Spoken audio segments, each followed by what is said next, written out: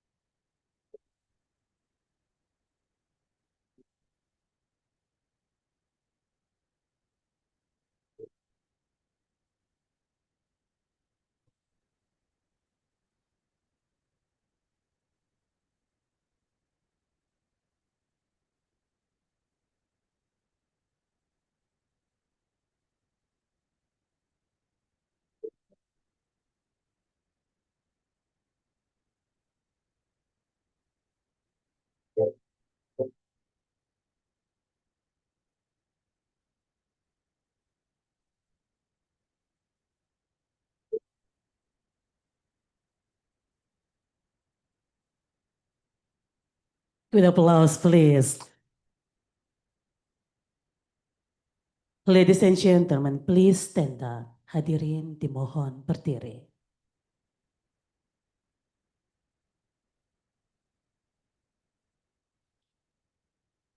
Singing the national anthem Indonesia Raya.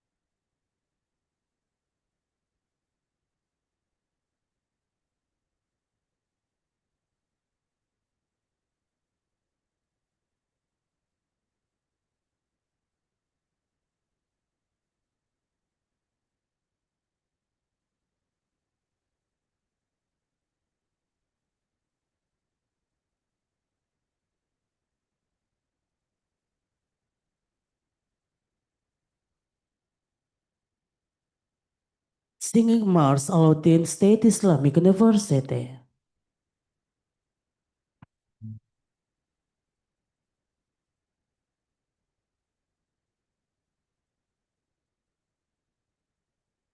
Bangkit mahasiswa UIN harapan bangsa, Tuhan sedang menunggu bimbinganmu menuju ke arah medan dan jaya.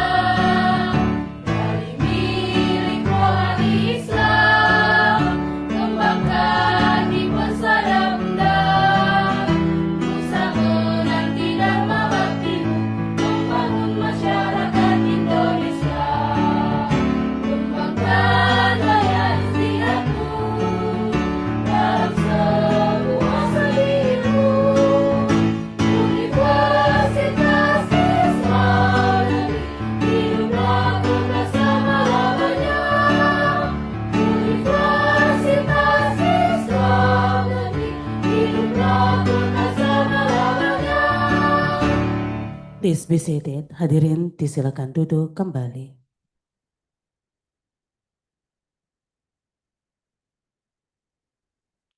Ladies and gentlemen, the next agenda is recitation the Holy Quran by M. Shafiq Ramdan, the second place winner at the 2025 Makassar City Level MTQ and also a third semester student of the Constitutional Law Study Program, Faculty of Sharia and Law, Alauddin State Islamic University of Makassar.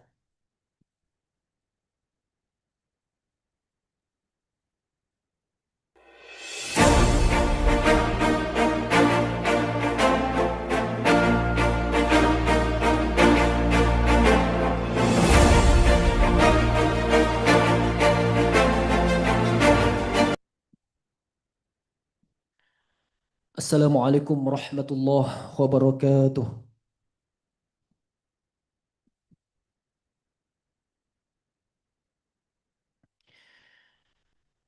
أعوذ بالله من الشيطان الرجيم.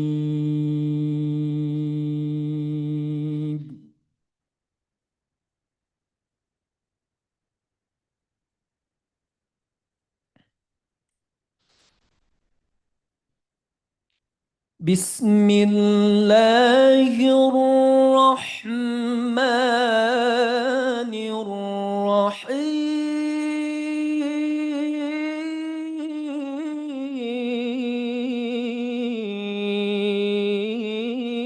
الرحيم.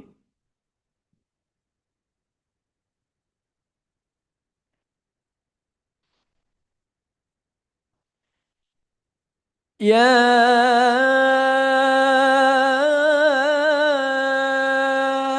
أيها الذين آمنوا اتقوا الله حق تقاته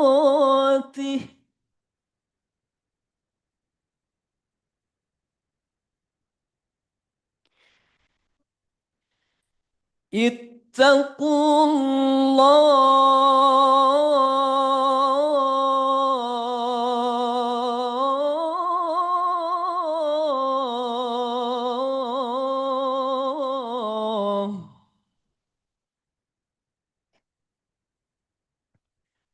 اتقوا الله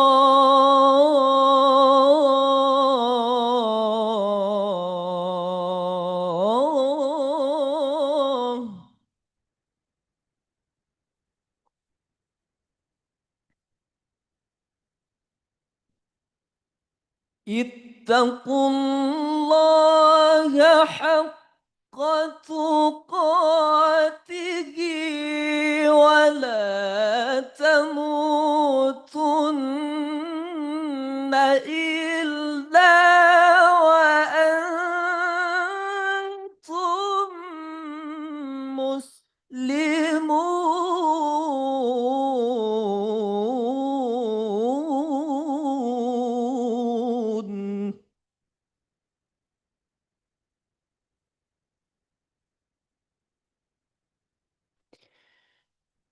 واعتصموا بحبل الله جميعا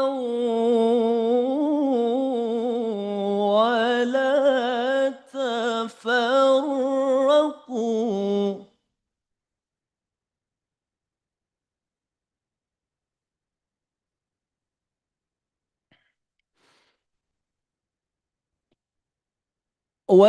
واذكروا نعمة الله عليكم إذ كنتم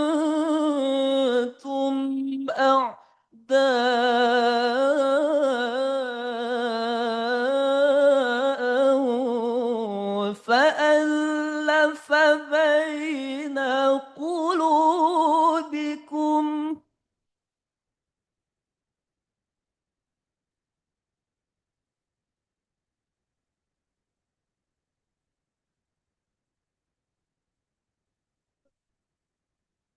فألف بين قلوبكم فأصبحتم بنعمته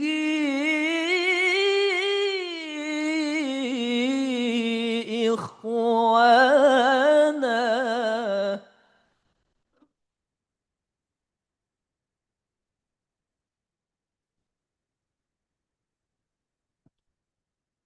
وكنتم على شفا حفرة من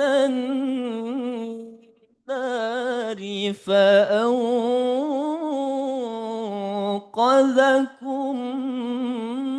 منها.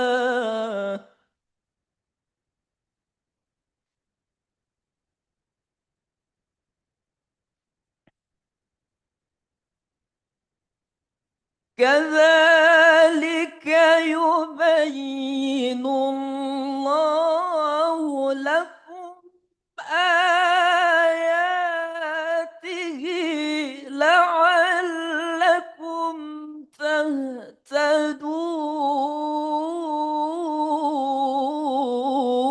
تهتدون. كذلك يبين الله لكم آياته لعلكم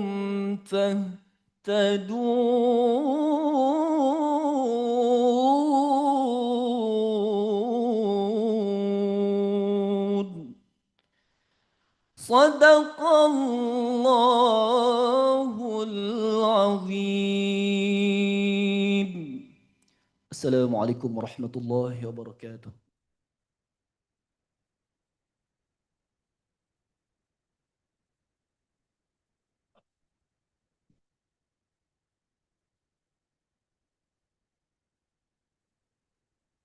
Ladies and gentlemen, recitation the prayer led by Dr. Nasrullah bin Sapa LC-MM is the Secretary of the Master Program in Islamic Studies, Postgraduate Program of Alauddin State Islamic University, Makassar.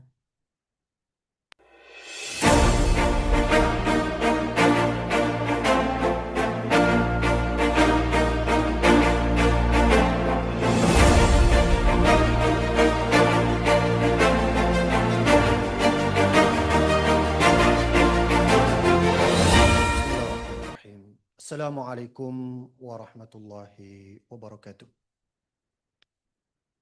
Marilah kita menundukkan hati kita seraya berdoa agar acara kita senantiasa diberikan maunah oleh Allah Subhanahu wa taala.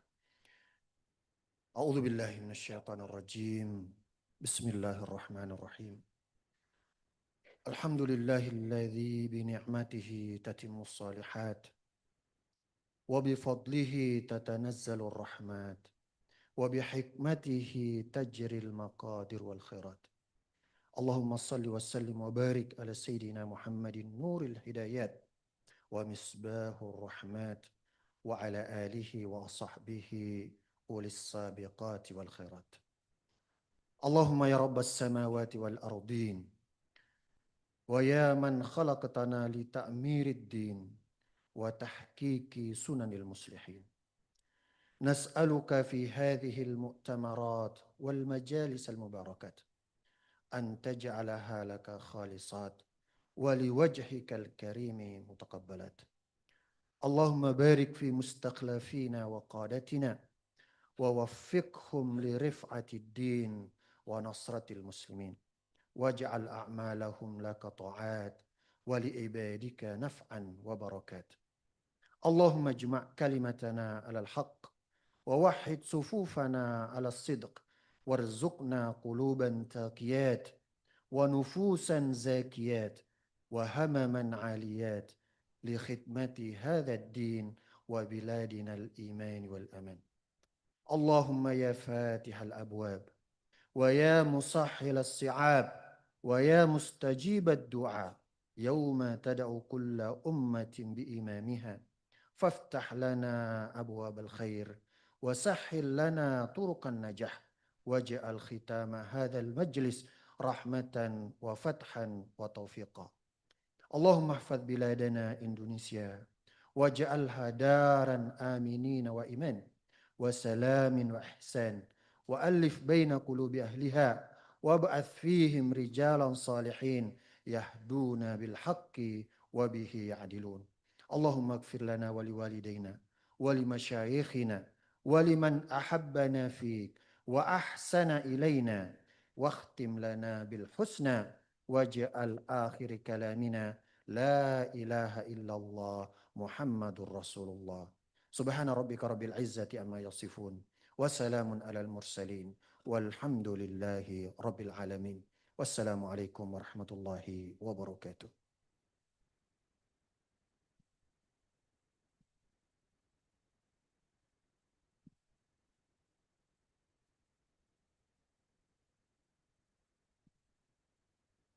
The honorable guests, ladies and gentlemen, the next agenda is reporting speech by the chair of the organizing committee, Dr. Siti Rauda SKM MKS.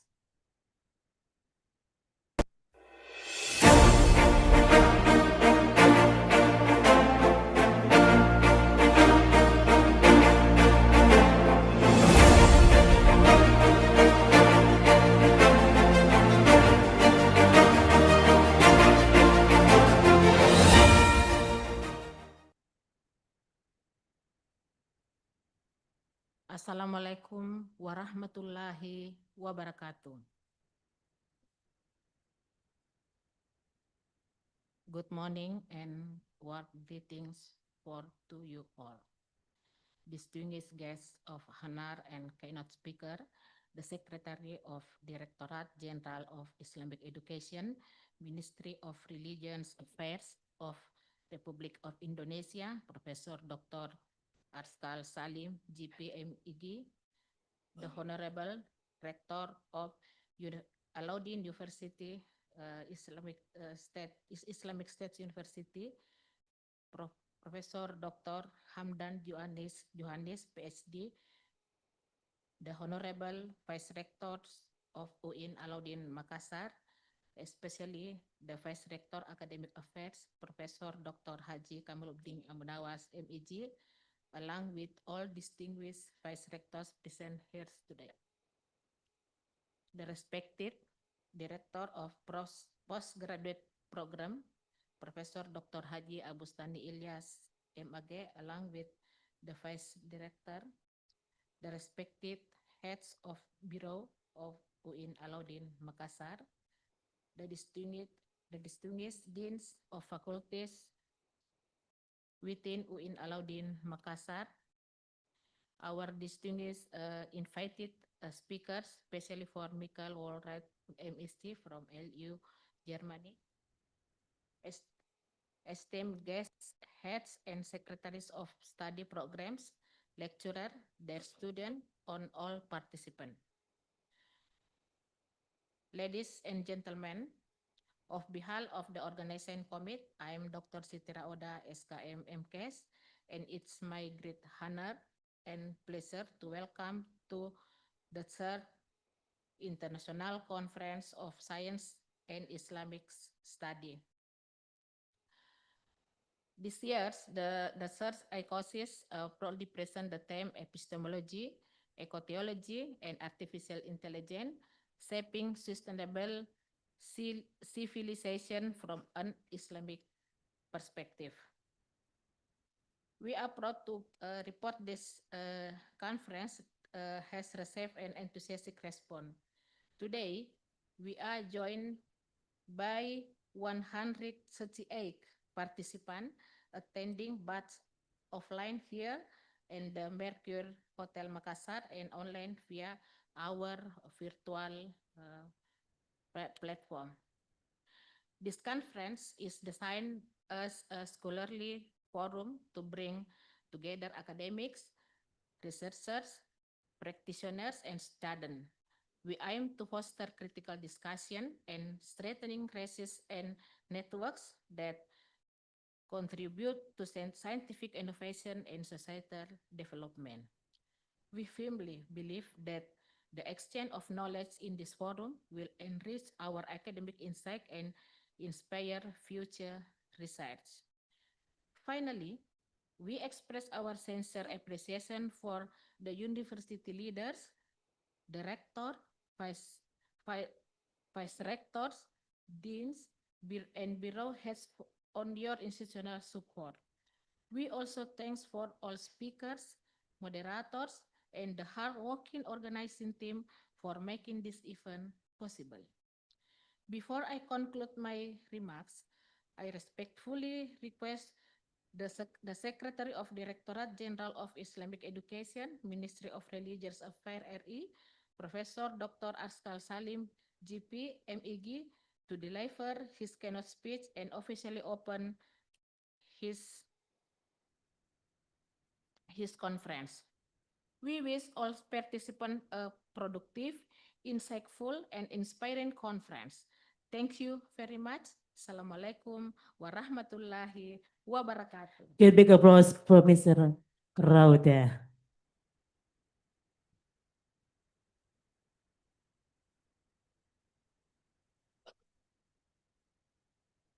Ladies and gentlemen, the next agenda is remarkable speech by the director of the postgraduate program of Alauddin State Islamic University of Makassar, Professor Dr. Haji Abu Sani Ilyas MAK.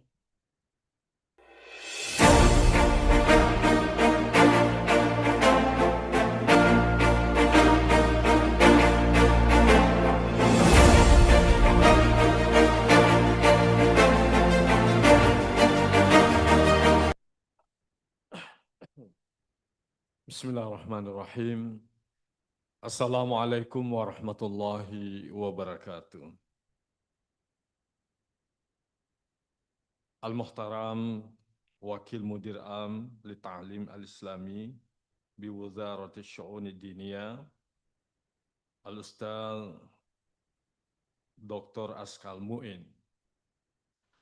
Al-Muhtaram Raisul Jami'ah Alauddin Al-Islamiyah Al-Hukumiyah bi Makassar Al-Ustaz Al-Haj Hamda Yohanes MA PhD. Al-Muhtaram Wakil Au-Rais Jami'ah Alauddin Al-Islamiyah Al-Hukumiyah Al-Ustaz Kamaluddin Abu Nawas, Al-Ustaz Al-Doktor Kamaluddin Abu Nawas MAG,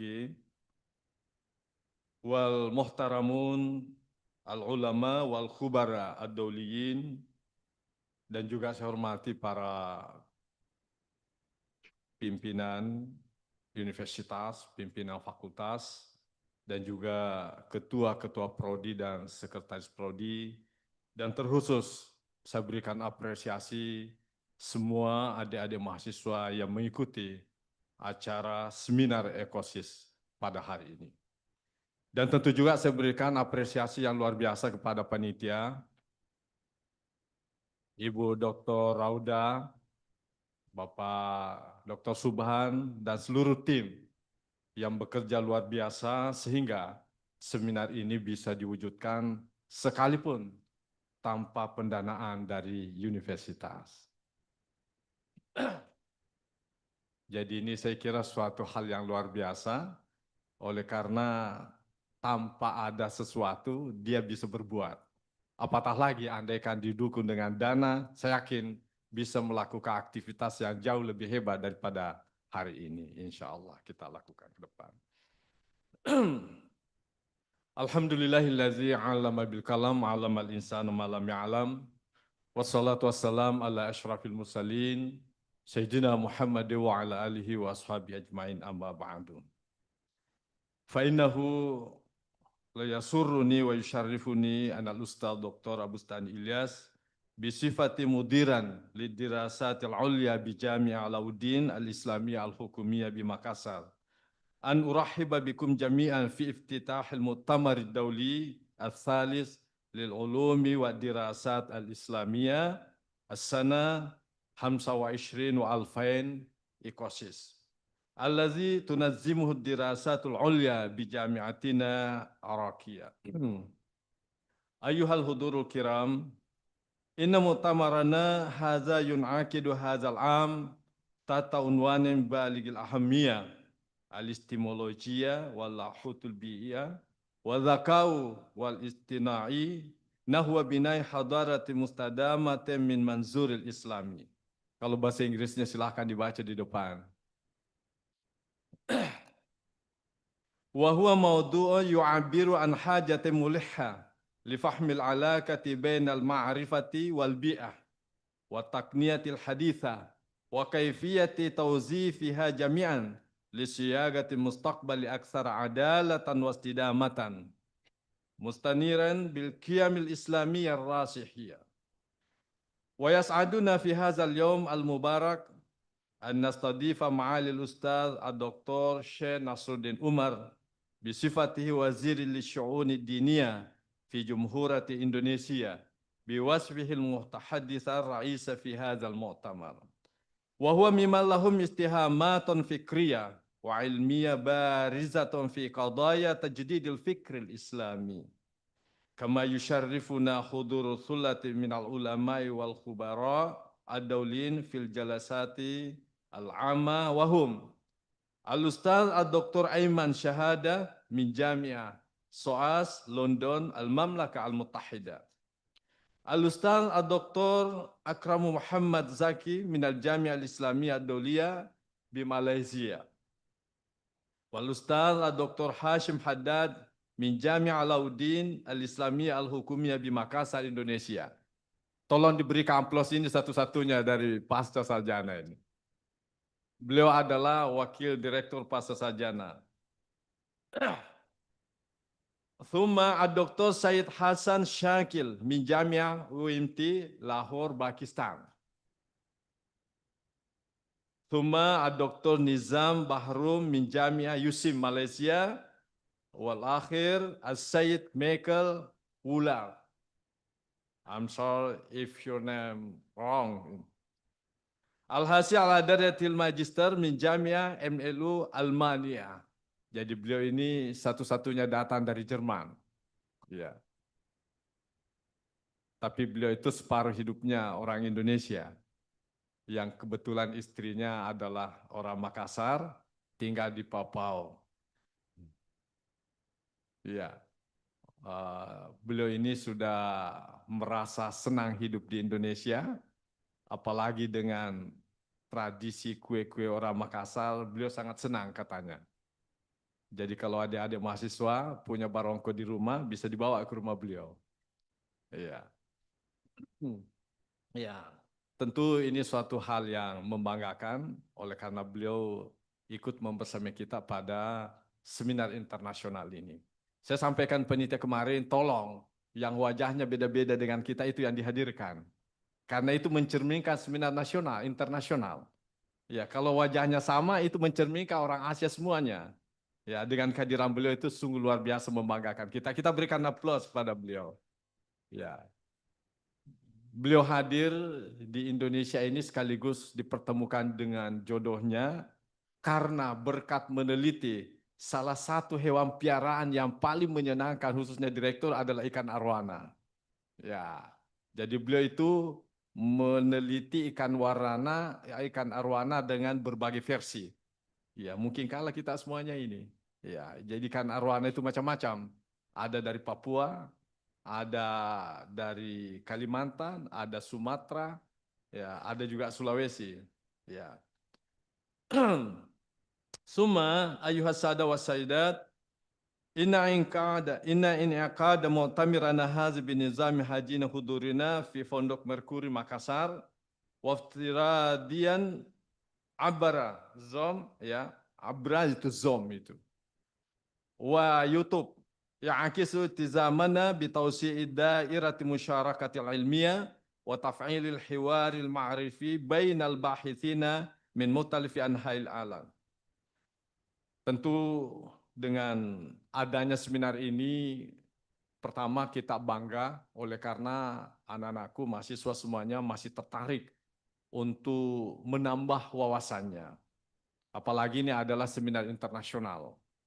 Hanya saja kita mengharapkan ke depan ini bukan semacam keterpaksaan, tapi suatu bagian cinta yang kita lahirkan dari dalam. Tentunya kita berharap seminar atau ikosis akan datang, itu kita laksanakan lebih meriah. Dan memang pasca sarjana dalam pedoman akademiknya menjadikan ikosis atau seminar internasional itu salah satu persyaratan untuk menyelesaikan studi di pasca sarjana atau di S3. Makanya hal ini mohon kepada adik-adik mahasiswa, baik S2 maupun S3 untuk mensosialisasikan bahwasanya ikosis itu bukan hanya sekedar tambahan untuk penyelesaian, tetapi kedepannya menjadi persyaratan. Kita berikan aplaus ini, dan tentu saya berharap kepada semua mahasiswa yang hadir untuk sosialisasikan. Ya, jadi jangan hanya karena terpaksa atau apa, tapi ini merupakan suatu hal yang menjadi kewajiban dalam rangka meningkatkan mutu atau kualitas kita. Dan alhamdulillah yang mengikuti seminar ini, ya saya mohon maaf kepada anakku semua, mahasiswa semuanya, dengan terpaksa kalian harus membayar demi untuk mendapatkan ilmu. Saya kira lantan alal ilma illa bisitta, kata Imam Syafi'i, salah satunya di antara itu adalah wadirhaman, memang harus berkorban dari aspek ekonomi.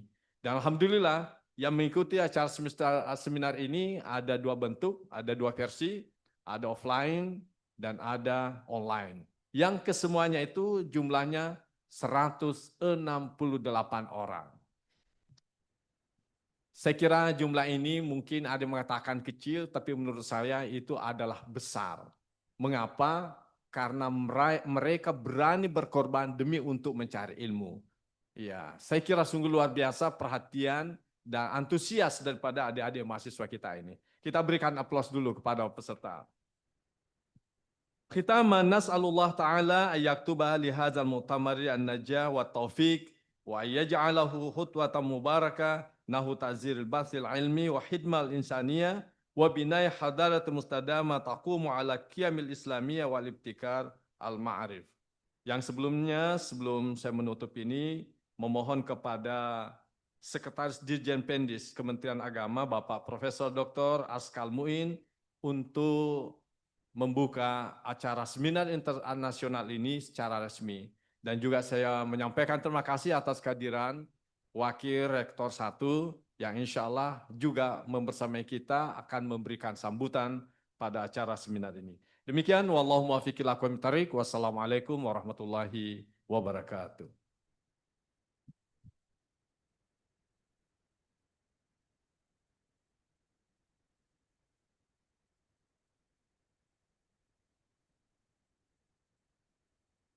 Ladies and gentlemen, we'd like to present the profile video of Alauddin State Islamic University of Makassar.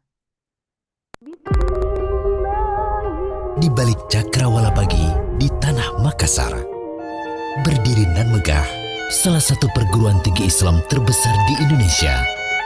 Bersama menanti dharma baktimu membangun masyarakat. Pusat pencerahan dan transformasi iptek berbasis peradaban Islam. Kampus pencerdasan, pencerahan, serta prestasi. Simaklah bagaimana kampus peradaban Universitas Islam Negeri Alauddin Makassar mengukir sejarah dan kemajuannya. Melanjutkan transformasi institusi yang berangkat dari cita-cita besar menjadi lokomotif kebudayaan dan peradaban melalui pengembangan ilmu pengetahuan multidisipliner berbasis pada nilai-nilai Islam.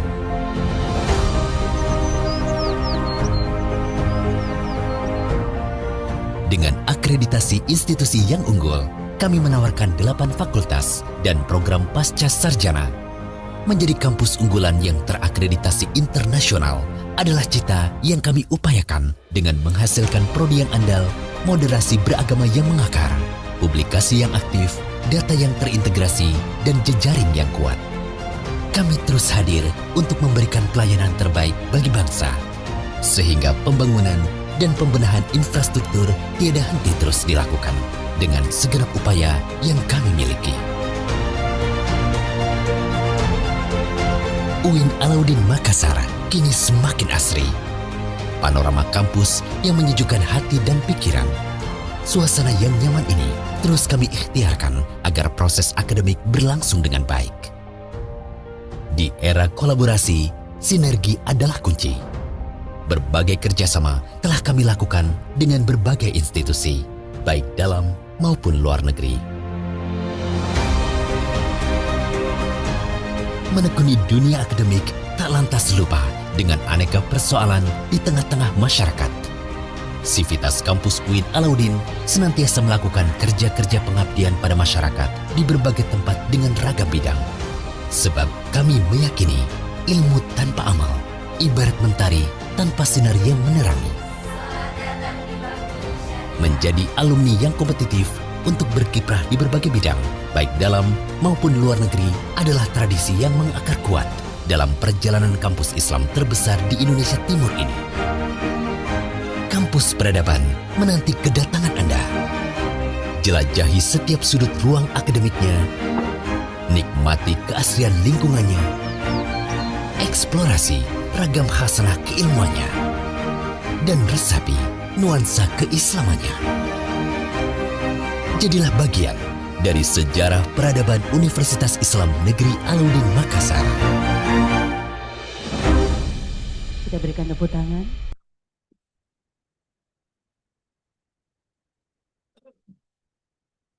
The honorable guests, ladies and gentlemen, welcoming speech by Director of Alauddin State Islamic University of Makassar, represented by the Vice Rector of Academic Affairs, Professor Dr. Haji Kamaluddin Abu Nawas, MAG.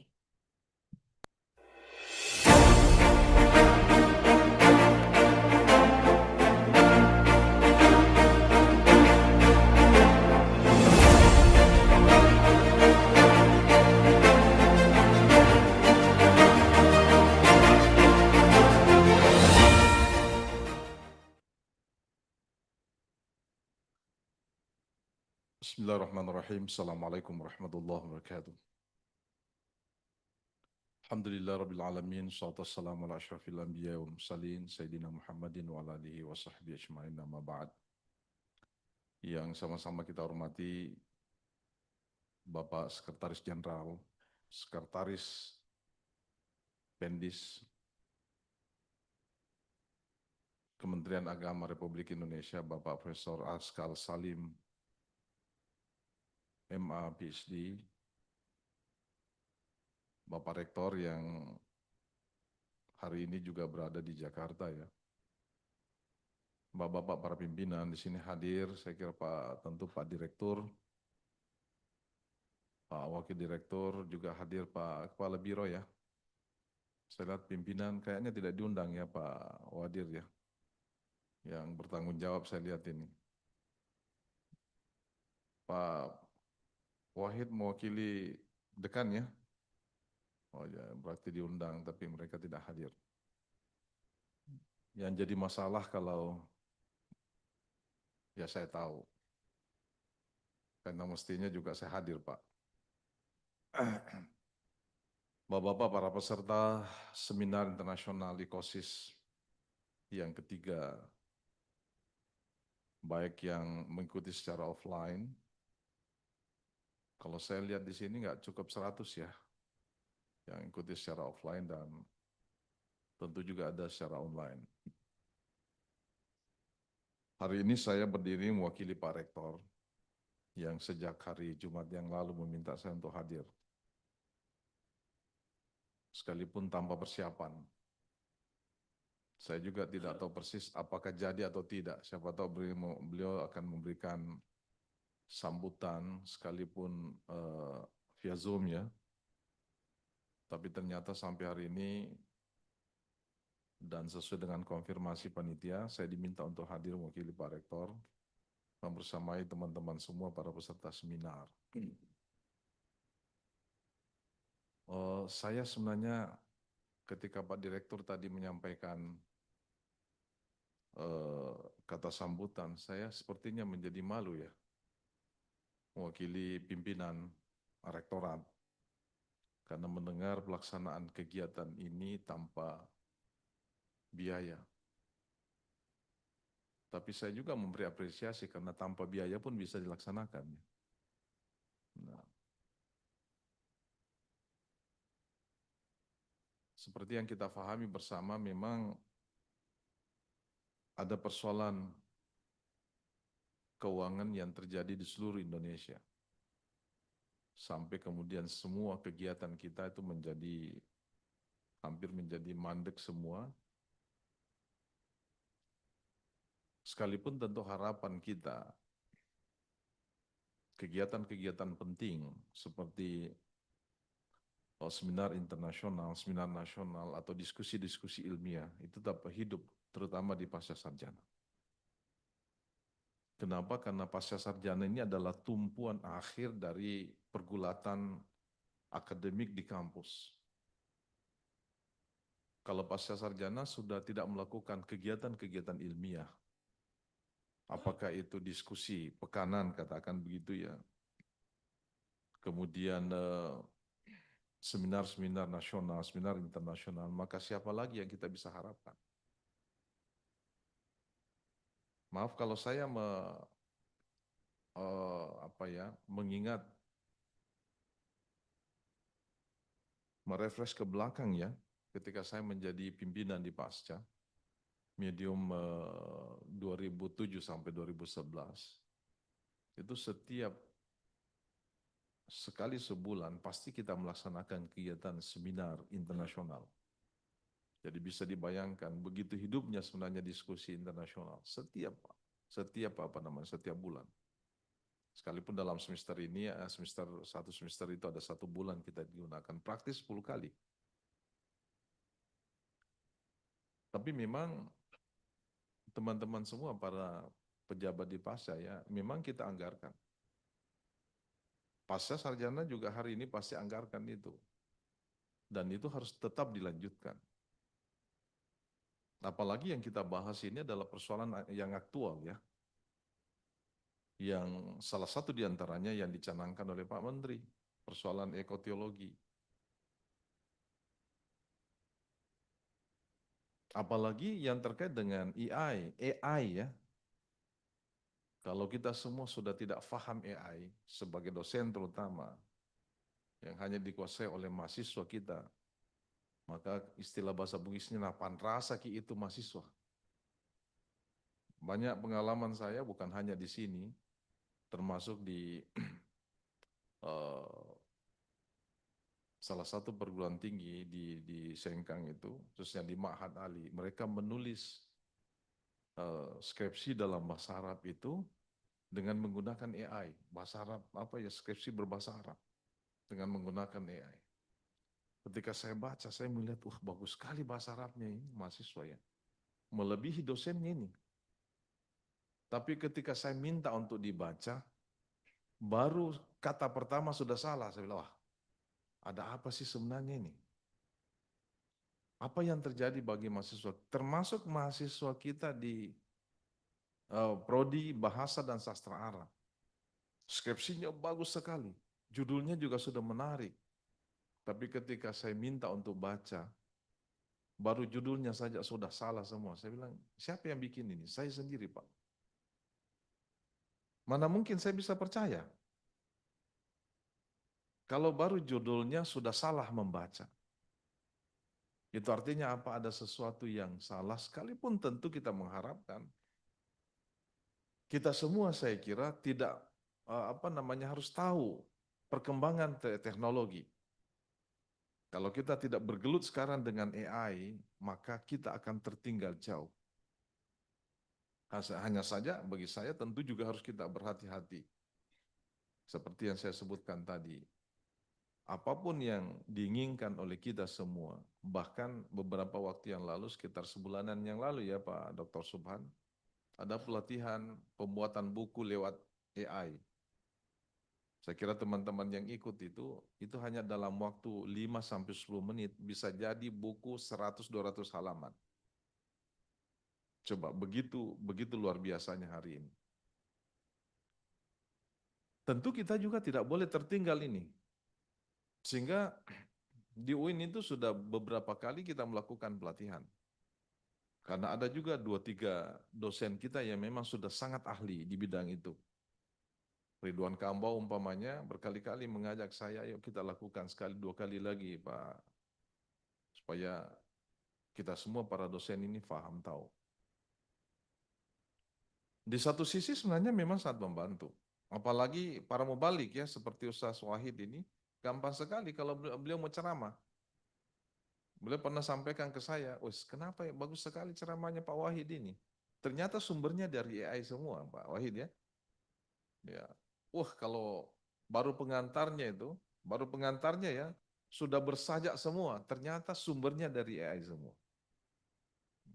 Dia bisa perintah, semuanya diakhiri dengan apa saja dalam bahasa Arab itu bisa dia lakukan. Makanya tinggal kita sebenarnya kita mau tertinggal atau kita mau maju. Tentu di sini teman-teman terutama para mulai dari direktur, wakil direktur sampai kaprodi, sekretaris prodi yang berhadapan langsung mahasiswa. Ini mahasiswa pasca sarjana sebagai ikon sebuah perguruan tinggi, tentu kita harus betul-betul menguasai ini. Karena kalau tidak, jangan sampai disertasi pun itu sudah yang mereka membuat disertasi itu justru produk AI. Ya. Bapak-bapak semua yang saya muliakan, saya hormati. Pasca sarjana sebagai ikon perguruan tinggi, tentu tidak boleh berdiam diri untuk senantiasa melakukan kegiatan ilmiah. Apa yang kita lakukan hari ini, kegiatan yang kita lakukan hari ini, saya berharap bukan hanya kali ketiga ya, tapi tentu kita, khususnya kami ya di bidang akademik mengharapkan itu dilaksanakan setiap saat. Bahkan kalau bisa bukan hanya sekali dalam setahun Pak Subhan ya. Saya tahu persis perjalanannya ini karena saya selalu bergelut dengan teman-teman di rumah jurnal. Saya sering mendengarkan itu bicara tentang ekosis. Saya menyampaikan jangan hanya satu kali. Supaya kesempatan teman untuk berdiskusi berdiskusi ilmiah, apalagi di hadapannya banyak para pembicara yang hadir, apalagi di sini hadir secara langsung siapa lagi namanya tadi? Mr. Michael ya, I'm sorry for Mr. Michael. I forget your name. Saya tadi sampaikan kok fotonya beda ya Pak Michael ya. Di situ gondrong, di sini itu katanya sebelum saya menikah. Ya, that's right. Before you married, your hair very long sih ya. Oke, saya lihat itu rambutnya panjang. Mengatakan itu sebelum saya nikah. Artinya tobat setelah dia menikah, Pak. Dan but in English tobat, you know, tobat. You don't know tobat? Oh yes. Nanti dijelaskan ya Pak Wadir apa itu tobat itu. Nah, diskusi ilmiah sangat penting. Apalagi yang kita bahas ini terkait dengan Islamic Studies ya. Artinya apa juga bahwa segala sesuatu dalam dunia akademik itu tidak bisa dilepaskan dengan dirasa Islamiyah atau Islamic Studies. Segala sesuatu bisa sangat memungkinkan untuk dikembangkan bersama. AI umpamanya apakah memungkinkan? Ya, apalagi Eco-Theology. Wah, itu sangat memungkinkan untuk kita bahas bersama dalam dunia dirasa Islamiyah. Oleh karena itu harapan kami yang paling terakhir saya ingin sampaikan, pasca sarjana ini tadi saya sebutkan tidak boleh berdiam diri. Bahkan di perguruan tinggi sekarang ini kita sudah diinstruksikan ya oleh Kementerian Agama, pasca sarjana khususnya teman-teman atau perguruan tinggi yang sudah UIN yang sudah memperoleh predikat unggul, ke depan itu kita tidak lagi terlalu memperhatikan. Sekalipun tetap kita menerima, tapi yang harus kita seriusin nanti itu adalah memperbanyak mahasiswa pasca sarjana. Ya, pasca sarjana harus lebih diperbanyak. Yang paling tidak, bagaimana anak-anak kita yang selesai di S1 itu bisa semua melanjutkan studinya di pasca sarjana. Kalau itu bisa dilakukan itu luar biasa. Nggak usahlah secara keseluruhan, separuh saja. Yang saya tahu, mahasiswa UIN yang masuk setiap tahun itu kisaran 5.500 sampai 6.000 mahasiswa. Kita ambil saja separuh diantaranya pasca sarjana itu akan luar biasa ramai setiap tahun. Dan mungkin juga sudah harus difikirkan, ke depan itu pasca sarjana yang lebih diperbanyak itu bukan non-regnya. Karena kalau non-reguler yang lebih banyak sepertinya kampus kita itu tidak terlalu hidup ya. Saya masih ingat itu ketika saya menjadi pimpinan pasca itu, oh luar biasa. Setiap saat, setiap hari, hari-hari kerja, hari-hari kantor ya, luar biasa mahasiswa itu bergumul di kampus. Kenapa? Yang namanya non-reguler itu paling tidak hanya 1-2 kelas saja. Yang banyak memang itu adalah reguler. Cuma memang yang menjadi tantangan kita hari ini ya, dan itu yang kita lihat bersama, itu adalah kecenderungan mahasiswa itu untuk kuliah di program non-reguler. Karena mereka sudah sarjana, mungkin berpikir, wah kalau kita sudah sarjana terus tidak bekerja, itu membebani orang tua. Tapi kalau kita kuliah sambil bekerja itu tentu jauh lebih bagus. Saya kira itu yang paling banyak gitu. Bahkan lebih aneh lagi Pak, saya kira kita dosen-dosen semua yang mengajar di non-reguler yang online ya, saya sampai maaf ya Pak, para pimpinannya, semalam itu saya marah itu mahasiswa. Sudah tampilkan fotonya di situ ada 12 orang mahasiswanya. Ada 1 orang yang diundang mulai dari jam 8, nanti jam 9 baru muncul. Coba panggil itu orangnya. Kalau tidak saya catat, saya tidak akan luluskan. Bayangkan 1 jam 5 menit baru datang. Katanya, Pak, saya di WC. Saya bilang, masa WC sampai 1 jam? Itu artinya apa? Mereka membodohi kita. Mereka hanya mencantumkan namanya di situ, tapi tidak. Bahkan yang lebih aneh lagi, kita diskusi, ada 12 mahasiswa, tentu 1 presenternya, narasumbernya, kita minta untuk bertanya, diskusi, tidak hanya 1 orang yang bertanya. Dari 11 itu artinya apa? Hampir pasti makalah itu diserahkan ketika kita mau diskusi. Padahal kalau kita para pimpinan ini menegaskan bahwa makalah harus diserahkan minimal 2 hari sebelum kita diskusi, pasti mahasiswa baca. Mungkin itu nanti ada kebijakan.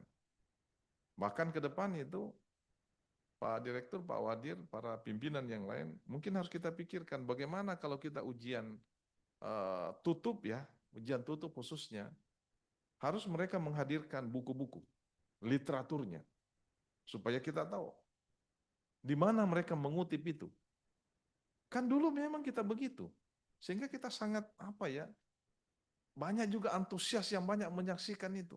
Sekarang ini tidak ada, mereka hanya datang tanpa membawa apa-apa. Mungkin memang agak repot, tapi ini bisa kemudian menumbuhkan gairah kita untuk lebih banyak membaca. Ya, yang terakhir saya kira mohon maaf kalau apa yang saya sampaikan ini ada hal yang tidak berkenan, ya karena kegiatan ilmiah kita seperti ini pasti ada hal-hal yang yang kita inginkan itu tidak tercapai. Apalagi kegiatan seperti ini memang kegiatan yang tantangannya begitu banyak ya. Sekalipun saya yakin pasca sarjana bisa melaksanakannya kapan saja. Apalagi kalau bahkan seminar internasional pun bisa kita lakukan, ya, dengan menghadirkan separuh di antara mereka. Ada yang hadir via online, ada juga yang tidak. Dan harapan kita kegiatan seperti ini dihadiri lebih banyak. Mungkin tidak banyak bisa hadir di kesempatan ini atau yang mengikuti seminar ini, karena saya tahu bahwa kegiatan ini harus mengeluarkan isi dompetnya ya, baru bisa ikut. Tapi kalau kita mau maju, saya kira uang, saya nggak tahu bayarannya berapa bawa dia. 500.000 ya? Siapa? Milion? Wih. Ya, itu juga luar biasa ya. Kalau 100-an berarti saya sudah bisa hitung itu. 160 berarti 160 juta ya semuanya. Ya, tapi bagaimana membiayai kita semua, membiayai gedung ini kalau tanpa? Saya kira itu yang bisa saya sampaikan. Mohon maaf kalau ada hal yang tidak berkenan. Hadanallahu majma'in. Bila taufik wa sa'adah. Assalamualaikum warahmatullahi wabarakatuh. Kita berikan aplaus kepada Wakil Rektor 1 Bidang Akademik.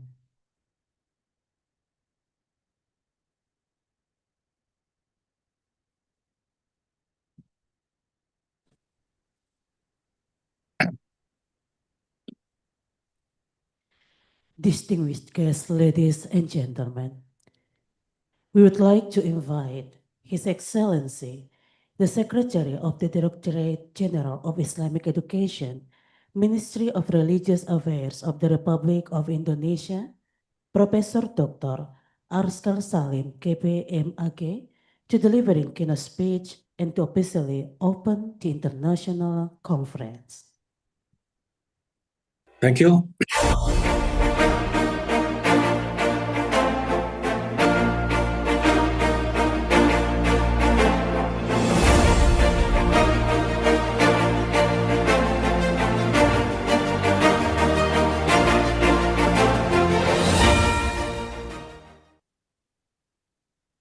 Bismillahirrahmanirrahim. Assalamualaikum warahmatullahi wabarakatuh.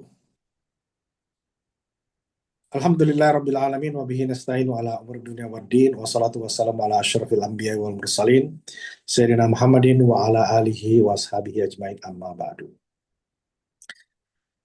Distinguished Rector of State Islamic University Alauddin Makassar, represented by his Vice Rector, Academic, Honorable Director of Postgraduate Programs, Professor Bustani, Honorable Professors, Deans, and panelists, presenters, colleagues from Indonesia and speakers from abroad, ladies and gentlemen, and all participants of this important conference. It is a profound honor for me to deliver today's keynote speech on opening remark at this timely and visionary conference on epistemology, eco-theology, and artificial intelligence, shaping sustainable civilization from an Islamic perspective. Our gathering today reflects not only academic curiosity, but also a moral urgency. Humanity stands at civilizational crossroad. The ecological crisis is deepening, technological power is accelerating, and epistemological foundation are shaking.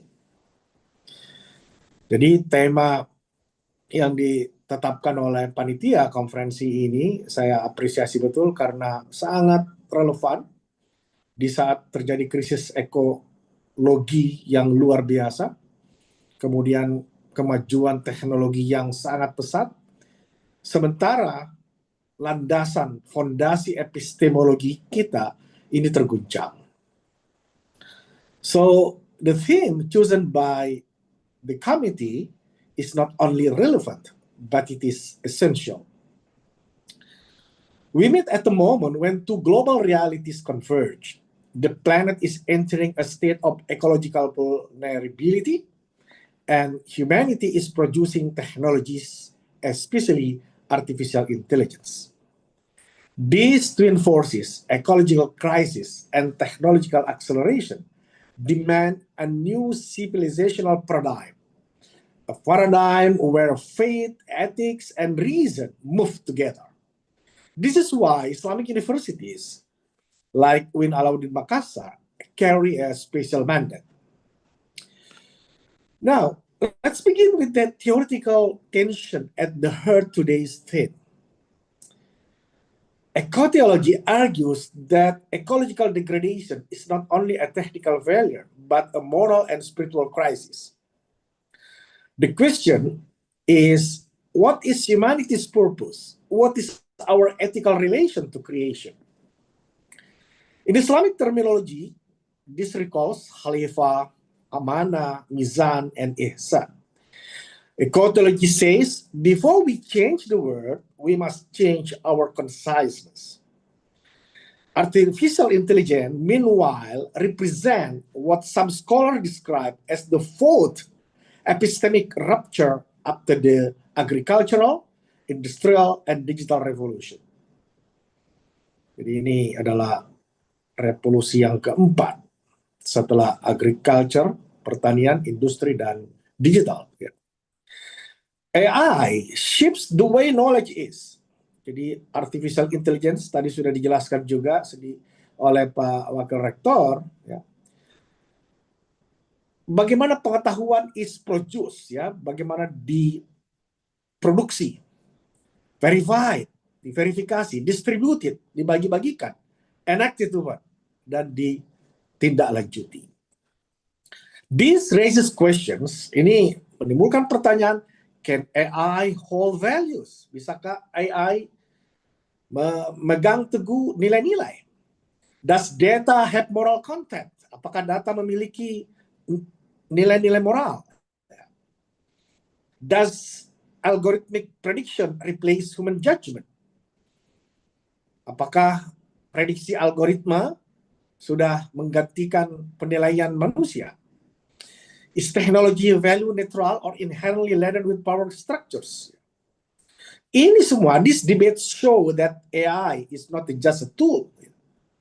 Jadi AI bukan sekedar alat yang tadi kita bisa gunakan untuk memproduksi bahan ceramah atau bahan pengajaran, but it is a new epistemological actor.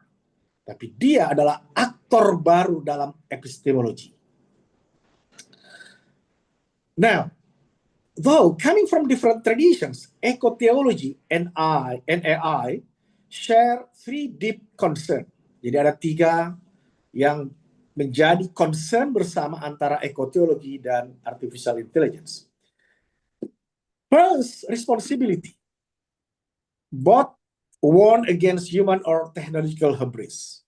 Yang pertama adalah tanggung jawab, yang kedua adalah interdependence, saling bergantungan, dan yang ketiga future-oriented thinking, dan berpikir untuk masa depan. This convergence opens the door to a new synthesis, one that we explore today. Jadi meskipun memiliki perbedaan tradisi, tapi eco-theology dan AI punya tiga concern, soal tanggung jawab, soal saling ketergantungan, dan juga orientasi masa depan.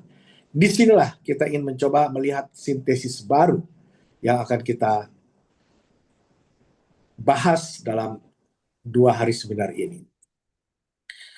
The core question posed by this conference is epistemological. Do eco-theology and AI share a similar epistemology? Apakah eco-theology dan AI itu memiliki epistemologi yang sama? Jawabannya tidak. But they are complementary, tetapi saling berkaitan, saling melengkapi. Eco-theology draws from revelation, metaphysics, spiritual intuition, and ethical tradition, while AI draws from data, logic, probability, and computational modeling. Jadi mereka memiliki sumber pengetahuan yang berbeda. In other words, eco-theology is normative, while AI is descriptive and predictive. But they meet in system thinking and ethical awareness. Now, Islamic thought offers a profound bridge between these domains. Sementara ajaran Islam mencoba membangun jembatan antara dua hal ini, ekoteologi dan AI tadi. Yang pertama, Tauhid as the foundation of unity. The second is Khalifah and Amanah. Ini menjadi dasar sebagai ethical governance of technology. Dan yang ketiga adalah akal and wahyu. Akal dan wahyu. Inilah tiga hal yang kemudian mencoba membangun jembatan antara ekoteologi dan AI, yaitu tauhid, khalifah dan amanah, serta akal dan wahyu. Nanti mudah-mudahan dapat dielaborasi oleh para pembahas, para speakers, juga bisa dibuatkan semacam pengantar untuk mahasiswa di pasca sarjana, mahasiswa baru pasca sarjana, bagaimana hubungan antara ekoteologi dengan AI. Akhirnya kita ingin mewujudkan suatu sintesis. Let's us propose a synthesis that might guide our discussion. Eco-theology provides the why we must protect creation, why justice matters, and why technological power must be restrained. Meanwhile, AI provides the how we can monitor climate risks, how we can manage resources, how we can optimize energy, how we can conserve biodiversity, and how we can support vulnerable communities. Jadi antara ekoteologi dan AI itu bisa bertemu dengan apa? Dengan Islam provides the moral compass. Pedoman moral inilah yang disiapkan oleh Islam yang nantinya menjembatani antara ekoteologi dengan AI. Antara lain, pedoman moral itu adalah ethical orientation, boundaries of responsibility, batas-batas pertanggungjawaban, vision of mercy, rahmat, and justice, adil, and a metaphysical grounding for sustainable civilization. Jadi, ekoteologi, kalau kita mau sintesiskan, ekoteologi plus AI plus Islamic ethics itu sama dengan ethical wisdom plus technical intelligence and moral purpose. Now, what can UIN Alauddin Makassar and Indonesian Islamic University can play a role?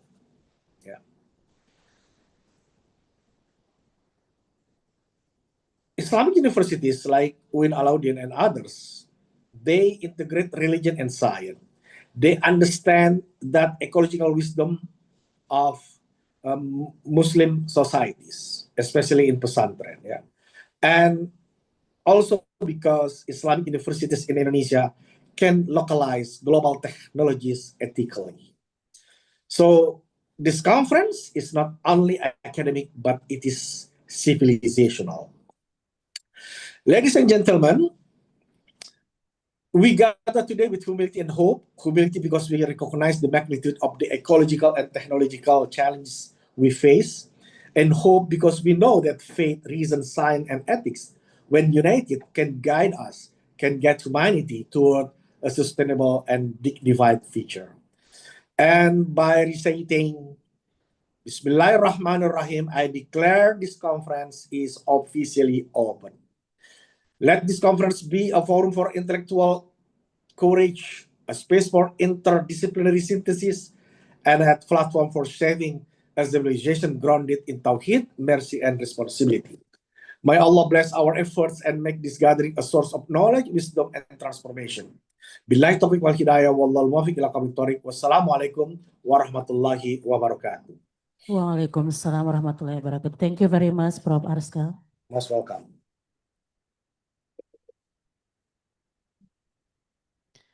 Ladies and gentlemen, the next agenda is preparing for international conference for 4 session, and now we can have a coffee break for 5 minutes.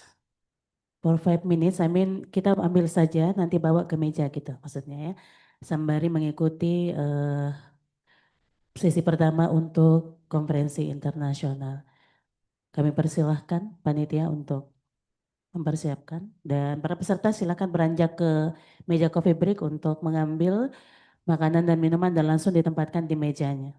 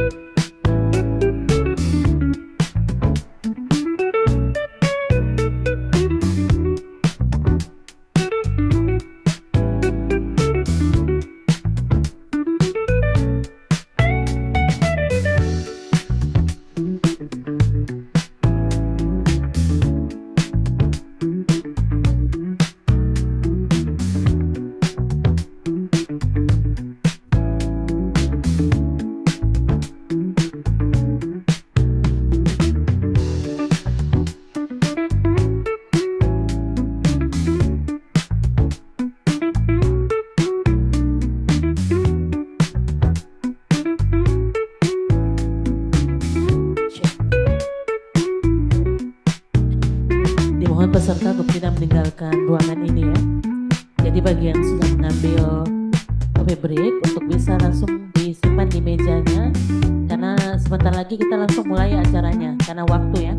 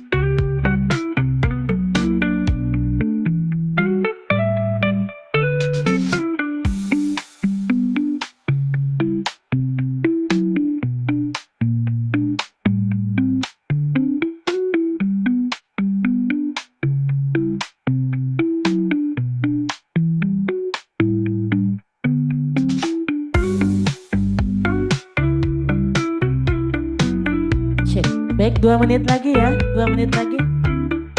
Kan bagi yang sudah mengambil, langsung menuju mejanya masing-masing. Dan nanti pada saat mengikuti konferensi internasional untuk sesi pertama, mohon kiranya untuk tetap fokus kepada sesinya, biar kita lebih fokus lagi untuk sesi pertama dalam International Conference. Yang masih berada di luar, mohon kiranya untuk bisa segera masuk ke dalam ruangan. Kita akan mulai untuk sesi pertama, konferensi internasional. Dan juga bagi para peserta yang virtual, yang ada di ruang Zoom, untuk bersiap-siap mengikuti sesi pertama untuk The Third International Conference on Science and Islamic Studies. Sesaat lagi kita akan mulai.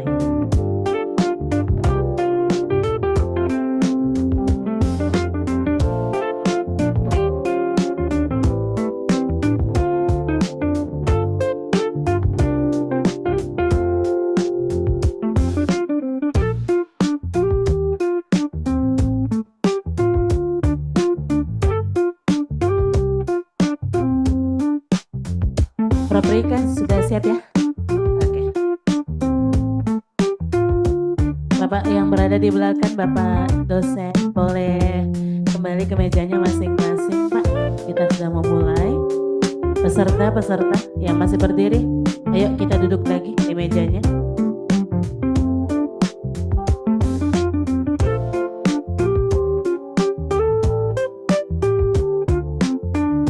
Baik Bapak dan Ibu serta para peserta.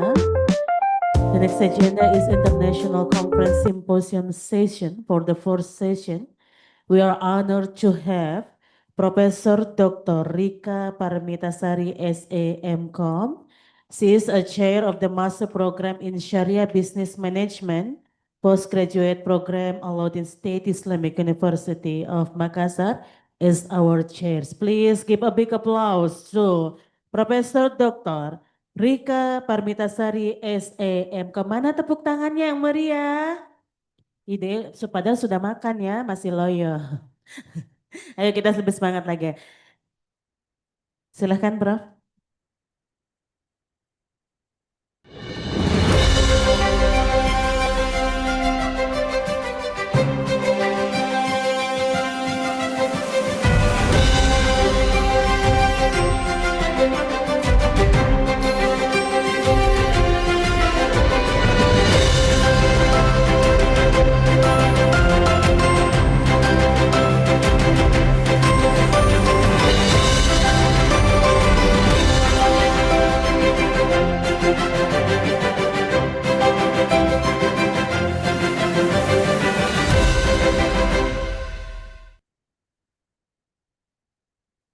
Okay, thank you.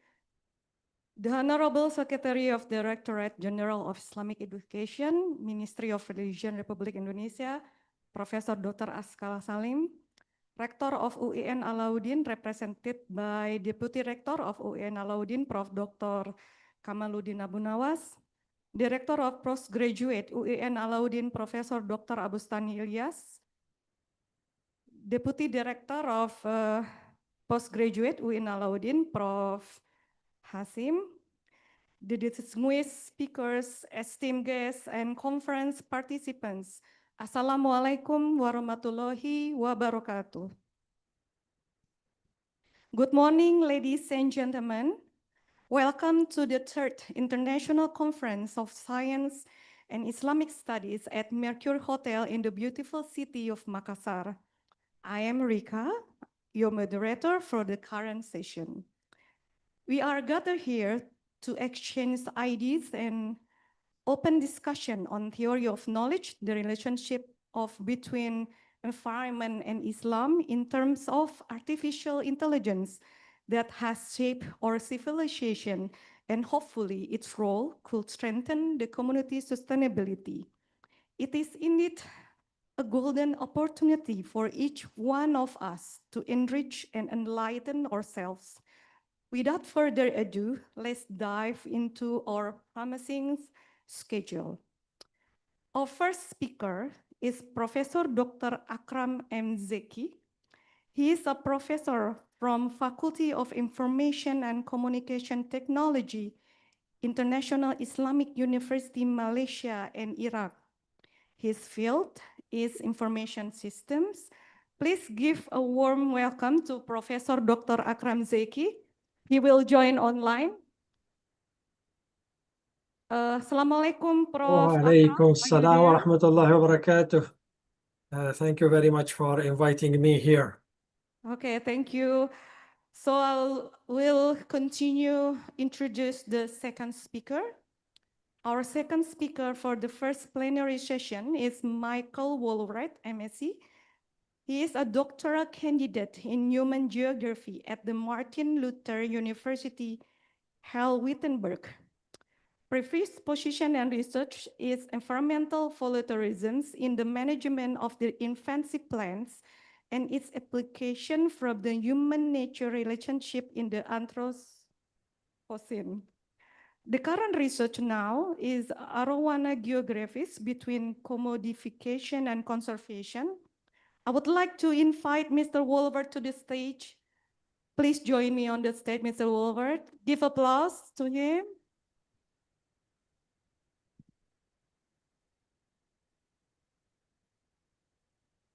So we'll continue to introduce our third speaker. Our third speaker is Professor Dr. Hasim Hadada. He is Deputy Director of Postgraduate UIN Alauddin Makassar. He is professor from the Faculty of Usuluddin. The previous position was the Dean of the Art and Humanities Faculty in UIN Alauddin Makassar. His field is Islamic education. I would like to invite Prof. Hasim to the stage. Please join me on the stage, Prof.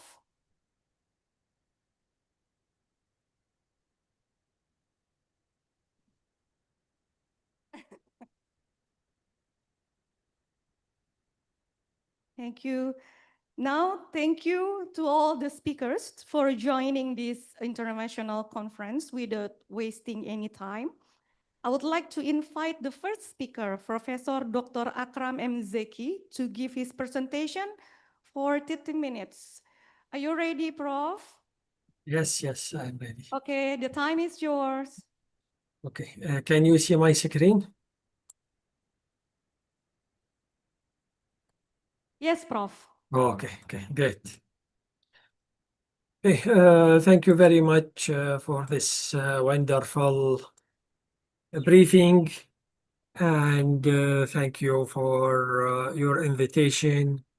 And I'm happy to be with you today in this very respected event and very comprehensive discussion among scholars and researchers. أعوذ بالله السميع العليم من الشيطان الرجيم بسم الله الرحمن الرحيم الحمد لله رب العالمين والصلاة والسلام على سيد المرسلين سيدنا محمد وعلى آله وصحبه أجمعين رب اشرح لي صدري ويسر لي أمري واحلل عقدة من لساني يفقهوا قولي السلام عليكم ورحمة الله وبركاته. So I am going to present my speech about integrating artificial intelligence with the Islamic revealed sciences and educational perspective. So I would like to start with two hadith of the Prophet ﷺ when he used in one hadith the stone, the pebbles, and the other hadith when he drew lines on the ground. So the Prophet ﷺ, he used the available tools during his time for education, for da'wah, for sharing of knowledge. What about now? Nowadays we have big number of tools. We have a lot of tools available. So we should use these tools for educational purpose. we should use these tools for sharing of knowledge and for da'wah. So AI as a tool. So we should look for AI as a tool. And our responsibility as Muslim is to make use of this tool for a good purpose, for empower the Ummah, for serving the humanity. What is artificial intelligence? Basically, artificial intelligence is a branch of computer science. It involves developing computer program to complete tasks which would otherwise require human intelligence. So basically, we try to make computer think like a human being. I am in the field of artificial intelligence and a lot of development, especially nowadays. So the main idea is to make this device, this machine, this program think like a human being. And we can see a lot of applications nowadays. For example, the self-driving car is one example of artificial intelligence tool. What is the difference between artificial intelligence and traditional program? In a traditional program, we give instruction to computer. We have a data and we give instruction, we give a model. So the computer will make use of this model to produce result. So the outcome is a result. In AI is different. We don't have a model, we don't give instruction, but we give a data and we give expected result. So the system will analyze the result, will try to generate the model, will try to generate the instruction first, and then follow this model, follow this instruction to produce a new result. So different from traditional programs and AI. The artificial intelligence term was released first time in 1950, so 75 years ago. And a lot of development after that in this regard. Most of the algorithms, most of the techniques were produced in the past, not very recent. Yes, we can see some application, but not the algorithm. The most of the algorithm are were produced in the last few decades, not very recent, but the new applications, new tools we can see nowadays. So, although the artificial intelligence term was produced in 1950, but actually a lot of development were done before that, especially among Muslim scholars. So this technology is not very recent. We can see, for example, Ismail al-Jazari. He contributed a lot in engineering and mechanical devices and automation. Al-Tusi in mathematics and logic. In Ibn Shatir in mathematics and engineering. And many other scholars, for example, Jabr bin Hayyan in steganography and crypto. Al-Khwarizmi in algebra and algorithm. Even the word algorithm were derived from his name. Bani Musa in mathematics. Al-Sabi in statistics and algorithm. Al-Farabi in logic and math. Abu al-Wafa in mathematics. Ibn Ma'ruf also in engineering and mechanical devices and automation. Al-Muradi in modeling. Ibn Farnas in mathematics. As we can see, a lot of our Muslim scholars produce a lot of technology in the past, and what we can see now is the extension of this technology is not really new. So the question now, what is the new? Why just now the people are very aware of AI, since the technology is not very new? Actually, the main idea here is the big data. In the past, we don't have a big data to analyze.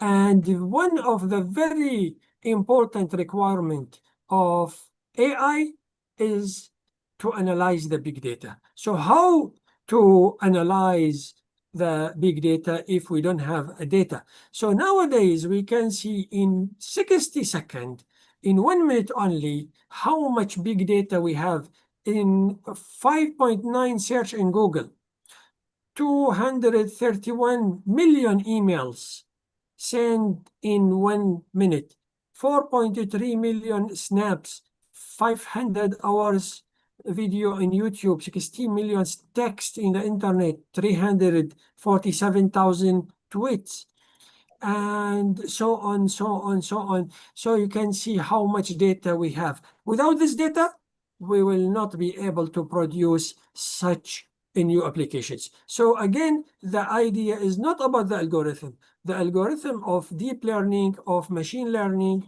were produced in the past, but now ChatGPT released because of the big data, as well as the GPU, the very fast processing. One of the new book, the name is The Singularity. This is one of the best-seller book in Amazon as well as in New York Times. And the author is one of the 100 most influential people in artificial intelligence. So he said AI will reach a human level intelligence by 2029. And he discussed in his book the concept of merging human intelligence with artificial intelligence to enhance cognitive and physical capability.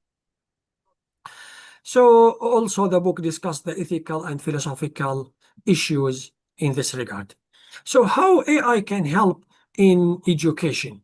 In general, a lot of support we can get from AI in personalized learning. You know, we study, we learn in different way. Each one of us has different method of teaching and learning. Also, AI can help in automated administrative task. The administrative job, the attendance, the registration, and so on will be done automatically. Language learning and translation. A 24/7 access to learning resources, enhance engagement through gamification, especially for children. They prefer to play and learn.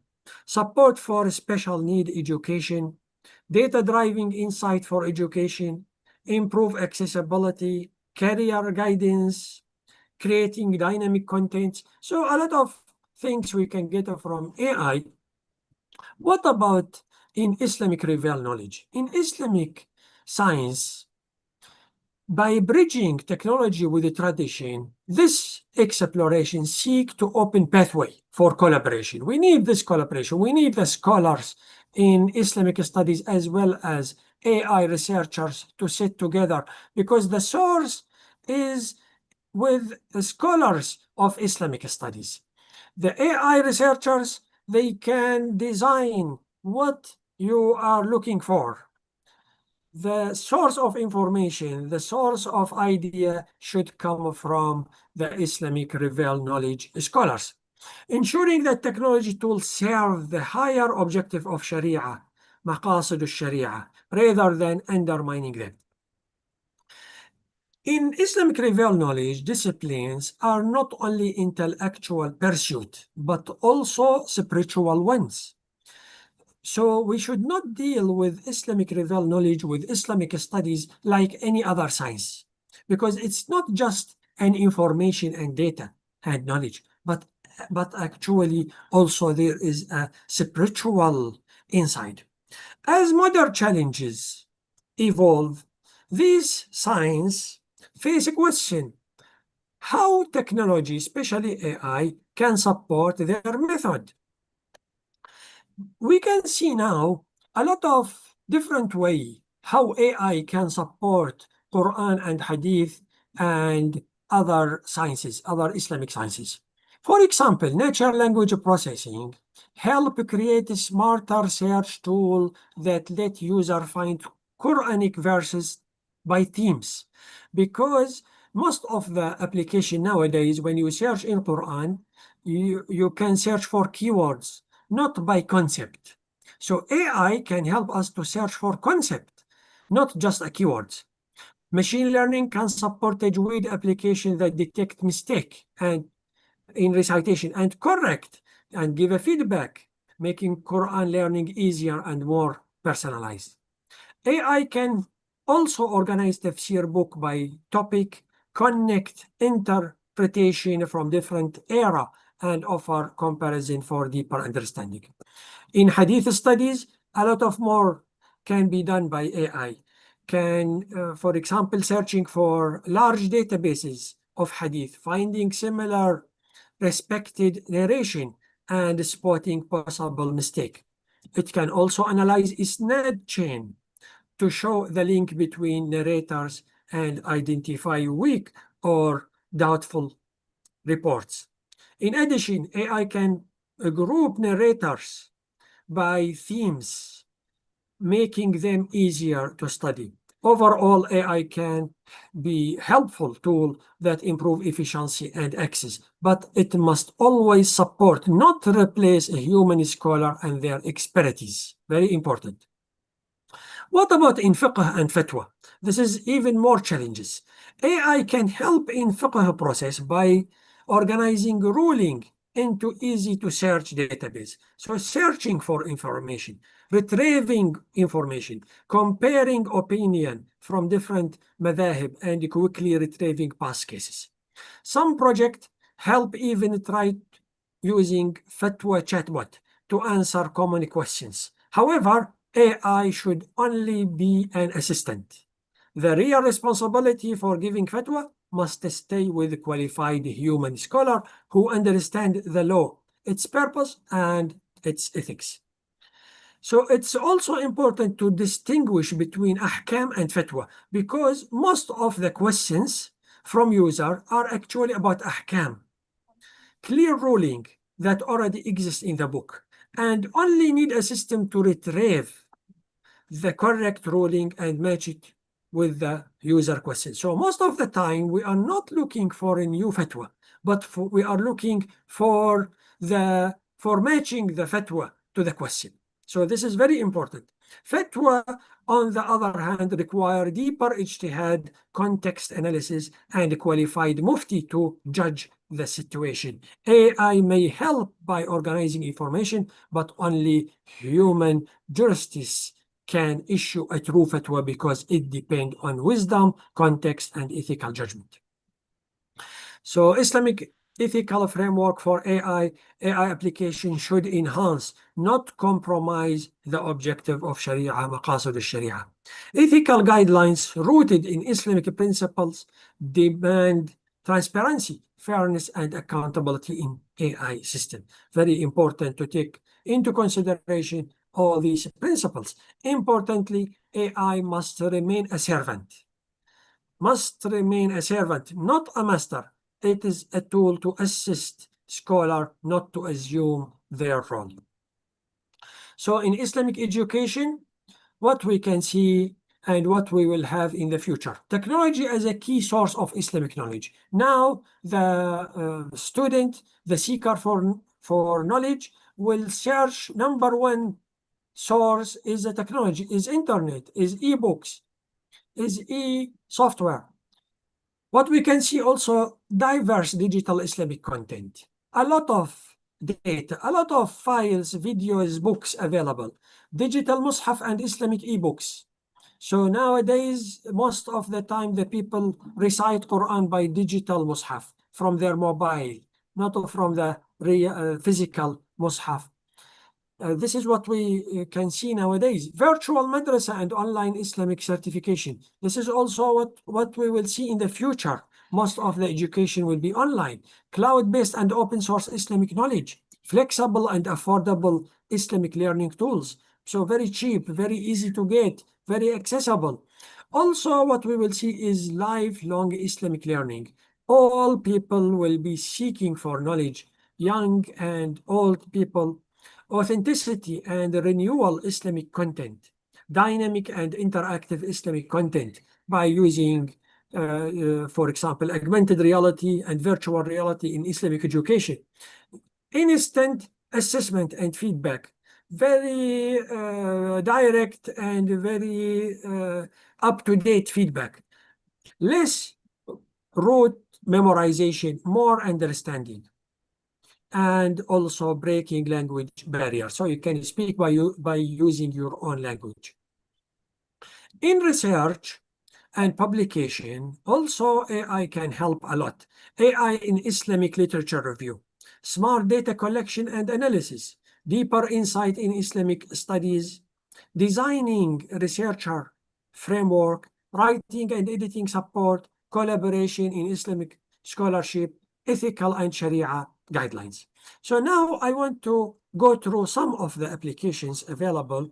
As you know, one of the very famous, or maybe the most famous application is ChatGPT. I will not test here because I think all of you know. There are some others like Human. This was produced by Saudi Arabia, and another one by Qatar, Fanar.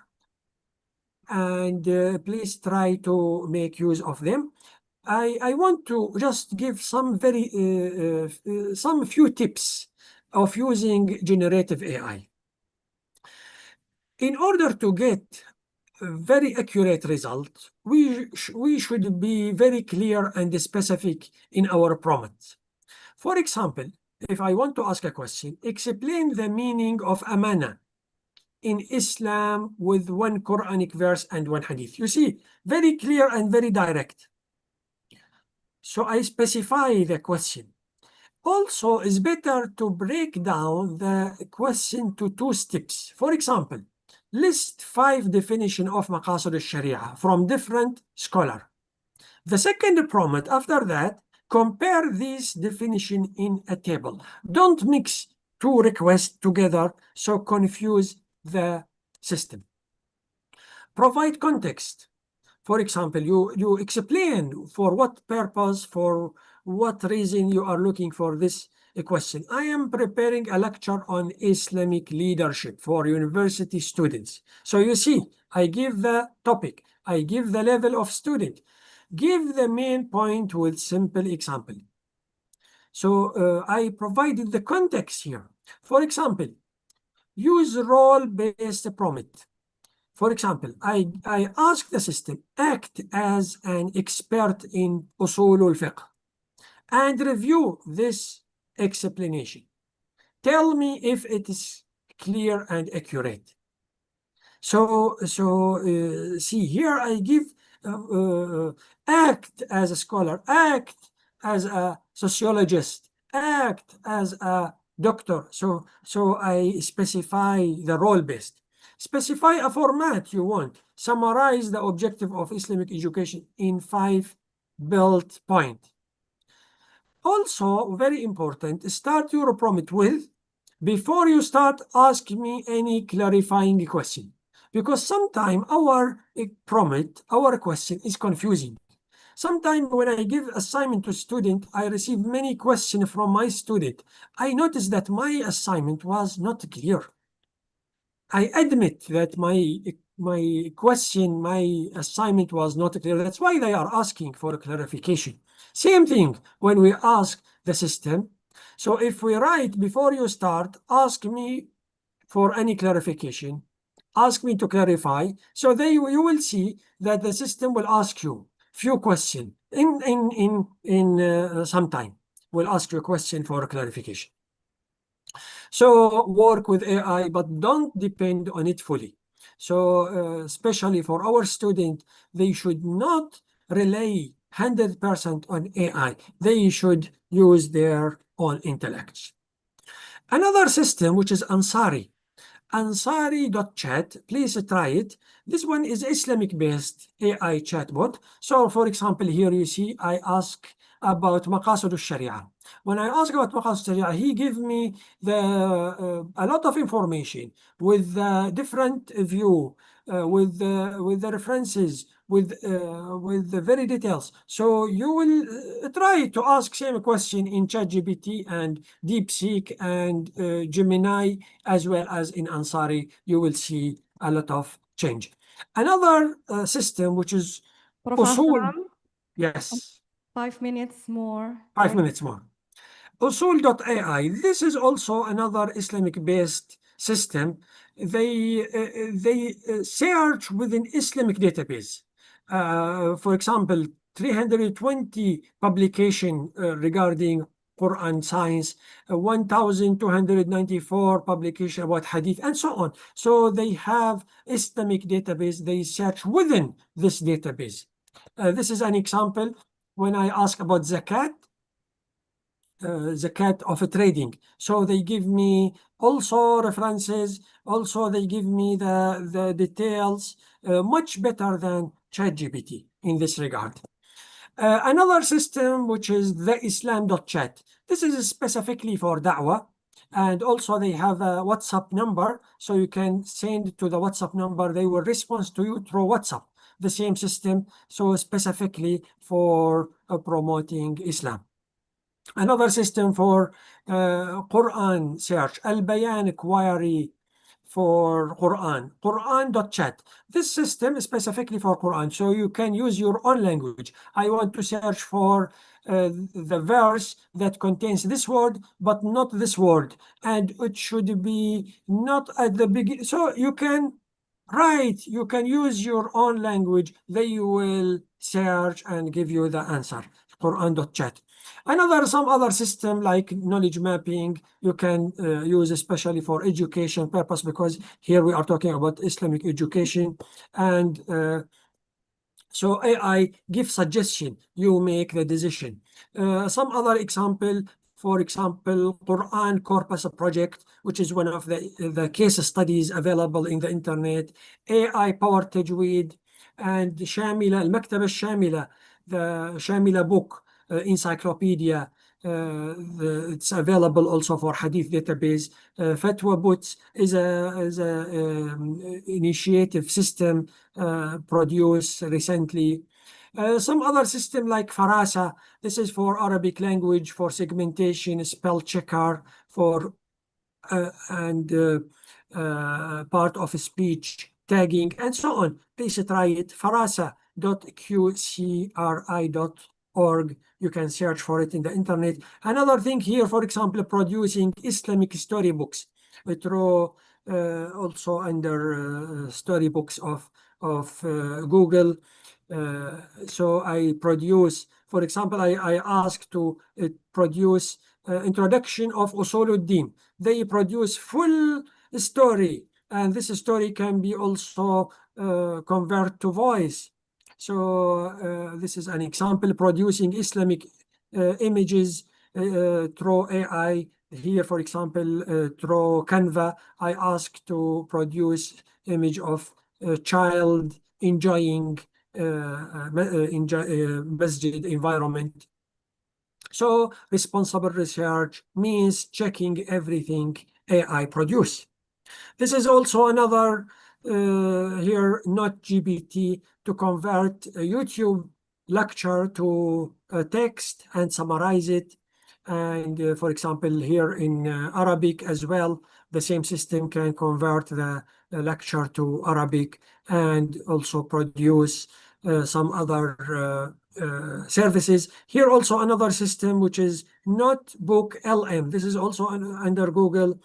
You can upload the file, up to 50 files. They summarize together and they draw a mind map and they produce a voice. So AI can assist, but integrity comes from the human being.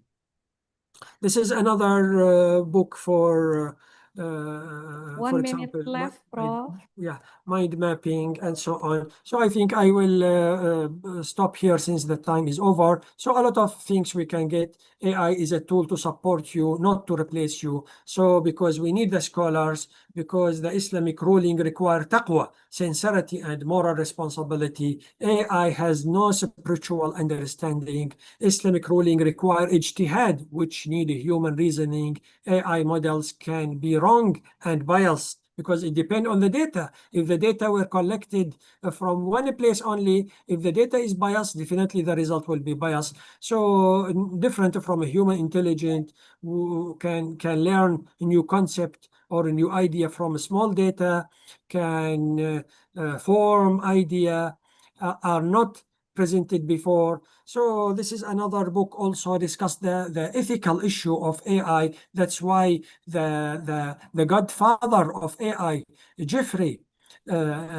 resigned from Google because of the ethical issues of AI. That's why many organizations, many international organizations are very concerned about ethical issue of AI, like UNESCO, like European Union, like United Nations, like World Economic Forum, and others. All of them are very concerned about ethics of AI.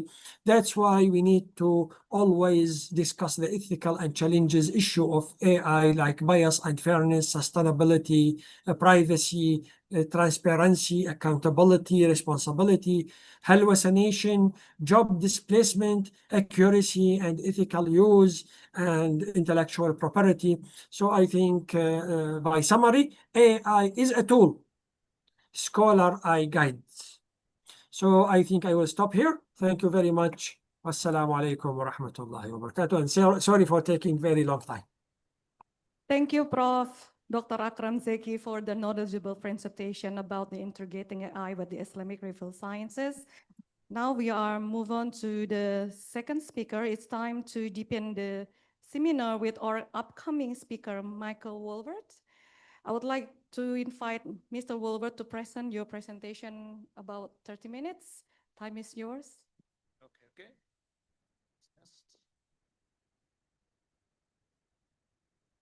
I may step over here. First off, hello, ladies and gentlemen. Thank you very much for having me. It's a pleasure to be here. Okay.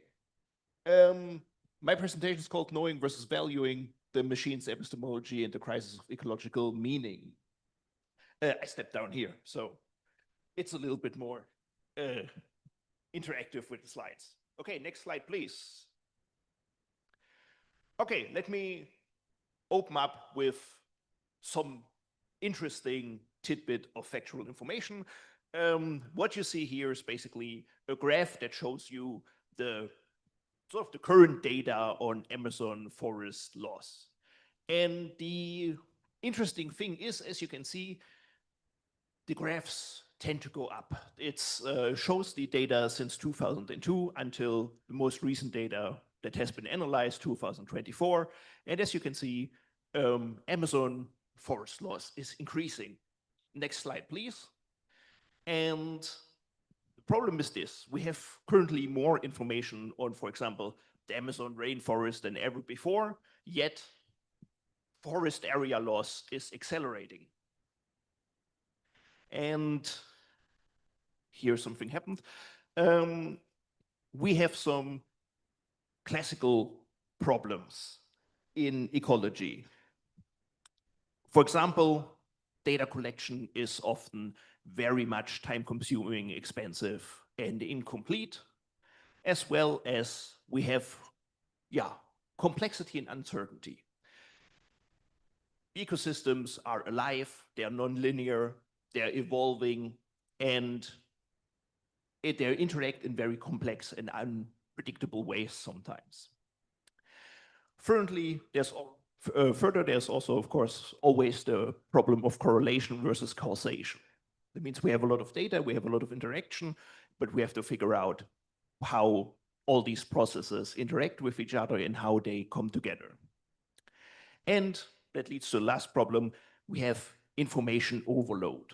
That means there's a lot of data around. All these data exist in sort of like small islands, and we have to piece all of this together, which is pretty hard. Next slide, please. And AI can help with all of this.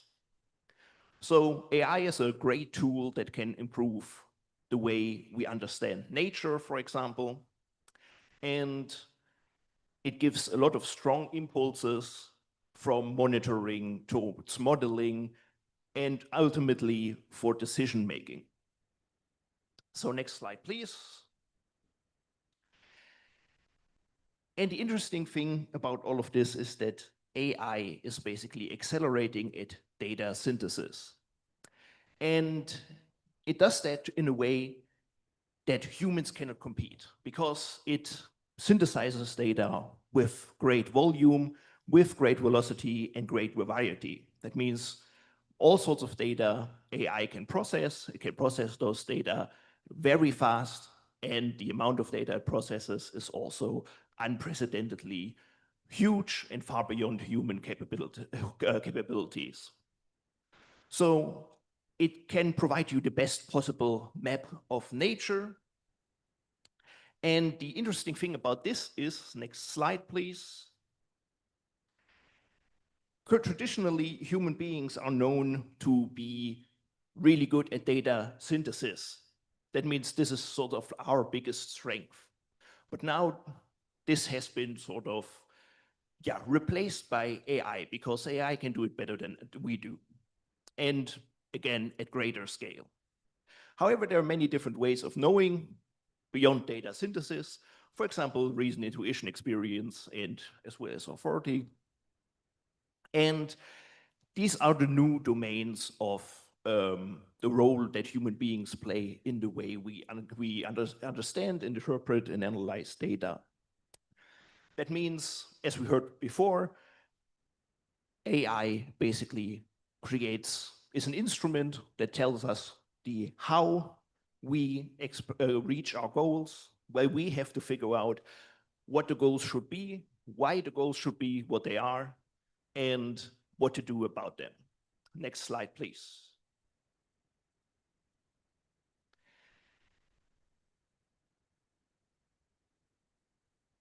Because here you can see basically a little bit of a summary for what are the blind spots of AI. And basically it's all the things that have to do with value, as well as non-quantifiable variables, as well as, of course, human experience and basically a human perspective, because AI does not have this, of course. Okay, next step.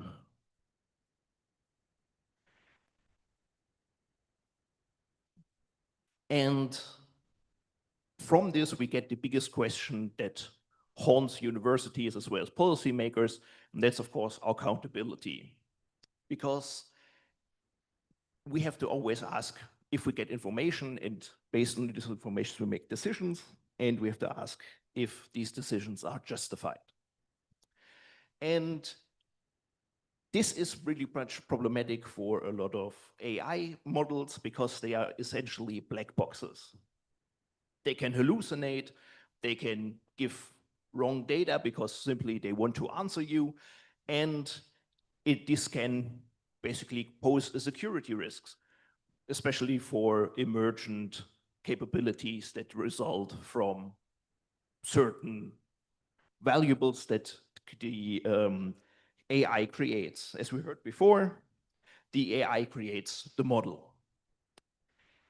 Okay, next slide. So basically, AI is our big black box, and we have to engage with it. AI is not going to go away. It's a great tool that solves a lot of issues. And some people think it is basically, it has even the potential to replace human researchers. However, artificial intelligence has in itself an ecology. That means artificial intelligence doesn't fall from the sky. It actually exists as in forms of very real physical infrastructure. And here I show you some one of those data centers that is built in around the world. Those are very large complexes where data is processed.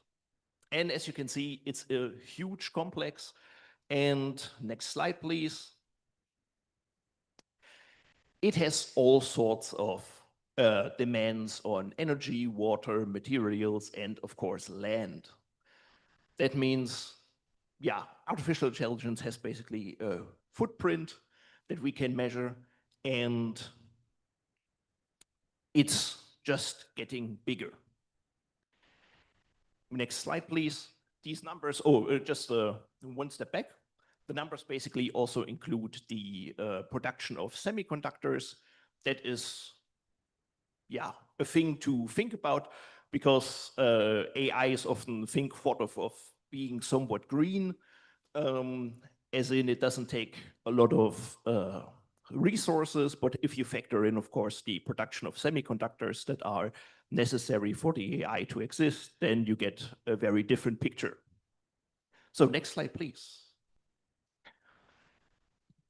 So the whole point is basically AI itself has a huge environmental cost, and those are mostly secret, along with being very centralized, because those data centers exist only in certain hotspots where they intensify resource conflicts, but not across, they're not evenly distributed across the world, of course.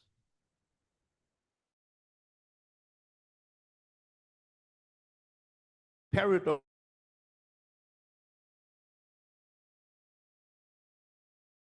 in its efficiency towards energy consumption.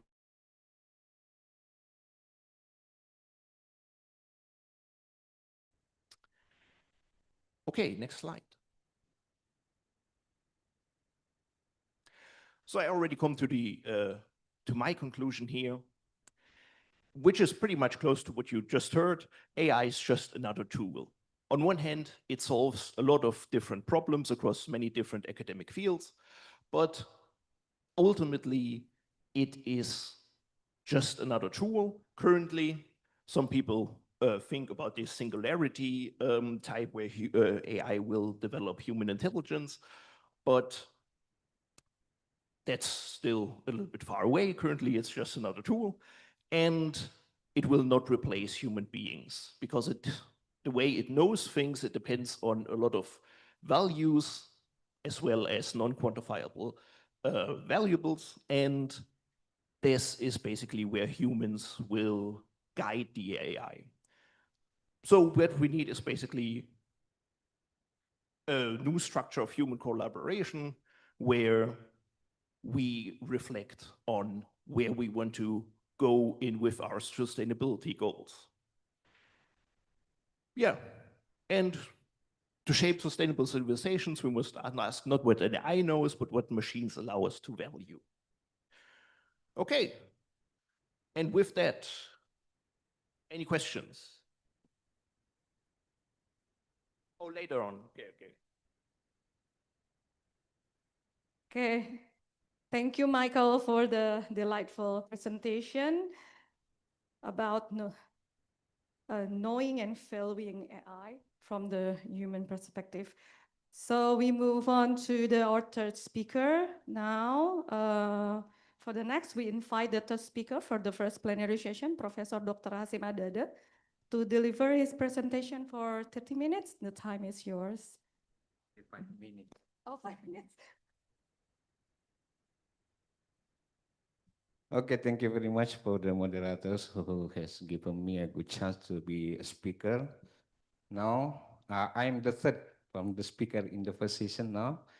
And I'm very fortunate, today for this event, because I'm the only one speaker from Indonesia, so I can combine into Indonesia. Maybe, my speech is more than the English one. Yeah.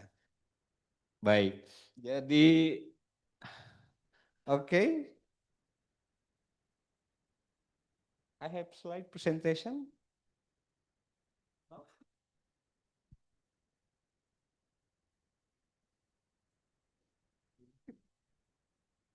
Bukan. Udah saya kirim sama gua. Oh ya.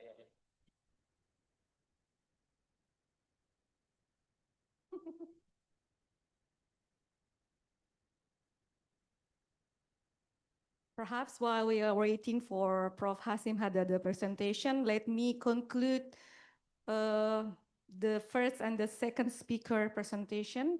Actually, it's very interesting. Professor Dr. Akram give a presentation, and then he actually highlight that AI made by algorithm uses to analyze big data. We saw AI as a tool that can empower Ummah. AI can contribute to education field based on demand, creativity, and high technology, as long as it could comply with the Sharia values and then Islamic ethics. Another perspective from Mr. Michael Woolworth, he gave the presentation, okay, now it's ready. Okay, Professor Dr. Asim, you can start your presentation. Okay, thank you. Let us stand up.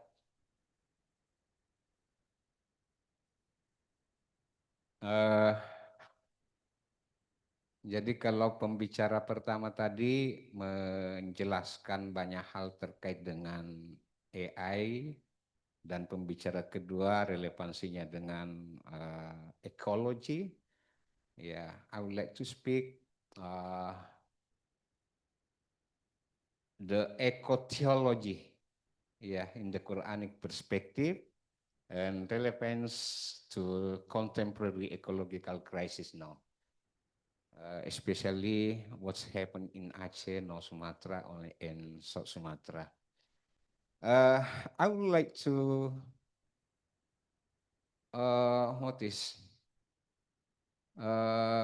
start my presentation by quoting one.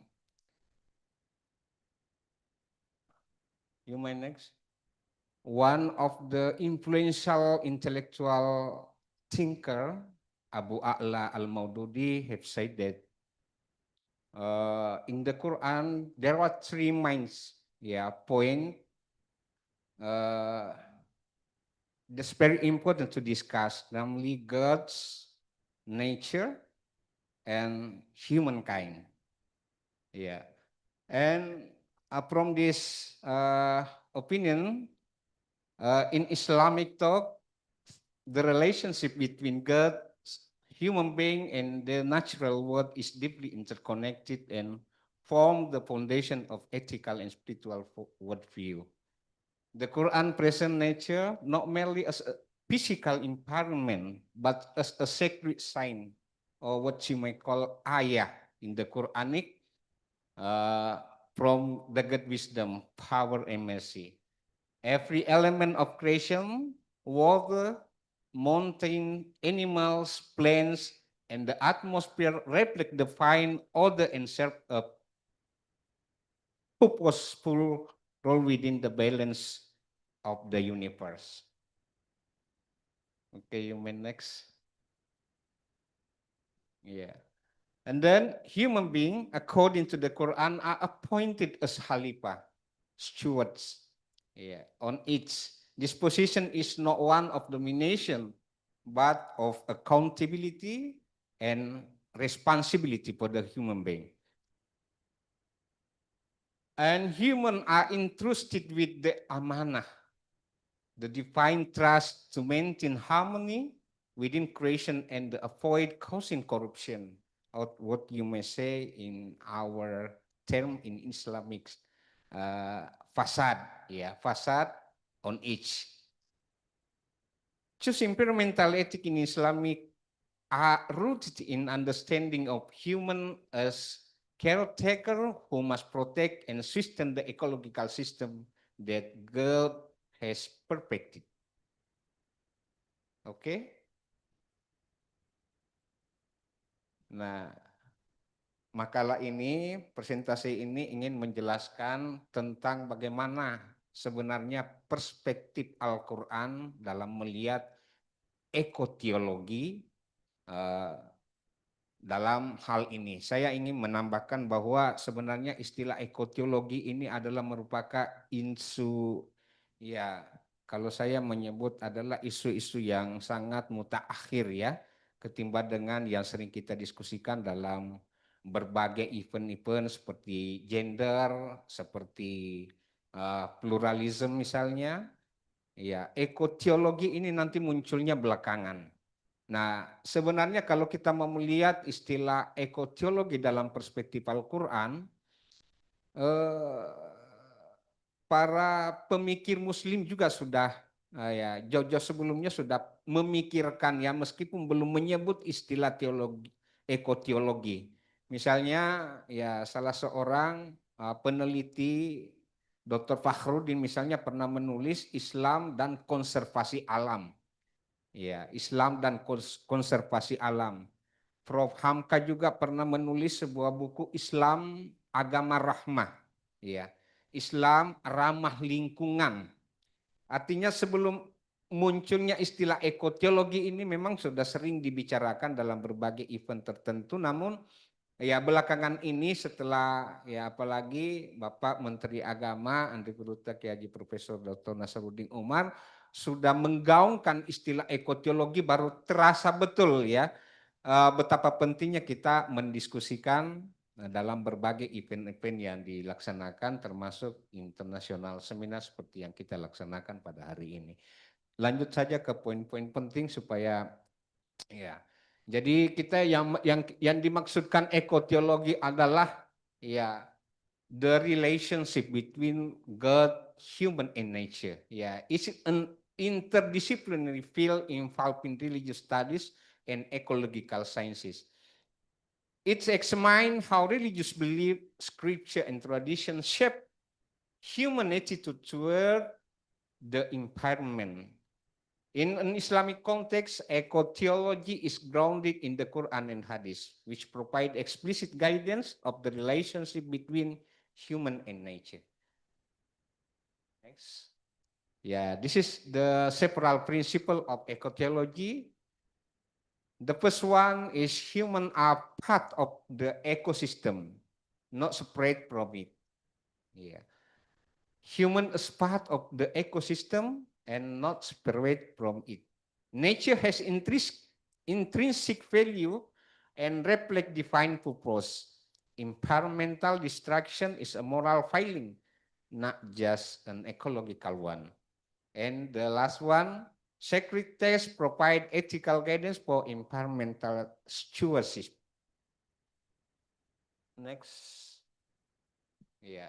This is the Islamic eco-theology from the Quranic perspective. I would like to quote from what Mr. Tantowi Jahari said that in the Quran there are more and more ayah that say about nature.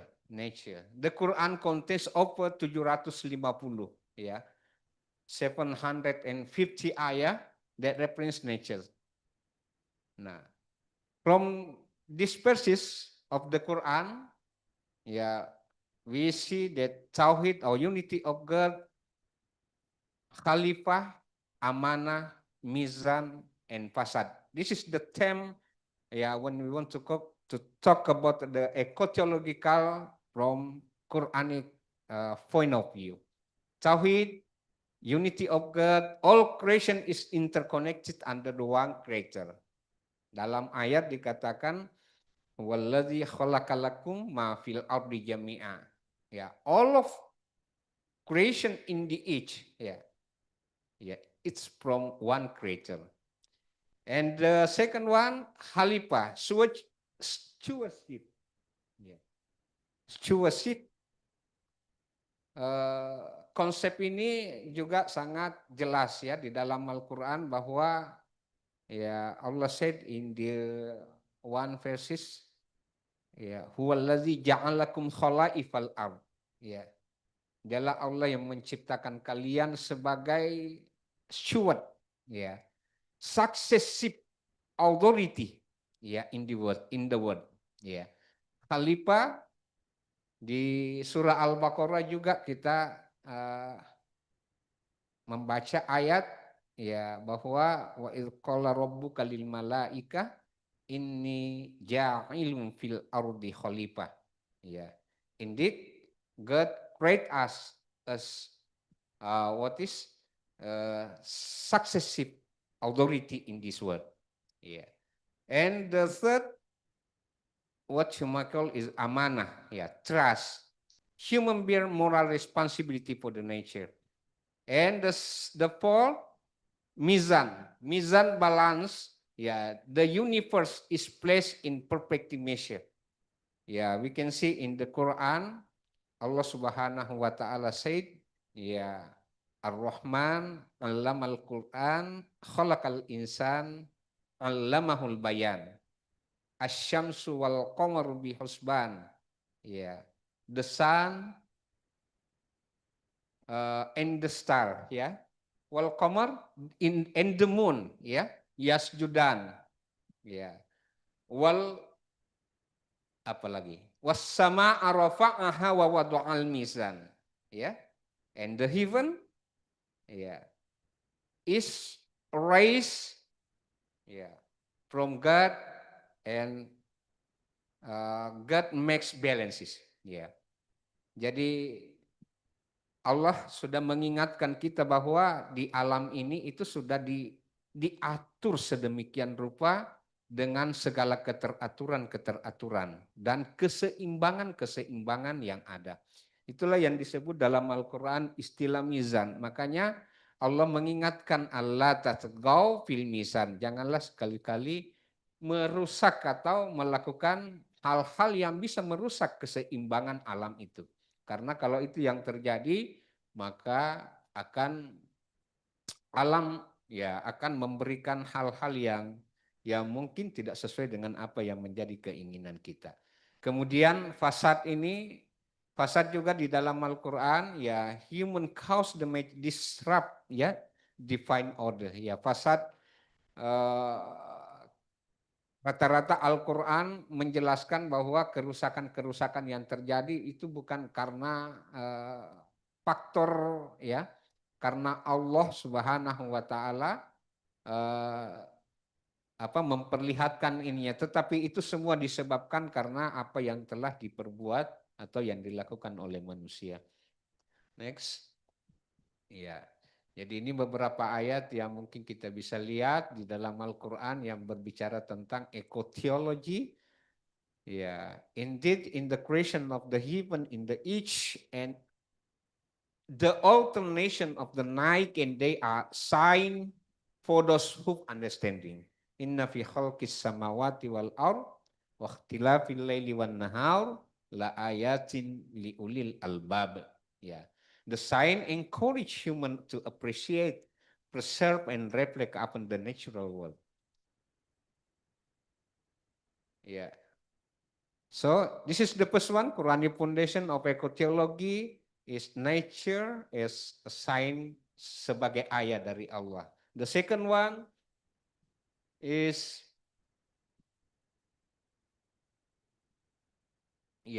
human sebagai khalifah. Saya kira sudah tadi terus di slide terakhir kemudian ini satu sebelum ini rain is blessing and test. Jadi kalau kita berbicara tentang hujan, apalagi belakangan ini seringkali terjadi hujan dan bahkan yang melanda tetangga kita di Aceh itu karena faktor hujan. Tetapi perlu diingat bahwa ketika Al-Quran berbicara tentang hujan, apa yang dikatakan di dalam Al-Quran, and we send down from the sky water in due measure. Huwallazi nazzala minas sama'i ma'am biqadar. Due measure. Sesuai dengan ukuran-ukurannya. Jadi oleh ulama kita menjelaskan bahwa yang dimaksudkan biqadar dalam ayat Al-Quran itu sesuai ukuran. Allah menurunkan hujan itu tidak berlebih sehingga membuat beberapa daerah tergenang air atau terjadi banjir. Allah pun tidak menurunkan hujan hanya sekedarnya saja sehingga membuat pepohonan atau tumbuh-tumbuhan menjadi layu. Tetapi Allah sudah mengaturnya sedemikian rupa sehingga hujan pun diturunkan Allah itu sesuai dengan ukuran dan kebutuhan-kebutuhan kita. Artinya baik secara kualitas maupun kuantitas air yang turun dari langit itu berbanding sama dengan jumlah volume air yang menguap setiap detiknya ke atmosfer ya sebagai sumber turunnya air hujan itu. Nah, kalau terjadi banjir bukan karena Allah melebihkan curah hujannya atau melebihkan volume air yang turun ke bumi, tetapi itu karena ada faktor lain ya menyebabkan terjadinya genangan di mana-mana atau terjadinya banjir di mana-mana. Ya, Allah sudah mengatakan di dalam Al-Qur'an seperti itu. Yang ketiga, ya, dalam kaitannya dengan apa yang terjadi di Aceh, ya pertama violation of mizan, ya karena banyak manusia yang sudah tidak lagi bersahabat dengan alam, mereka melakukan eksploitasi, mereka melakukan illegal logging, mereka melakukan hal-hal yang fasad tadi yang disebutkan sehingga ya Allah menurunkan bencana seperti yang dilihat atau yang disaksikan dalam berbagai layar televisi kita. Ya, human activities, okay. Next. Such as illegal logging and many directly fall under fasad. The Quran states that such action will produce harmful outcomes both on land and sea. Ya, zahar al-fasadu fil barri wal bahr bima kasabat aydin nas. Next. Ya, and failure of human stewardship. Ya, jadi ada semacam kegagalan kita sebagai atau menjadi khalifah di muka bumi ini dalam melaksanakan amanah yang Allah berikan, yang Allah titipkan kepada kita. Sebagai khalifah tentunya kita harus menjalankan apa sesuai dengan apa yang diperintahkan oleh Allah. Kalau Allah mengatakan la tufsidu fil ard, janganlah kamu melakukan kerusakan, berbuat kerusakan, ya itulah yang harus kita lakukan. Tetapi manusia ya tidak lagi mengindahkan, menghiraukan perintah-perintah Tuhan, ajaran-ajaran agama, sehingga ya yang terjadi adalah ya failure of human stewardship. Human has failed to fulfill their divine trust as stewards. The Aceh disaster illustrates how neglecting stewardship result in societal suffering. And mungkin ya bagian terakhir saja supaya lebih cepat ya. Ya, ya. This conclusion ya. Nah, this article conclude that the Quranic concept of eco-theology is not merely theoretical. It is also practical guidance for addressing modern ecological challenges. The Aceh Place flood illustrate the consequence of harming the environmental and violating the fine balance. By integrating Quranic principle, khalifah, amanah, mizan, and the prohibition of fasad, Muslim communities and policymakers can develop sustainable strategies to protect and restore ecosystem. Eco-theology provide a holistic framework that links spirituality, ethics, and environmental sustainability. It emphasizes that caring for the each is a form of worship and a moral duty for future generation. Jadi kata terakhir saya, membuang sampah di sembarang tempat itu adalah melanggar ya akidah kita ya, dan menjaga kebersihan apa saja sekecil apapun itu dalam menjaga lingkungan kita itu adalah merupakan bagian daripada ibadah yang insya Allah akan dijanjikan pahala yang berlipat ganda di sisinya.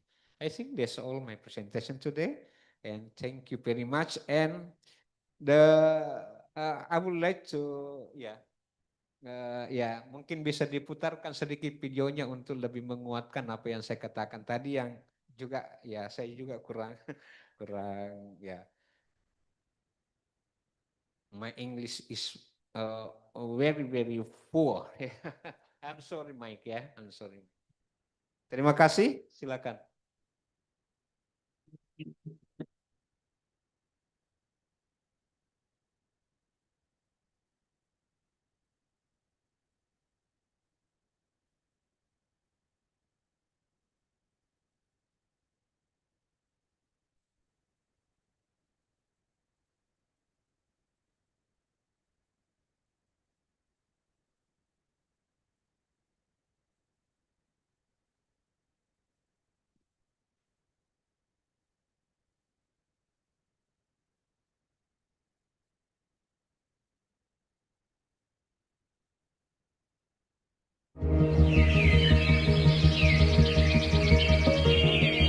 Kalau manusia terpisah dengan alam, masalah. Kalau manusia alam terpisah dengan Tuhan, juga lebih bermasalah.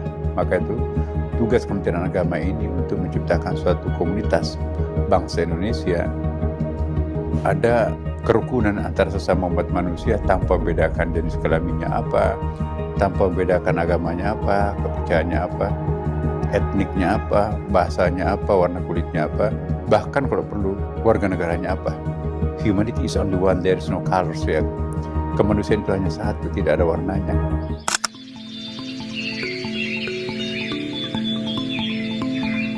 Assalamualaikum warahmatullahi wabarakatuh. Ya, tidak terasa kita sudah berada dalam waktu 1 tahun kepemimpinan Pak Prabowo, dan kita para menterinya pun juga sudah 1 tahun. Memang banyak evaluasi yang dilakukan oleh berbagai macam lembaga, ya, termasuk lembaga survei. Ya, saya juga nggak tahu, memang saya tidak pernah menghitung untuk apa. Saya bekerja, saya targetnya bukan untuk mendapatkan pengakuan, tetapi media dan lembaga survei itu menempatkan Menteri Agama itu sebagai yang urutan pertama di 3 bulan pertama, dan sekarang ini sudah 1 tahun. Masih beberapa media pun juga menganggap Kementerian Agama masih berkinerja yang terbaik, ya kan. Nah, poin saya yang paling penting idenya. Kami mencoba untuk memperkenalkan Kementerian Agama dalam wajah yang baru, dalam wajah yang lain. Ya, tidak lagi, ya tetap kita mempertahankan apa yang baik di masa lampau, tapi kita juga harus mengadopsi situasi yang terakhir ini dengan pendekatan-pendekatan baru. Maka itu kami memperkenalkan ada 3 hal yang menjadi prioritas kami. Pertama adalah ingin memperkenalkan Eco-Theology. Apa itu Eco-Theology? Eco-Theology itu adalah sebetulnya dari kata eco dan logos, ya. Eco itu artinya bumi, teologi dan ilmu tentang ketuhanan. Jadi hubungan antara Tuhan, manusia dan alam, kira-kira seperti itu. Jadi ada man, nature, and God. Segitiga ini nggak boleh terpisah. Kenapa? Karena kalau manusia terpisah dengan alam, masalah. Kalau manusia alam terpisah dengan Tuhan, juga lebih bermasalah. Maka itu tugas Kementerian Agama ini untuk menciptakan suatu komunitas bangsa Indonesia, ada kerukunan antara sesama umat manusia tanpa membedakan jenis kelaminnya apa, tanpa membedakan agamanya apa, kepercayaannya apa, etniknya apa, bahasanya apa, warna kulitnya apa, bahkan kalau perlu warga negaranya apa. Humanity is only one, there is no colors ya. Kemanusiaan itu hanya satu, tidak ada warnanya. Kemudian hubungan apa antara manusia dengan alam ini? Selama ini kan alam kita hanya menganggap sebagai objek. Semua agama yang berkembang di Indonesia, sebutlah Islam, Protestan, Katolik, Hindu, Buddha, Konghucu, itu punya konsep bahwa alam ini bukan hanya sebagai objek. Alam ini adalah partner kita di dalam menjalani kehidupan ini. Dalam konsep agama-agama timur, tidak ada benda mati, ya kan. Dalam Islam itu jelas, tegas, wa in min syai'in la yusabbihu bihamdihi walakin la ta'lamun tasbihahum. Tidak ada sesuatu apapun melainkan semuanya itu bertasbih kepada Allah. Apa yang dimaksud bertasbih? Sabbaha yusabbihu tasbihun. Itu biasa diartikan dengan memuji, ya. Tetapi sesungguhnya tasbih itu lebih bermakna sebagai tanzih. Tanzih itu menjauhkan anggapan negatif terhadap Tuhan. Nah, karena kita harus menjauhkan sesuatu yang negatif dari Tuhan, bahkan yang positif pun juga kita harus jauhkan. Ya, artinya apa? Tuhan itu memang tidak lepas daripada alam dan manusia itu sendiri. Maka itu kita harus menganggap alam semesta ini jangan hanya memperlakukannya sebagai objek, tapi itu juga partner. Give applause. Okay, thank you, Prof. Hasim, for that insightful presentation about Quranic eco-theology. It's not only theoretical, but it's also guidance for us to balance ecosystem, God, man, and nature. So now we are entered to the question and answer session. I would like to invite our participants today to give a question to our speakers. The online participants actually can ask question. You can write on the chat column on the that is providing in Zoom. Is there any question? Okay. Okay, please mention your name and your faculty, please.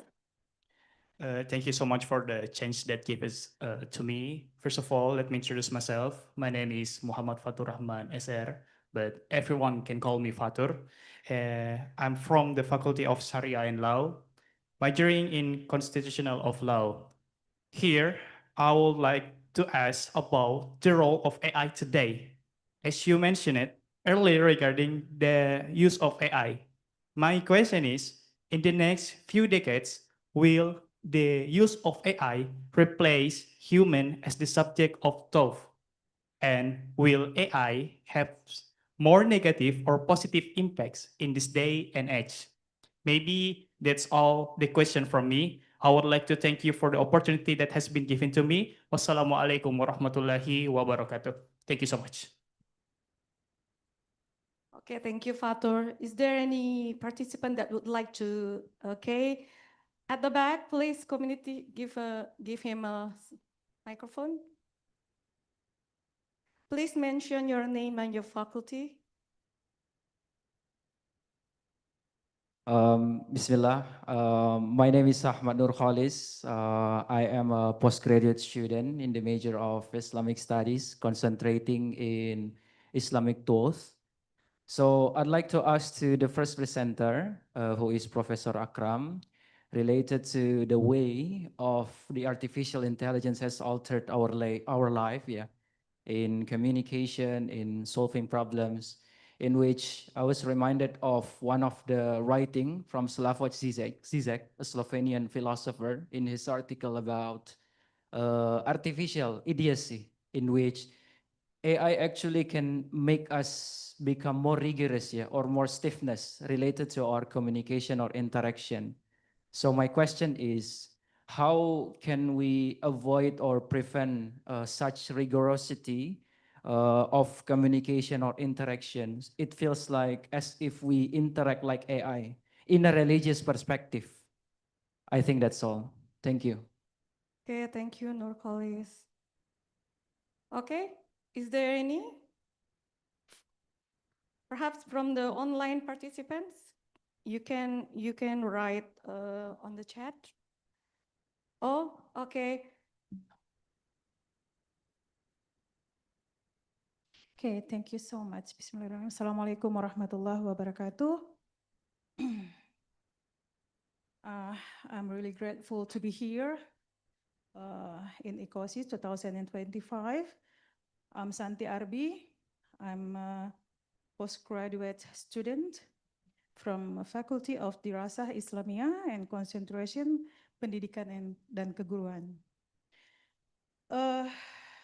All of the presentations are really great, and but I have a question for the first presenter, because he presented about AI, does have a positive and negative impact, especially for because I'm in the education, I'm working in education. So my question is, how safe our data on cloud while we are active using AI tools? And then because nowadays it's really huge using the AI tools, and also many tools are, new tools introduced, introduced to students. And nowadays also teachers ask students to work using AI. And the second question, how to maintain the implementation of AI, especially for young pupils wisely. That's maybe my question for now. Syukran. Assalamualaikum warahmatullahi wabarakatuh. Waalaikumsalam warahmatullahi wabarakatuh. So we have three questioners from our participants. And I believe that perhaps I will ask Prof. Ahmad, are you still there? Yes, yes. Okay. Sorry. Thank you Prof. very much Ramzeki, are for. you still in the Zoom? Yes, yes, I am still here. Can you hear me? Hello, can you hear me? Okay, perhaps Yes, yes, I'm while here. we... Can you hear me? Yes, we can Lalu hear. bagaimana kita menyikapinya? Membungkamnya jelas tidak bu. Prof. Akram, Yes, yes, can you hear me, please? can you hear us?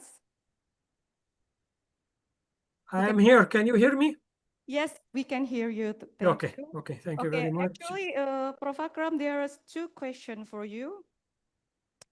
Okay, the first question that Nur Khalis asked to you is, AI alter our life, so how can we avoid the rigidity of AI in our life? And the second question is from Santi. She asks about how to save our data on cloud while we actively using AI, and how to we maintain the implementation for youngsters so they can use it wisely. Okay. Okay. So let me try to combine the questions together and try to answer all of them together.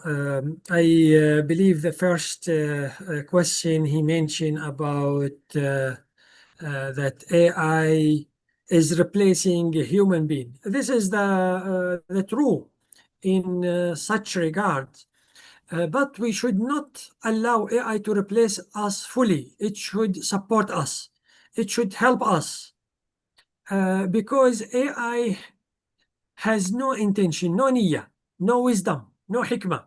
So this is very important. AI can work with the data, can work with the information, can work with knowledge, but cannot work with hikmah, with wisdom. So hikmah is belong to human being. So AI cannot replace a human judgment, ethical reasoning, spiritual understanding. So that's why the human being should be in the central and always should control.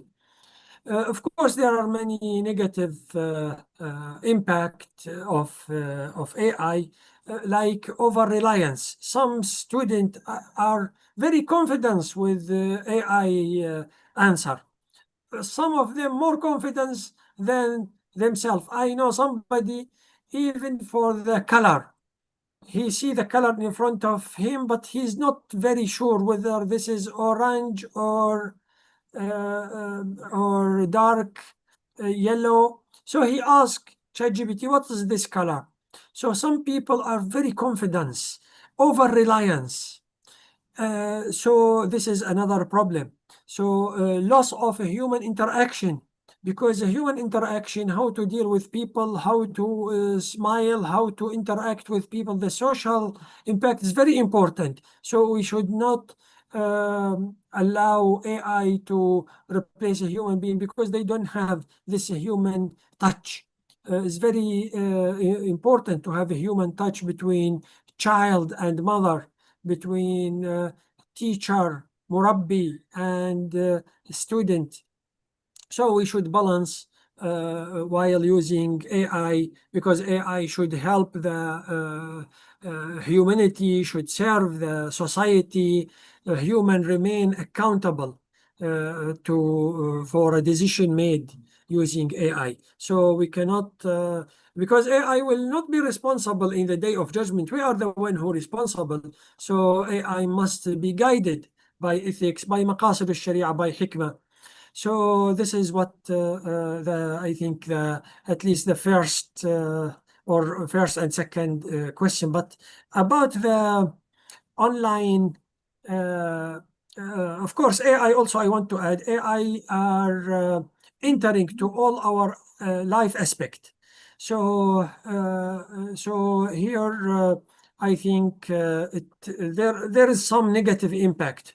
For example, the individualist. So people are becoming more individual, selfish. Because our duty and responsibility is to think about others, to think about Ummah, is to think about family and about next generation, not only about ourselves. So we should not sit alone with AI and forget about the life. So serving and helping others, this is one of the duty. So loss of human values and social isolation. So all these bias in the judgment because of AI data. So all these are different problem.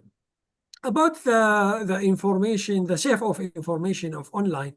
Of course, while the information is in the cloud, so we cannot guarantee that the data are 100% secure. So we should always be aware. And this issue should remind us about muhasaba, because everything is recorded and will be presented in the day of judgment.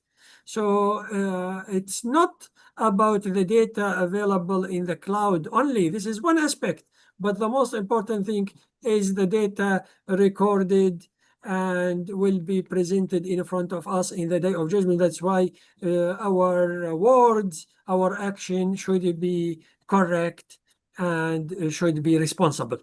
So we should, be aware about the data in the social media. We should not put a sensitive data, and we should not publicize everything in the social media. So we try also to learn the basic and simple issue of the privacy setting in different system. Because even in ChatGPT, the default, your data will be reused in the internet.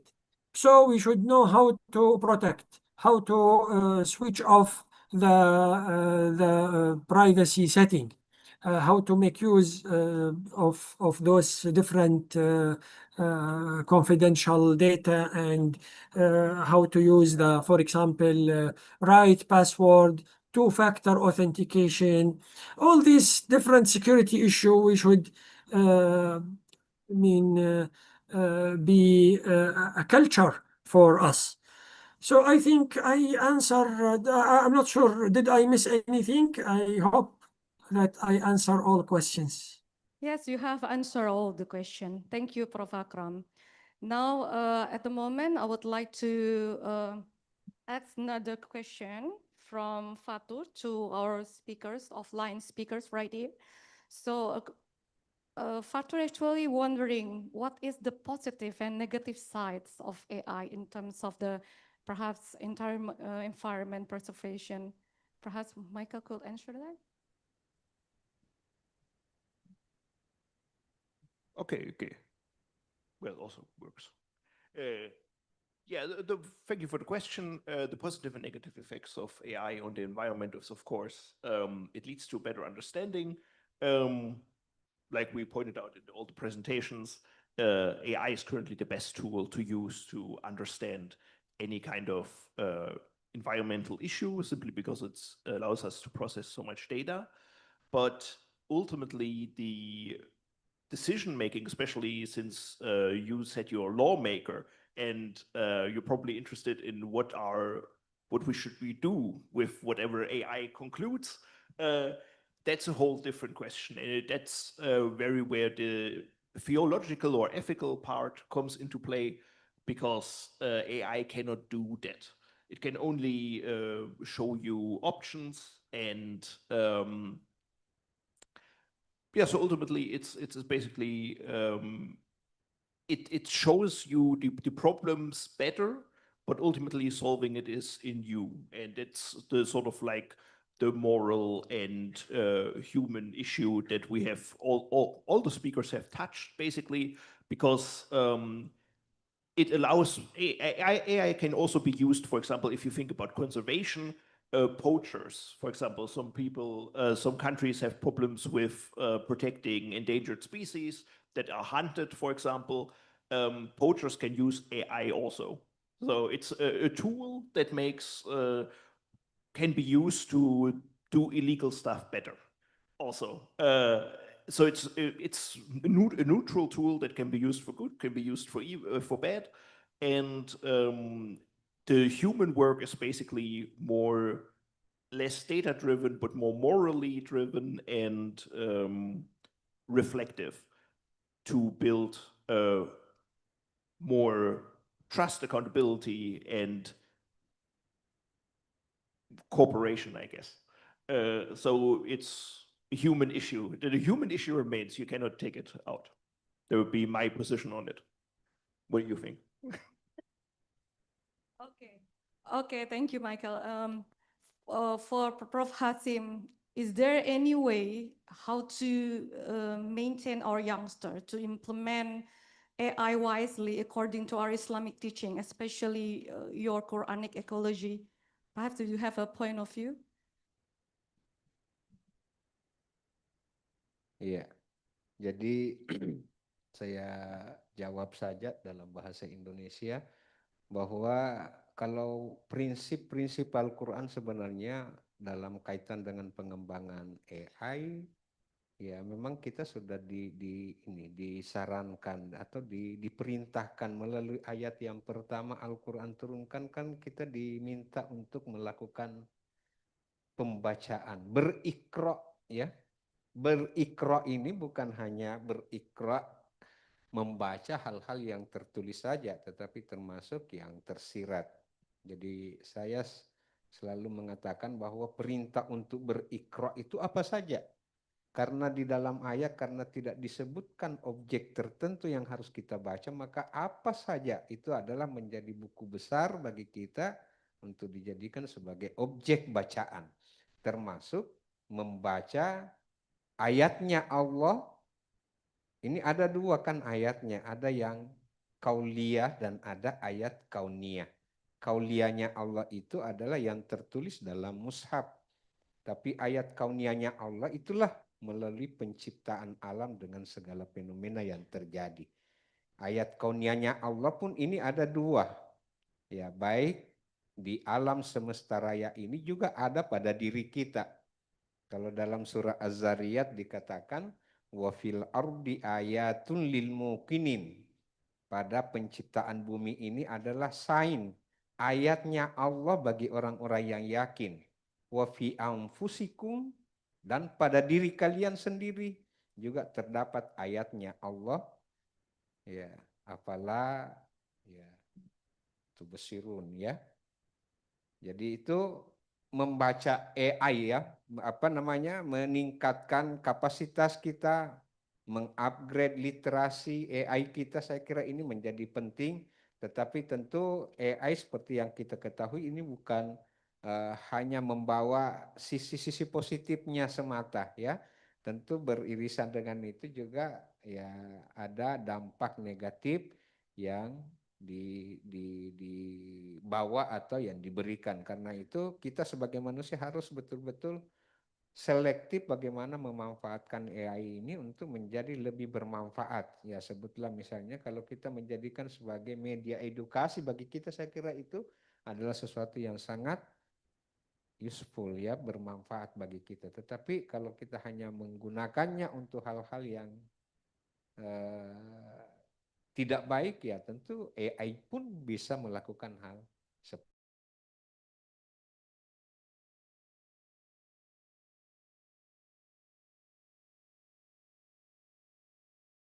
ya, kita harus memaksimalkan AI ini, tetapi ya tentu dalam batas-batas ajaran agama kita sebagaimana yang disampaikan melalui wahyu yang ada di dalam Al-Quran dan hadis. Cukup saya kira dari saya. Thank you for Hasim for your answer. Now I would like to invite our online participants to ask question. You can use your raise hand feature in Zoom. And then after that, you can turn on your camera. Is there any online participants that would like to have a question? You can use your raise hand feature in Zoom, and after that, you can turn on your cam.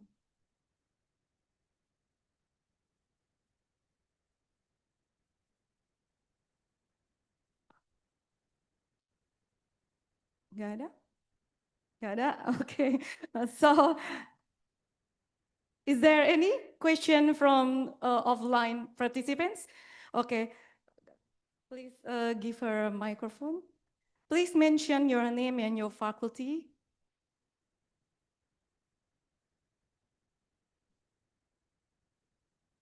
Baik, bismillahirrahmanirrahim. Assalamualaikum warahmatullahi wabarakatuh. Baik, saya izin pakai bahasa Indonesia saja ya. Jadi perkenalkan, nama saya Saadah Hayidao. Saya berasal dari Thailand. Sekarang saya belajar di Pasca Sarjana Fakultas Manajemen Pendidikan Islam.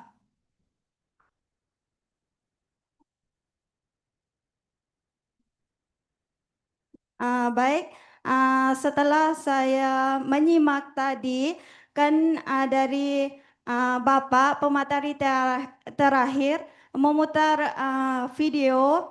Nah, jadi saya sangat tertarik bahwa ada kata-kata dari Pak Menteri Agama tadi mengatakan bahwa Tuhan, alam, dan manusia itu tidak bisa memisahkan.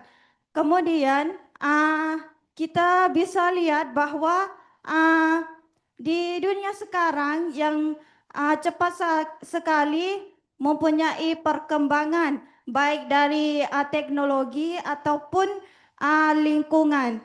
Jadi pertanyaan saya,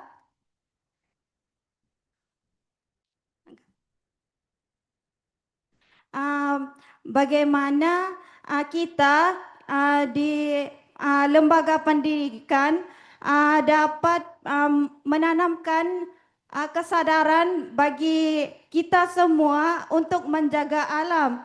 Karena bisa kita lihat sekarang banyak alam sekitar kita ini banyak dirusakkan oleh tangan manusia itu sendiri. Jadi sebagai mahasiswa ataupun para pendidik, nah bagaimana untuk cara untuk menanam kesadaran di sini sehingga bagi generasi yang kemudian setelah ini dapat mempertahankan alam sekitar kita semakin membaik begitu. Mungkin itu saja dari saya. Terima kasih, saya kembalikan. Okay, thank you, Sahada.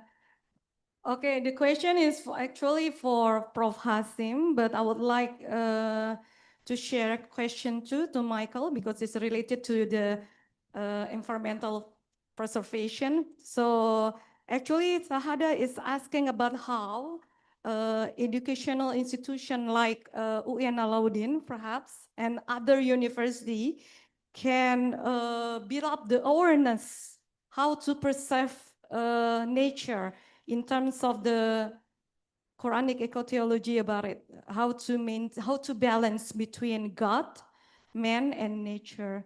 What do you think, Michael?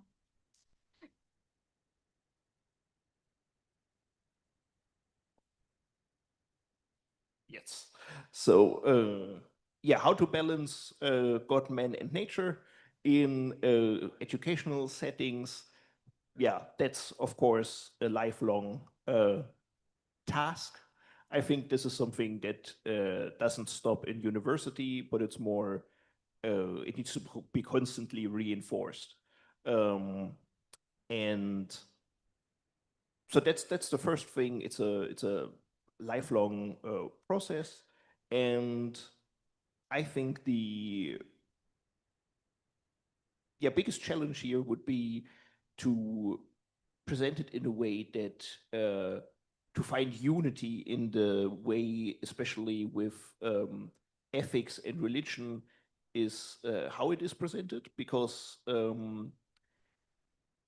with religion you kind of some different you can take out different ideas. So for example, there's human dominance, for example, which can be leading to all sorts of environmental problems, but also to good things. Same thing we heard about, for example, about stewardship. Is also another idea that can be justified by ethics and as well as religion. And so I would say it's the biggest issue would be to find unity in what to teach. And then the easier part, it's not that easy, but easier, is basically to find ways to reinforce it in the things you teach during the entire lifetime of a person. Okay, thank you. What about Prof. Hasim? Do you have a recommendation about it? Okay, just a little bit from me that, what you said just now, God, nature, and what is humankind, it's not spread, between these three aspect, Jadi tidak bisa memang dipisahkan apa yang disampaikan oleh Bapak Menteri Agama tadi. Kalau hanya Tuhan dengan manusia itu masalah, Tapi Tuhan manusia tanpa alam juga masalah, Manusia dengan alam itu juga tidak harus, ketiga-tiganya ini adalah sesuatu yang harus terjalin secara terpadu. Nah, apa yang disampaikan melalui ayat-ayat Al-Quran bahwa kita semua, all of Muslim believe that all of creation, semua yang diciptakan oleh Allah, yang ada di alam ini, in this universe is from one creator, Jadi itu dari Allah semua. Makanya apa yang diperintahkan oleh Allah kita harus lakukan. Kalau di dalam Al-Quran Allah katakan jangan melakukan kerusakan, kita harus menghindari. Salah satu bentuk kerusakan yang seringkali terjadi dalam kehidupan kita saat sekarang ini adalah misalnya pencemaran udara, pencemaran air, penebangan hutan secara liar, itu yang semuanya akan berdampak pada kehidupan manusia itu sendiri, lingkungan itu sendiri. Jadi sebenarnya yang harus kita sadarkan, tanamkan kepada generasi-generasi kita bahwa seperti tadi the closing statement saya, bahwa membuang sampah itu adalah merupakan bentuk pengingkaran kita kepada Allah, kekafiran kita. Kalau kita pernah mendengar istilah kafir ekologi, kafir ekologi, meskipun mungkin selama ini kita hanya sampai pada mendengarkan istilah kafir teologi, tetapi hal-hal yang bisa merusak lingkungan itu adalah membuat kita bisa menjadi kafir secara ekologis, dan melakukan hal yang bisa memberi manfaat terhadap lingkungan kita, menjaga alam, merawat alam kita, itu adalah juga bagian daripada bentuk ibadah kita kepada Allah. Is one from our worship in our life Sebagai orang yang beriman, saya kira bentuk ibadah kita tidak hanya dalam bentuk ritual yang kita lakukan, tetapi membuang duri di jalanan, melakukan penanaman pohon, itu juga adalah bagian daripada ibadah kita kepada Allah Subhanahu wa Ta'ala. Jadi saya kira itu yang seperti yang ditanyakan, bagaimana menanamkan kesadaran kepada generasi-generasi kita agar supaya tidak melakukan ini. I would like to quoting from Mr. Papotis, one interpreter, from Fakhruddin Ar-Razi, mengatakan bahwa penciptaan alam ini sebenarnya untuk kita sebagai manusia diberi konsesi, tidak hanya sekedar mengambil manfaat sebanyak mungkin dari apa yang Allah ciptakan untuk manusia, tetapi kita juga harus menjaga, merawat, memelihara ciptaan-ciptaannya itu sehingga apa istilahnya mutual simbiosis ya. Jadi ada ya mutualism ya, simbiosis mutualism ya. Kita mengeluarkan udara untuk kebutuhan tanaman, pepohonan, tumbuhan, dan apa yang dikeluarkan oleh tumbuhan, oksigen itu yang kita butuhkan bagi kita sebagai manusia. Saya kira itu antara lain ya, bukti bahwa kita saling butuh ya antara kita, alam, ya tentu dengan kehadiran Tuhan sebagai orang yang beragama. Demikian saya kira. Okay, thank you, Prof. Hasim. A big appreciation for our speaker for such an enlightening discussion. Please give applause to them. So this is the end of the first plenary session. To conclude our session, let me give a little bit conclusion. AI is a tool. AI is a servant, not the master. Thank you, Prof. Akram, for it. Decision makers could use AI as long as the AI data could be justified, accurate, and accountable. Unfortunately, AI does not have honesty because AI obliges itself to give an answer, whether it's wrong or right. With so, AI can assist, but human must have an integrity and commitment to make AI useful for their life, to shape sustainability of society. Don't ask what AI knows, but consider what AI form our values. Thank you, Michael. In our Islamic teachings, our value derive from Sharia and Islamic ethics, such as Quranic Eco-Theology as a holistic framework. Thank you for Hansim. So let us be consistent and commitment to it. AI is a tool that can make us better understanding about our own environment and how to preserve the environment so we could maintain the ecosystem. What an uplifting and productive day today. We extend our sincere gratitude to all the speakers, Prof. Afkram Zeki from Malaysia, for making for our first plenary session a great success.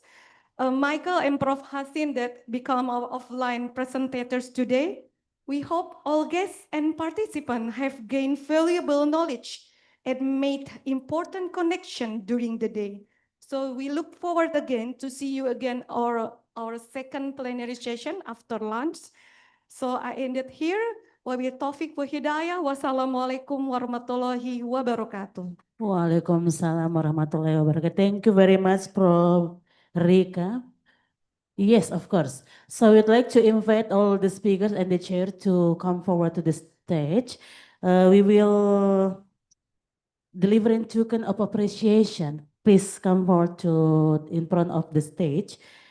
We'd like to invite the director of postgraduate to deliver in the token of appreciation, accompanied by the vice director, to Prof. Rika as a moderator and the chair of this session, and to Michael to be the speaker for this session, please.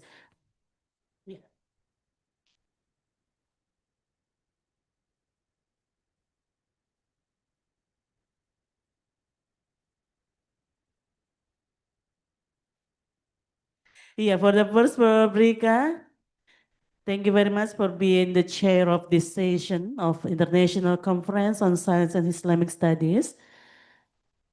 And the second to our speakers in person today, Michael from Germany, thank you very much. Give a big applause, please, for all the speakers. And thank you for Professor Akram from Malaysia too. And continue with take photograph together, take picture together. Ya silakan fotografernya mana ini?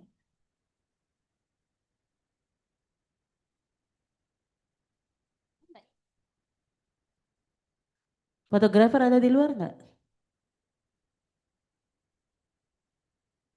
Oke.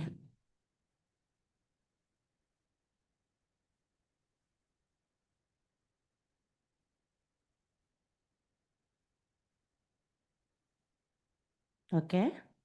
Thank you very much. Kami persilakan untuk kembali duduk di tempat masing-masing. Thank you very much, Prof. Akram from Malaysia. Thank you very much. So, ladies and gentlemen, this is the break time for prayer and lunch. So, we'd like to invite again to this forum for 12:30. Pada jam 12:30 sudah ada di tempat ini lagi.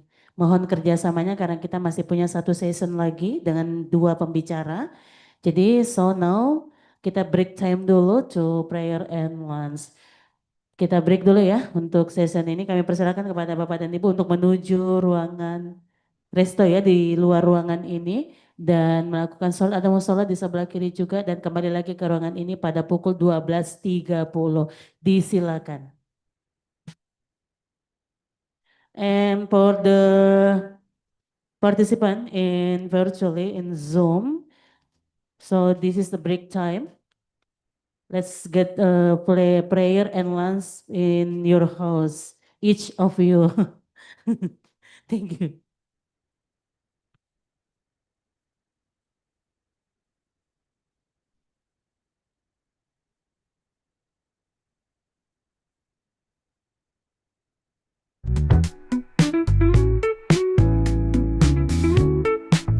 Ya silakan ya supaya lebih cepat bisa beranjak dari kursinya masing-masing, kita efisiensi waktu. Jadi segera ke tempat makan lalu sholat dan kembali ke ruangan ini. Terima kasih.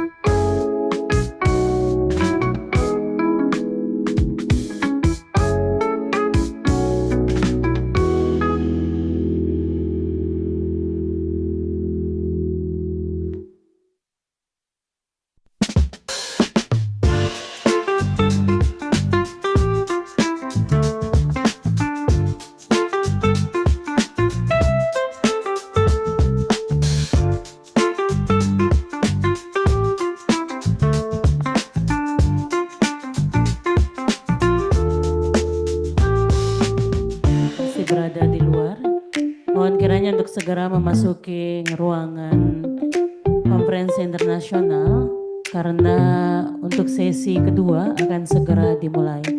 Mohon kerjasamanya bagi para peserta yang masih berada di luar agar acara kita berjalan sesuai dengan waktunya. Jadi bisa untuk segera masuk ke dalam ruangan. Kepada panitia yang berada di luar untuk bantuannya mengarahkan para peserta agar segera memasuki ruangan. Terima kasih.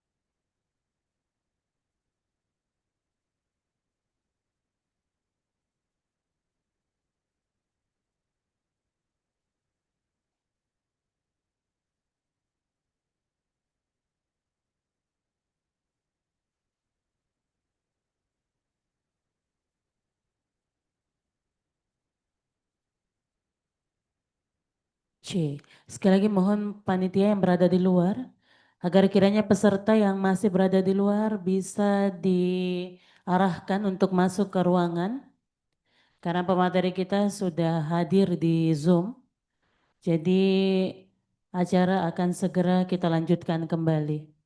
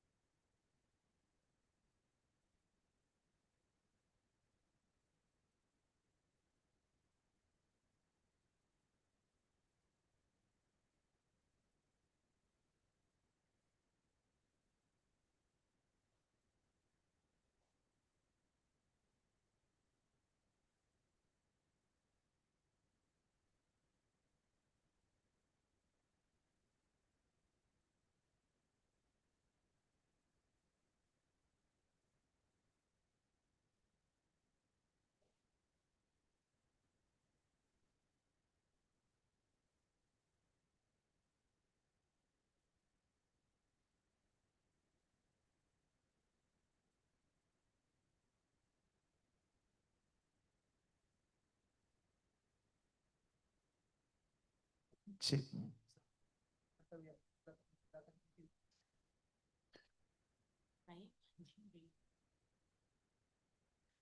Iya, peserta yang ada di belakang boleh maju ke depan mengisi yang kosong.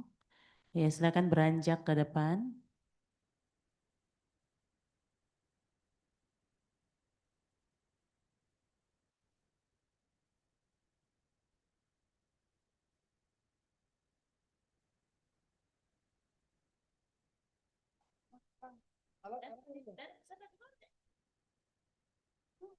Enggak, kamu bukan di peserta.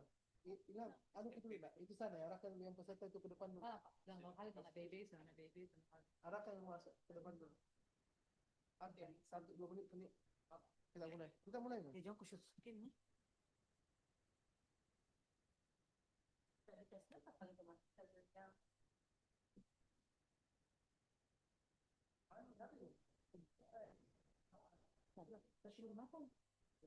Sudah makan pulang saya ini. Tadi belum dipersiapkan di belakang.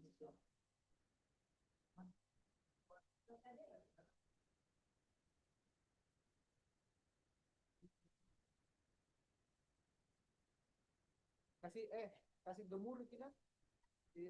Bu Serli naik anunya. Ambil sebangannya. Kasih anu dia. Kasih dapat tangan. Ayo olah.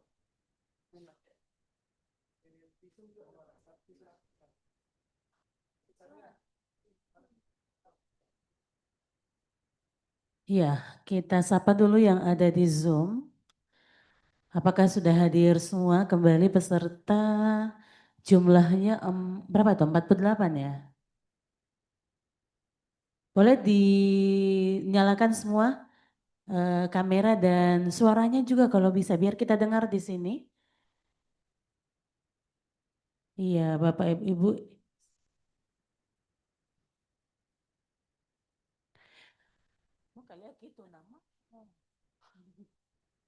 Ya, kepada seluruh partisipan yang berada di Zoom virtually, sudah makan Pak? Bapak Ibu sudah makan ya? Sudah sholat? Karena kita mau lanjutkan kembali untuk sesi berikutnya. Dan peserta yang ada di ruangan yang berstatus sebagai peserta offline juga sudah hadir. Karena itu, ladies and gentlemen, the next agenda is the second session of the international conference, and we are honored to have for this session Ibu Dr. Serlia Nur SPD MHum MED.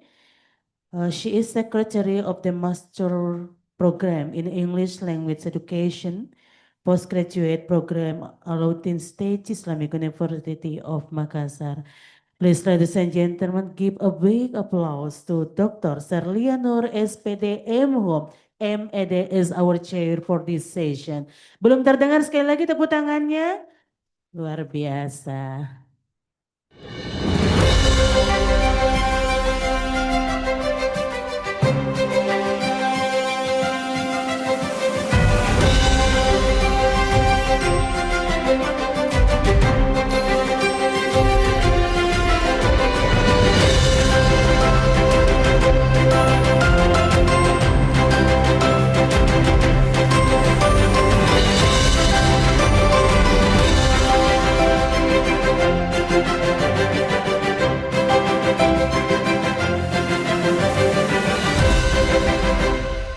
Thank you very much, moderator. Assalamualaikum warahmatullahi wabarakatuh, everyone. And good afternoon. And Zoom also.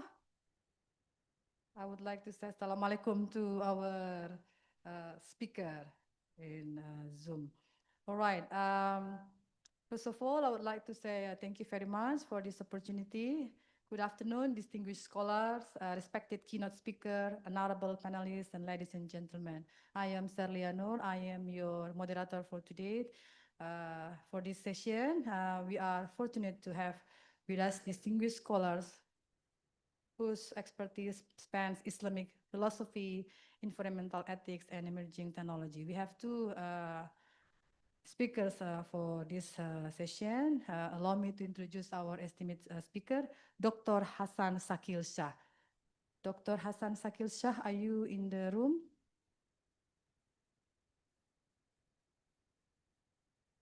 Not yet?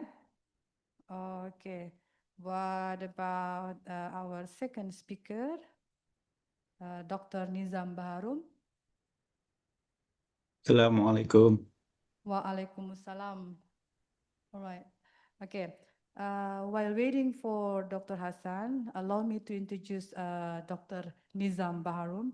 Dr. Nizam Baharum is a public health specialist and medical lecturer at the University Science Islam Malaysia. He attained his undergraduate degree from St. George's Medical School, University of London. Dr. Nizam then pursued his master's in public health and subsequent doctorate in public health at the University Kebangsaan Malaysia. Prior to his current position in university, he served as public health physician at the Non-Communicable Disease Section, Ministry of Health, Putrajaya, Malaysia. His areas of interest include non-communicable disease, nicotine addiction, and health management. Dr. Nizam is a committee member of the World Health Organization Framework Convention on Tobacco Control Scientific Technical Working Group, Malaysia.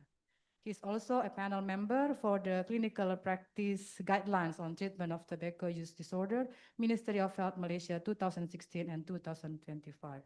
He is also a committee member of the National Health and Morbidity Survey Smoking Module from 2015. Furthermore, Dr. Nizam is involved in various smoking, vaping, and tobacco control research in Malaysia and China, and he also regularly writes on national media, especially on lungs, health, and nicotine addiction. Okay, ladies and gentlemen, today Dr. Nizam Baharum is going to present his presentation, and the title is Nicotine and the Vape Epidemic, Leveraging AI and Islamic Ethics for Prevention and Control. All right, to save the time, I would like to,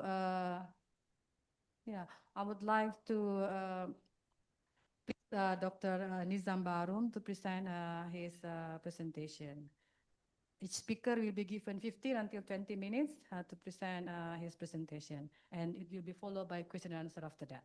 All right, please, time is yours, Dr. Nizam Baharum.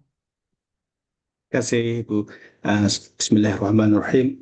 Assalamualaikum warahmatullahi wabarakatuh. My name is Dr. Nizam Baharum. So with regards to this seminar, perhaps we will talk a little bit about health and AI, and specifically the application of AI in tobacco control. I've been with the National Committee for Tobacco Control for about 10 years, and recently we have published our second edition for the Clinical Practice Guidelines for the treatment of nicotine dependence and tobacco use disorder. So this clinical guidelines is an update from the 2016 guideline. So in 2016, there was not much evidence on how to treat vape users. We have a lot of evidence on how to treat smokers with their nicotine addiction, but there was lack of evidence to produce a proper guideline. But recently, in 2025, we have compiled all the current evidence to help vapers to quit their vaping or nicotine addiction. Okay, if we talk about vaping, I think everybody can guess that vaping is getting very, very popular, especially among the young adults and also among the youth. Yeah, I don't know about Indonesia, but I can see from the data here from WHO that there's about 12% prevalence of vaping use among adolescents in Indonesia, which is actually lower than Malaysia. So that's good for Indonesia. Well, WHO just released this report recently in the last 3 months, I think. So it confirms that vaping is getting more and more popular. And if you look at these two columns, the lighter green column denotes prevalence for the adults, and the darker green color denotes the prevalence for adolescents in the same country. So on average, adolescents are 9 times more likely to vape than the adults in the same country. So this is very, very alarming. So if I can share a very, alarming statement from the Director General, Dr. Ghebreyesus from WHO. He said that he's reminding us that the tobacco industry is fighting back, meaning cigarette smoking is really dying. And less people are taking up cigarette smoking, but the industry is fighting back with new nicotine products, especially vapes, aggressively targeting young people. If we look at data from Malaysia, we don't have many data in the past 20 years, but from whatever data that we do have in the past 10 years, there is reduction of, if you look at the orange line, there is reduction, not much, there is reduction of 4% from 23% in 2011 to 19% in 2023 in terms of consumptions of cigarette smoking. However, this is maybe not a totally good news because there is also evidence increasing uptake of vape use. So in overall, in terms of nicotine use and abuse, we probably have not changed at all. People are merely switching from cigarette use to vape use. And this is even more evident if you look at the data for youth or adolescents in Malaysia. So again, concentrate on the orange and the green line. The orange line denotes the decline in cigarette use among adolescents in Malaysia, right? Among the teenagers, almost half, or more than half, from 13% to 6.2%. However, in the same 5 years, there is more than double increase of the prevalence of vape use, the current vape use, from 10% to 15%, right? So this is very, very scary. And if we don't do anything about this, if we don't try to control this, the trajectory of this graph is very, very scary. Okay, this switching phenomena is not new, right? 5 years before 2019, around 2014, this switching phenomena was already seen in the US. And in many countries like Southeast Asian countries, we typically our adolescents love to follow the trend of whatever's happening in the US. So it was not unpredictable that we were seeing the switching in Malaysia too. Okay, so what about the applications of artificial intelligence in tobacco control? Can we use artificial intelligence for the benefits of tobacco control? The answer is, of course, yes. As Professor Akram mentioned this morning, AI is a tool, right? And this can be a very powerful tool if we use it right, and if we use it with amanah, right? And at the moment, AI can be seen in tobacco control in several categories. For example, in surveillance and monitoring, in prevention and health promotion, in cessation support, trying to help vapers and smokers to quit, right? In risk prediction and personalization, and also in policy and in enforcement.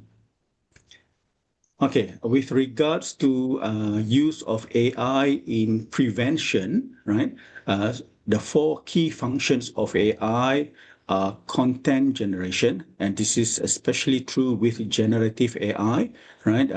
Compared to conventional way of creating messages for vape prevention campaign, for example, is much, much quicker, much more scalable to use generative AI to produce something that is relatable and personalized to the user, right? And also you can code sign to target groups. For example, you can code sign your messages for youth. You can code sign your messages for university students, right? For school students, for teenagers. You can code sign for the older adults if you want to target them, right? And so forth. Yeah. So AI can help with targeting your audience. You can also use it for social media monitoring. You can detect the trends and what is viral at the moment and what people are talking about with regards to vape and vape products and so forth. Yeah, what are being used to allure users or potential users into trying to use their products. Yeah, you can also use it as a predictive analytics. For example, if somebody wants to quit vaping, right, from their chats, are there any highlights or are there any pointers to show that he or she is at risk of relapsing or starting vaping again? Yeah.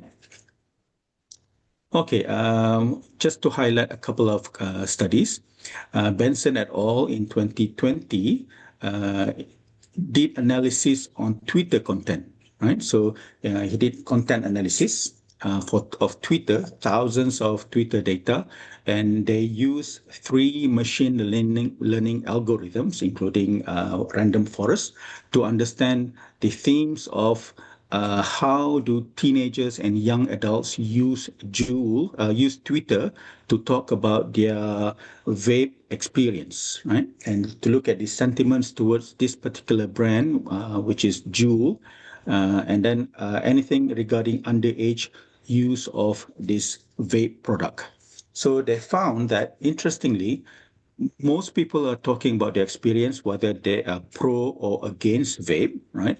But only very minority of Twitter's users are talking about the benefits of vaping, for example, for smoking cessation, or potential health or potential side effects of using vape. Yeah, so vaping at Twitter, right, from the AI machine learning algorithm showed that Twitter may be seen as a method of obtaining information to facilitate vape, in particular Juul, use and procurement among the youth. Right, so as somebody who is in the policy in the Ministry of Health, for example, this is very alarming, and then something could be done to steer the conversation towards preventing the use of vape. Okay, another interesting study by Leung et al.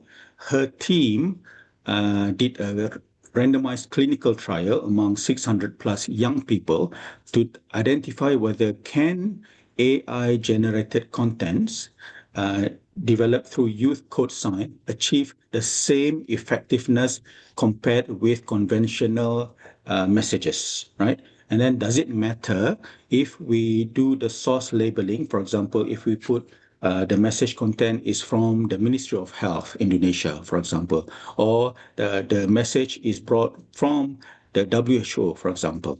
And they found that AI-generated vaping awareness advertisements, code sign for young people, achieve perceived effectiveness, right? At least equal or if not superior than the conventional ones. Yeah, so it is okay. I mean, there's some evidence to say that it is okay to use AI-generated content, right, to deliver the message to young people. And then with regard to source labeling, they found that there is no significant association with the effectiveness rating, meaning whether you put the source label in the messages with, for example, is it from WHO, is it from the Ministry of Health, it does not really matter with the users. Very interesting finding. Okay, so there are, of course, with AI application, there are advantages and limitations. In regards to vaping prevention and health promotion, AI is, of course, very rapid. You can produce content within minutes or within hours, right? Probably the longest time it takes is actually to do the prompts, right? The prompts and to give the ideas and to do the prompting, right? So that probably takes the longer part in terms of creating the message, but the actual message development is actually very rapid. And it's also very scalable. You can produce like 20 seconds content for TikTok, or you can produce 2 minutes content of the same message, right? You can produce 2 minutes content for YouTube, or you can produce a long book, for example. Yeah, you can also tailor it to youth, right, to youth interests and platforms. You can also do real-time monitoring of vaping trends, and you can also bridge communication gaps. The limitations, however, the quality and the validity of AI-generated health messages varies. So you do have to supervise, right, and make sure that ethics are applied, right? And there's also risk of misinformation, and there is concerns also about the privacy and algorithmic bias. Okay, with regards to AI application in helping users to quit vaping or to quit nicotine addiction, AI has been used a lot, for example, in chatbots, right? In doing predictive algorithm, in behavior tracking analytics, and also in reinforcement learning. In Malaysia, we have this website called Jom Quit, right? We used to have an actual human who will take your messages through WhatsApp, right? But now she has been replaced by this Miss Era, who's a chatbot, right? Who's an AI chatbot. And we do find that users find the chatbot, the Miss Era chatbot, quite personalized. They felt like they were talking to someone, right? And the algorithm that used in the chatbot are quite specific to the questions that users do have regarding how to quit. Yeah. So it used NLP, of course, to stimulate empathy and behavioral change. And machine learning interprets usage or engagement patterns to adapt. Adapting is very important, right? So that you feel personalized to adapt messaging and timing.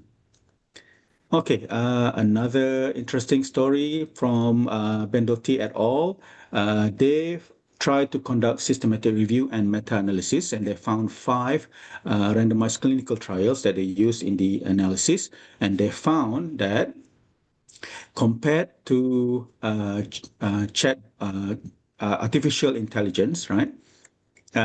If smokers who wants to quit use artificial intelligence compared to those who do not use artificial intelligence and use conventional way to talk to humans and so forth, yeah, there is some evidence of effectiveness.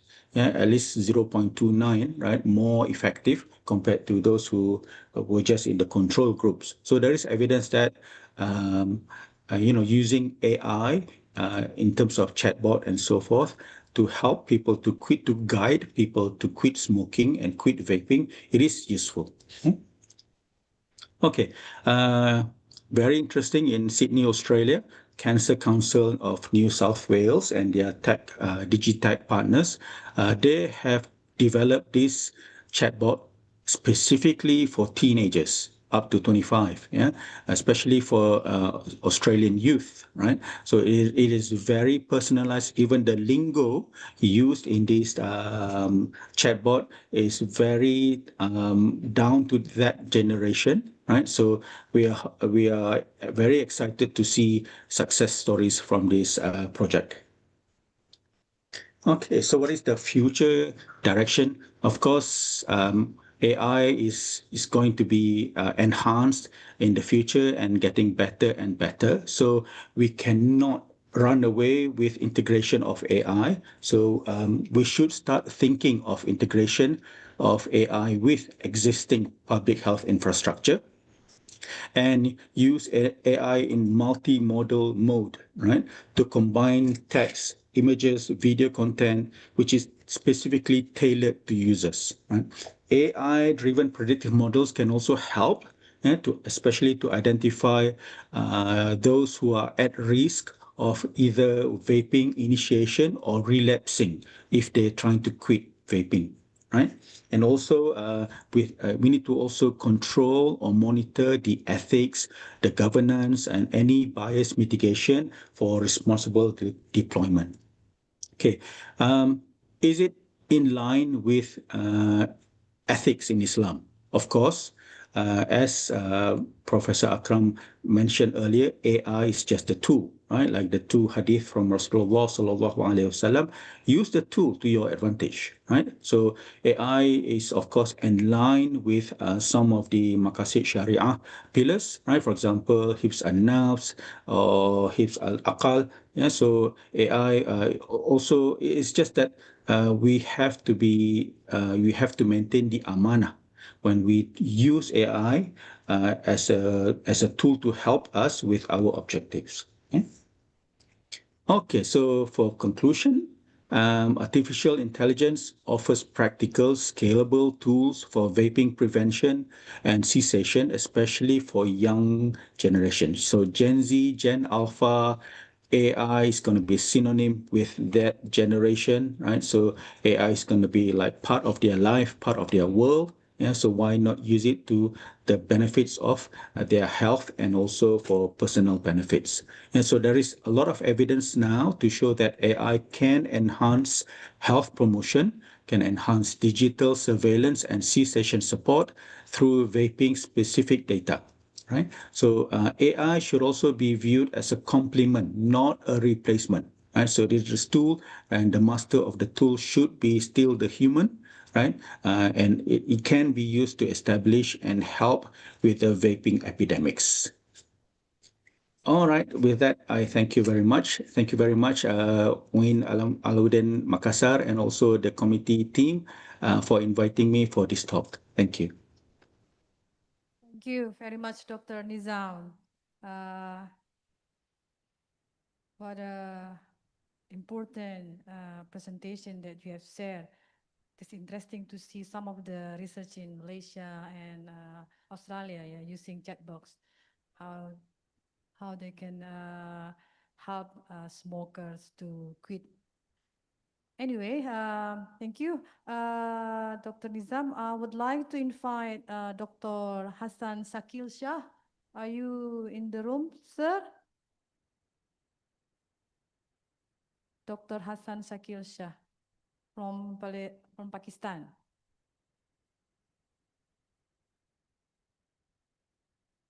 Assalamualaikum.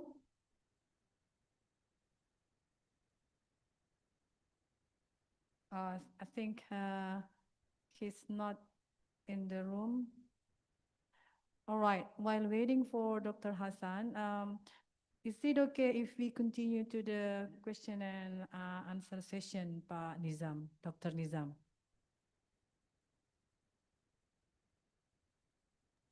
Yes, yes. Dr. Nizam? Yes, I'm okay with that. Thank you. Okay, all right then. All right, I'm going to open the question and answer session for our discussion because we are still waiting for Dr. Hassan. So if you would like, for the participant, if you would like to ask question, please raise your hand, mention your name and the institution. Anyone? What about in the room, in the Zoom? If you would like to ask question, you can raise your hands, please.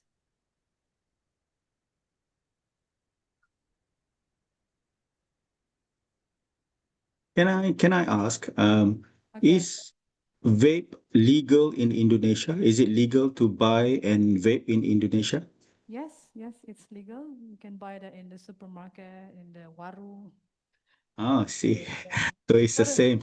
Yeah, it's the same in Malaysia, yeah. Oh, yeah, yeah. I think that's the one thing that if we can go back in time, we should have banned it.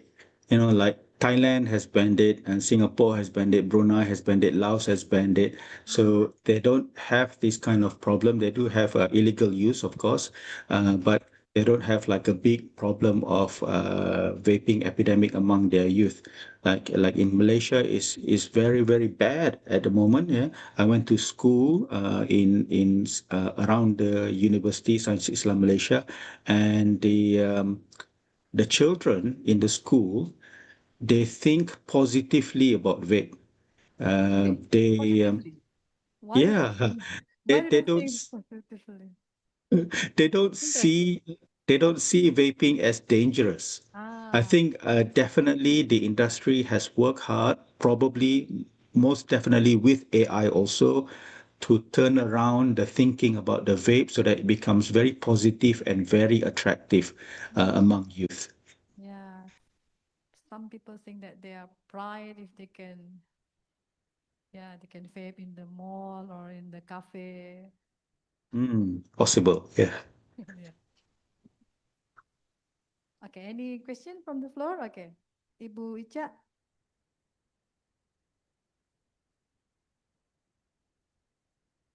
Oh, ada question. Oh, sorry. Oh, let me, yeah. Let me allow me Pak Jody Firmansyah, please. Ya, halo. Assalamualaikum warahmatullahi wabarakatuh. Waalaikumsalam warahmatullahi wabarakatuh. Bisa dengar suara saya? Bisa, Pak. Oh, baik. Loud and clear. Okay, thank you. Thank you very much for attention. Assalamualaikum warahmatullahi wabarakatuh. Waalaikumsalam warahmatullahi wabarakatuh. My name is Jody Firmansyah. I'm candidate master from the two universities, especially from Islamic Thought, Win Alauddin Makassar, and Alhamdulillah, and also Islamic candidate from Iran, Mustafa International University, Qom, Iran. I have a question for Professor Nizam Baharum, especially for the based on your topic, based on the relating to tahsin wa takbir. Maybe if you explain by maqasidus syariah in the vaping in the environment ethics, something like that. But but discussion for especially for the eco-theology.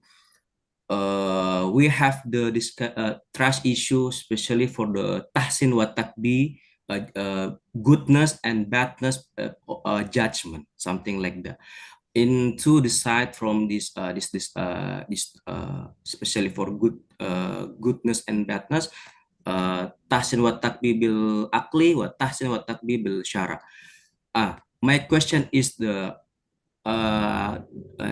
activity of the vaping, if is dangerous, we relating to the badness.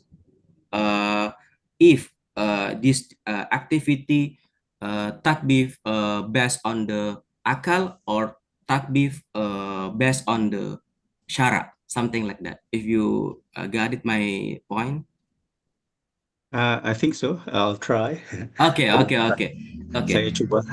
Something like jika seandainya tidak ada syariat, apakah akal bisa menentukan keburukan daripada activity of vaping, something like that? Seperti itu. Okay, thank you. Makasih.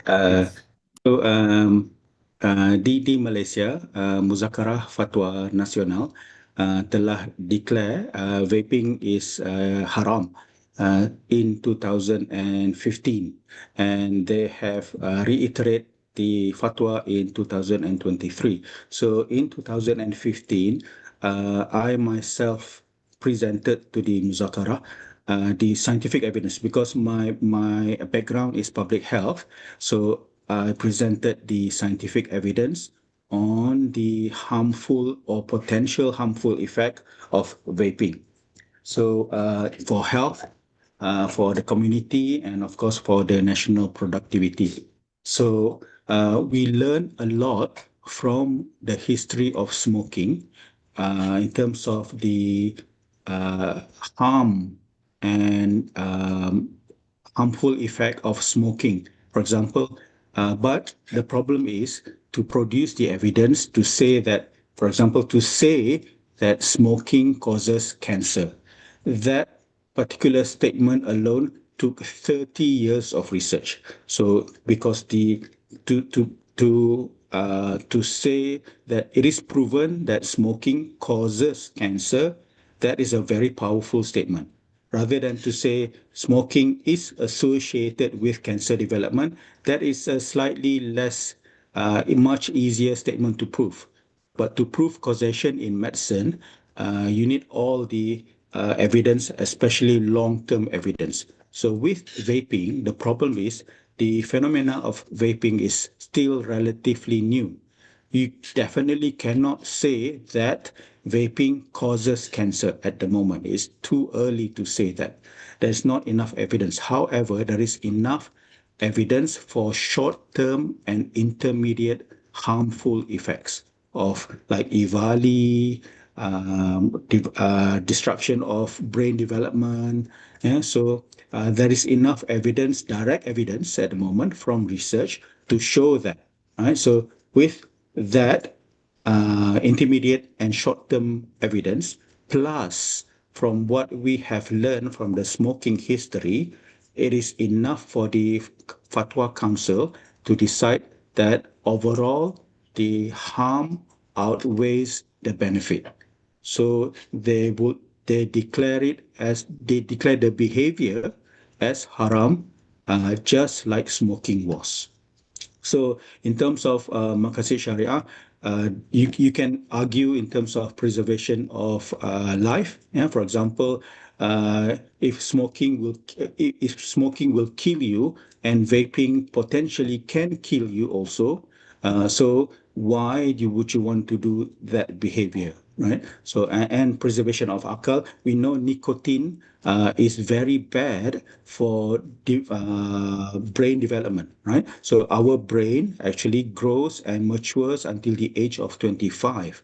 So vaping uptake is very often done in the teenage years, right? And also once they have left high school, yeah, they have earned money, vaping uptake becomes very regular. So a lot of, in Malaysia, the data shows that many people become regular cigarette smokers and vapers at the age of 21, where the brain is still developing until maximum 25, right, on average. So at the age of 21, that's when you want to do your degrees, right? Or you want to develop your career, or you're still finding your way in life. So if you reduce your potential, your brain potential, by taking nicotine and being addicted to nicotine, it is definitely not good for you. Even if you're not a Muslim, you can see that the science would say that, why would you do this? Why would you take poison,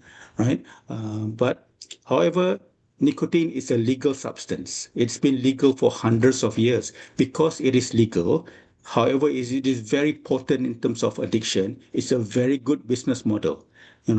If it is legal in your country, you make people addicted to it, people will keep on buying and buying and buying until they stop. And for most people, is until they get heart attack or when they die.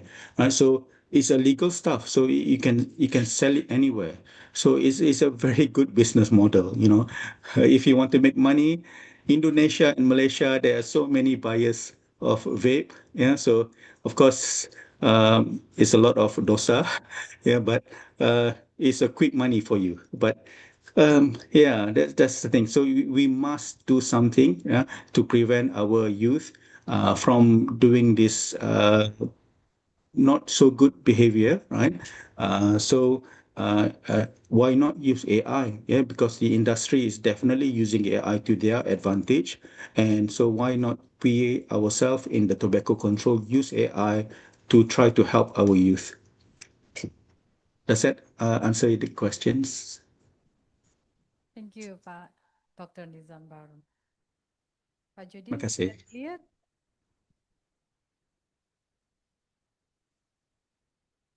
Okay. Makasih. Okay, thank you very much. Another question from the floor, from this room? Yeah.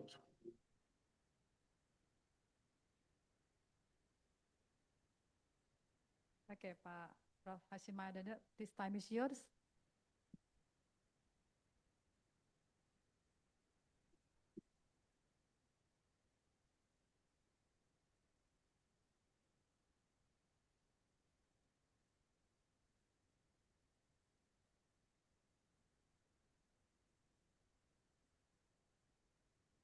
Okay. Thank you very much for moderator who has given me a good chance to to give a simple question for me. I want to talk about a little about Indonesian experience. Yeah, in Indonesian, there are one professor from East Java. Maybe Professor Sutiman. Professor Sutiman research, yeah, about because he know that to stop smoking, yeah, for the people in Indonesia is quite difficult. So he take a research to how to make a cigarette as an alternative medicine to what is untuk menyembuhkan, ya, several disease from the people, sehingga dia membuka klinik hanya untuk mengobati berbagai penyakit melalui rokok yang dibuat oleh Prof. Sutiman ini, ya, dan itu sangat is very popular in Indonesia, especially in East Java. What about in Malaysia? Is there any clinic that cigarette can make an alternative medicine to menyembuhkan berbagai penyakit? Okay, thank you. Terima kasih. Very interesting question. Saya belum pernah dengar rokok yang digunakan untuk merawat penyakit. Ini first time saya dengar. Tapi dari segi konsep, ia bukannya sesuatu yang luar biasa, because in 1950s, after World War II, right, to help promote cigarettes, the industries have actually used this idea where cigarettes can actually cure your tuberculosis, right? TB, penyakit batuk kering. And so cigarette was promoted as treatment for TB. Right? So, but after 50 years, we have already established how terrible cigarette smoking, cigarette smoking is. So I'm not sure what is the content of that particular rokok yang digunakan untuk merawat di klinik-klinik di Indonesia. Mungkin bukan tobacco, mungkin ada bahan-bahan lain, ya. Saya tidak pasti, tetapi with regards to tobacco, cigarette consumption, it's related to 8 out of 10 top causes of death in the world. So, punkan 10 penyebab utama kematian di seluruh dunia, rokok terpalit kepada 8 daripada 10 penyebab utama kematian tersebut. So hidup di dunia ini mungkin lebih baik jika tiada rokok. So we can avoid a lot of premature death, right? Premature strokes, premature heart attacks, premature cancers, premature lung disease, right?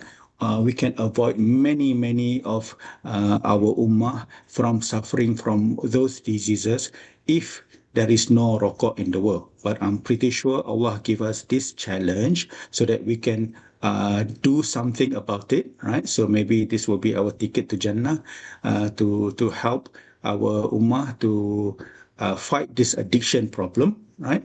So yeah, very interesting. I'll look it up on this special rokok untuk merawat penyakit.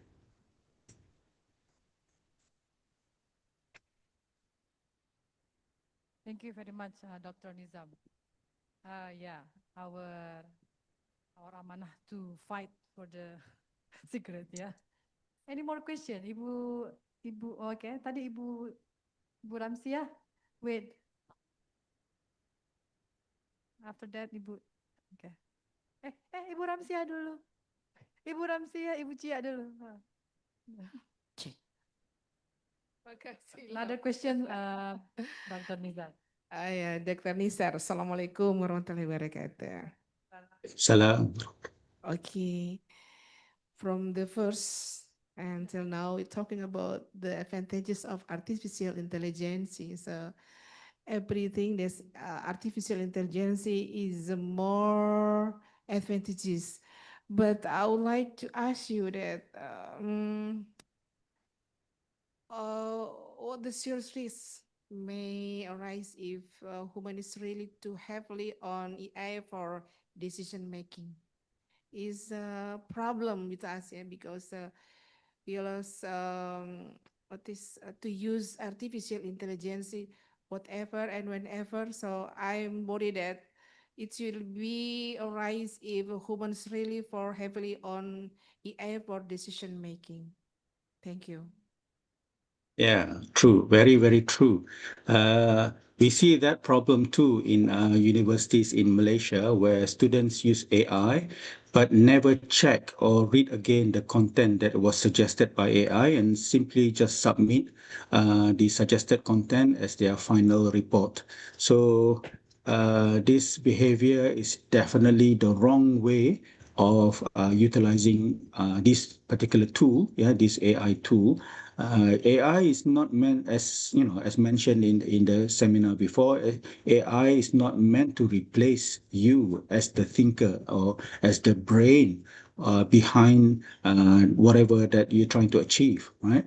AI is merely a tool, and you cannot rely on AI to be correct. Right? That's the wrong mentality to have, that AI is always correct and AI always give the best answer or the best outcome that you want. Yeah? So you always have to check and go back to the original references. So you can ask ChatGPT or Gemini to name the references that they get the sources from, right? So you can always go back and check the actual evidence or the actual references that they quote their sources from, right? So it is our duty to do that in the integrity of using AI. So unfortunately, like students have so many tasks and reports to do.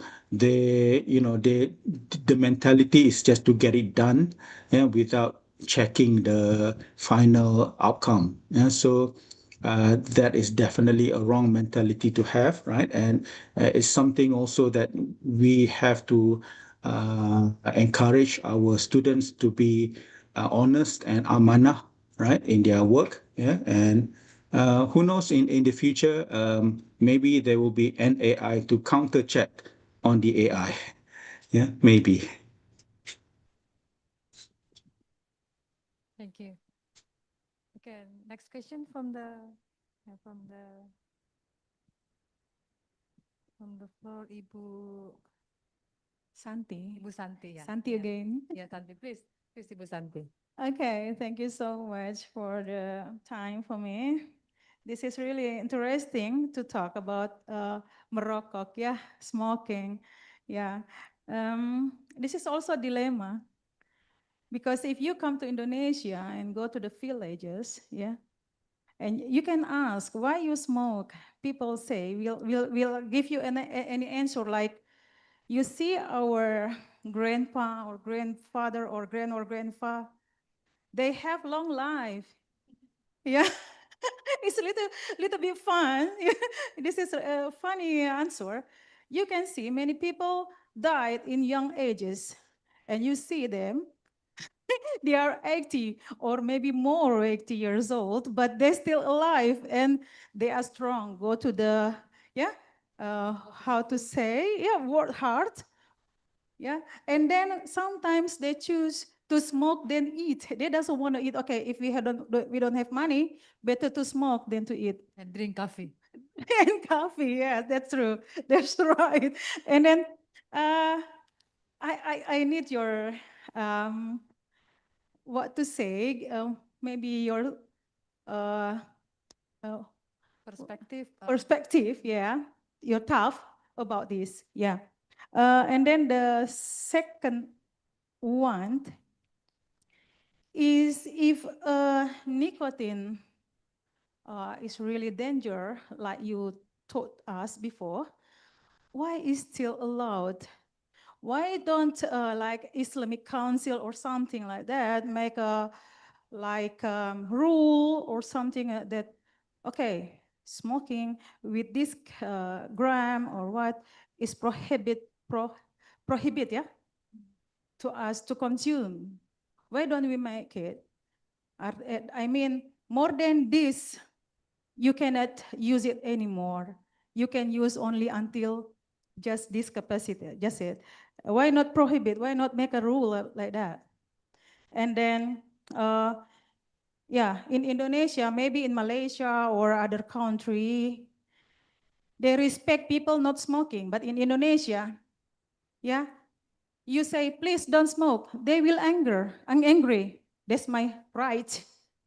Yeah, they will angry. They don't respect us, non-smoking people. That's happen in Indonesia. Yeah, that's what I wanna share with you, and please your insight for this. Thank you so much. Assalamualaikum warahmatullahi wabarakatuh. Waalaikumsalam. Terima kasih, Bu. Bu Sari, please, Dr. Nizam. Yeah, very good.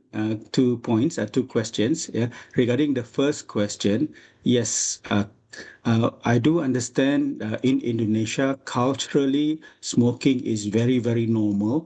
It was also the same in Malaysia. Yeah, we already know in Al Quran, Allah says, culture is very difficult to change, right? For example, when you give da'wah to people to the non-believers, to the kafir, they will say, this is the religion of our father and our father before that. And so, why do we want to change? So, memang Allah sudah bagi hint bahawa budaya memang sangat sukar untuk dirubah. Tetapi, right, with the culture is also very trendable, right? So as human being, we would like to follow what other people are doing, right? So with regard to tobacco control, throughout the whole world, organized by WHO Framework Convention on Tobacco Control, there is a huge movement to denormalize smoking as a normal thing to do, right? So saya dapat rasakan di Malaysia juga, dulu di Malaysia smoking is also very cultural, but in the past 10 years, there is very strong change in terms of the thinking and the trend and the attitude towards tobacco smoking, right? Not yet for vaping, but for tobacco smoking, people have internalized, yeah, maybe not good for me, yeah, maybe not good for my family, maybe the Ministry of Health is right, I don't want to get cancer and so forth, yeah. Maybe it was cool 10 years ago, but now it's not cool anymore, right?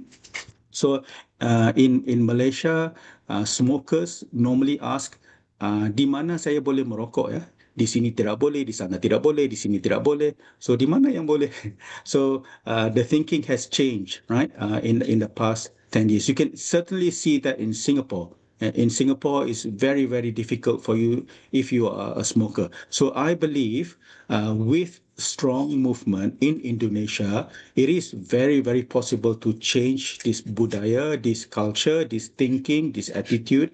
It is very, very possible to change. However, the industry influence is very strong in Indonesia. The industry infiltrates every aspect of sports, health, tourism, right? Political and so forth. So somehow you need to remove and be detached from the industry's influence so that it can bring the real message that tobacco consumption is actually more harmful than the benefits. Right? Yes, my grandma, my nenek saya juga hidup lama, lebih 100 tahun, dia juga hisap rokok. Cuma environment untuk orang zaman dulu lain dengan environment untuk orang zaman sekarang. Ya, orang zaman sekarang, we have bad diets, right? We have bad air pollution. We have so many other bad factors to make our health deteriorates, right? So if you add cigarette smoking on top of that, definitely you can, you are making yourself at higher risk of getting a lot of diseases. And so Zaman dulu mungkin berbeza suasana, so zaman sekarang tidak sesuai lagi untuk kita menambahkan stres kepada imun dan sistem ketahanan kita. So merokok tidak lagi beneficial seperti mungkin untuk zaman dahulu. For the second question, what was the second question? It's about why don't we make, hello? Okay. Oh, yeah. What's forbidden? Okay. Yeah. Okay. Well, as a commercial product, for many, I think Brunei is the only, because Brunei, the head is the Sultan, right? And Brunei officially use hudud, right, in terms of their legal system. And Brunei has made the fatwa haram as punishable, right? So in Brunei, it's very difficult to find cigarettes, to buy cigarette, because almost there's no suppliers of cigarette at all in Brunei. So there are two things, right? The fatwa has said that smoking is haram. So if you are a responsible Muslim, you should internalize that this is a haram behavior. In Allah's point of view, this is sinful, right? But in the worldly law, right, it is not haram for you to smoke. It's just where you can smoke and where you cannot smoke, right? So I agree if there is movement to make nicotine as illegal as heroin, as crack, as ice, as methamphetamine, and all the illicit drugs, it will be much better, right? But because nicotine has been there legally since like 100 years ago, it's very difficult to ban nicotine or make it illicit as the other drugs. But in terms of addiction, scientists have actually put nicotine at par or even worse than heroin in terms of addiction. And that's why people keep on buying and smoking and vaping and so forth and cannot stop, because the addiction is very, very difficult to stop. And I don't think there is any safe level of nicotine concentration that we should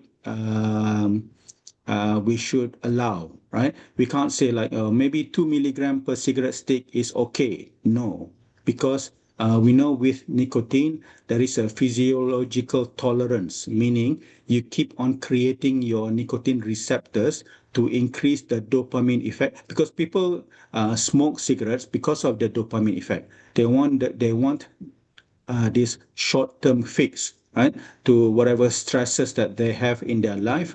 You get a hit from nicotine, and then you get the dopamine effect. You feel better for a while, right? That's what people want, and that's why the addiction forces you to keep on increasing the amount of nicotine you put into your system, right? So if you limit, if you say you limit the concentration allowed for nicotine, people are just going to smoke more, right? People are just going to vape more. And it's not like if you limit the maximum number of concentration, people are going to smoke less or going to be less addicted. No, there's no such thing, because of the physiological tolerance.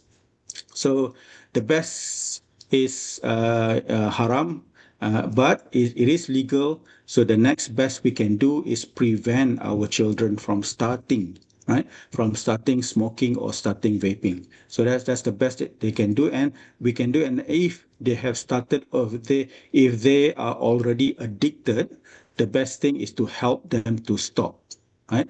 To help, because from smoking history, we have learned that if you stop smoking, at least in 10 years, your risk of heart attack is the same as if you never smoke. Right? So there are a lot of benefits for you if you have started, or if you are already addicted. There are a lot of benefits for you to quit smoking or vaping. Hope that answers. Yes. Thank you very much, Dr. Nizam. Thank you very much for the insightful presentation today. Can we give a big applause to Mr. Nizam? Terima kasih. Terima kasih banyak. Assalamualaikum. Waalaikumsalam. All right. Because the second speaker is already with us in the room, I would like to introduce Dr. Hassan Shakil Shah. Dr. Hassan Shakil Shah, are you there? Assalamualaikum. Yes, Assalamualaikum warahmatullah. Do you hear me? Sorry? Am I audible? Assalamualaikum. Ya, Waalaikumsalam warahmatullahi wabarakatuh. Yeah. Are you in I Pakistan? hope. Yeah, I'm from Pakistan. Yeah, I'm in Lahore. Oh, okay, great. Okay, then finally you are in the room. We've been waiting for you. Yeah. Okay, before you start the presentation, allow me to introduce yourself. Okay, is that okay? Yes. First of all, let me thank the organizers of the third international conference on Islam and on science and Islam. And I just want to, after thanking the organizers and inviting me to present in this conference, the research article which we are going to present is written by myself and my PhD supervisee, Ms. Sayyida Adan Batul, and I really want her to to give the presentation in the conference. So she's also around. Adan, do you hear me? Okay, Dr. Hassan.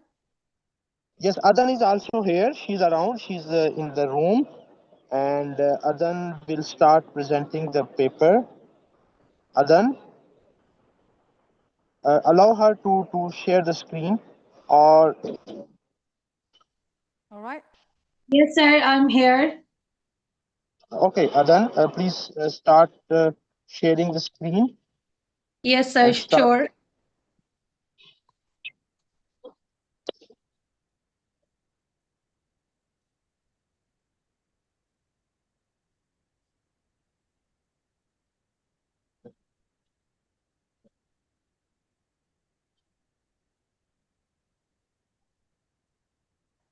All right. So who is going to have a presentation? The presentation is also sent to you this morning. So I have shared the presentation.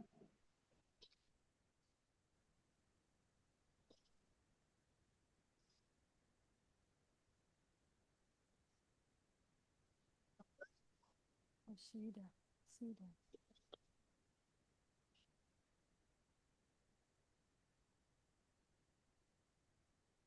Itu yang diletakkan.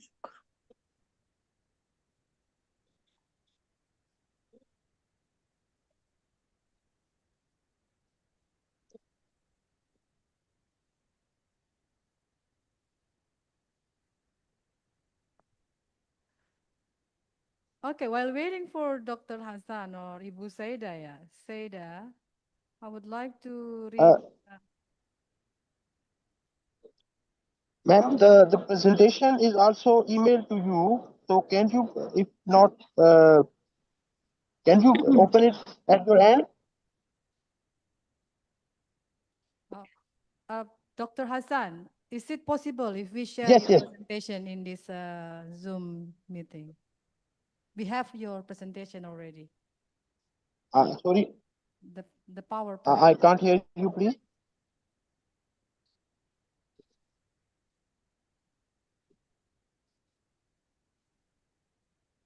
Oh, okay. While waiting for this. No presentation. All right. While waiting for. Yes, Adan started. Okay. Okay then. Please, Syed, please continue the presentation. Assalamu alaikum and a very good afternoon to everyone. My name is Sayyida Adan Batul from Lahore, Pakistan, and I'm a PhD scholar. And today it is an honor for me to present my research perspective on integrating Islamic intellectual tradition, environmental responsibility,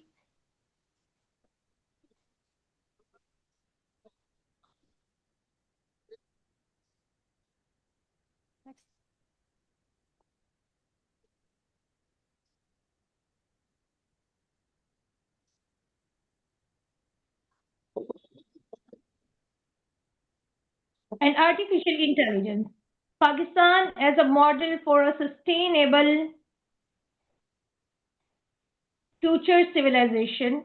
This is the research paper that I'm going to present to you today.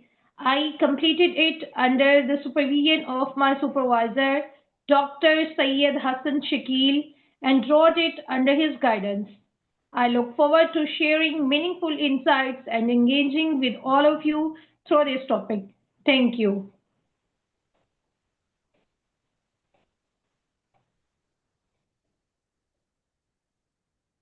Our topic is integrating Islamic intellectual tradition, environmental responsibility, and artificial intelligence.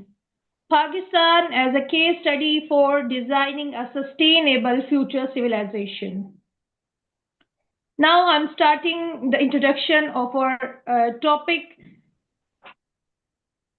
The 21st century presents humanity with a unique set of challenges and opportunities.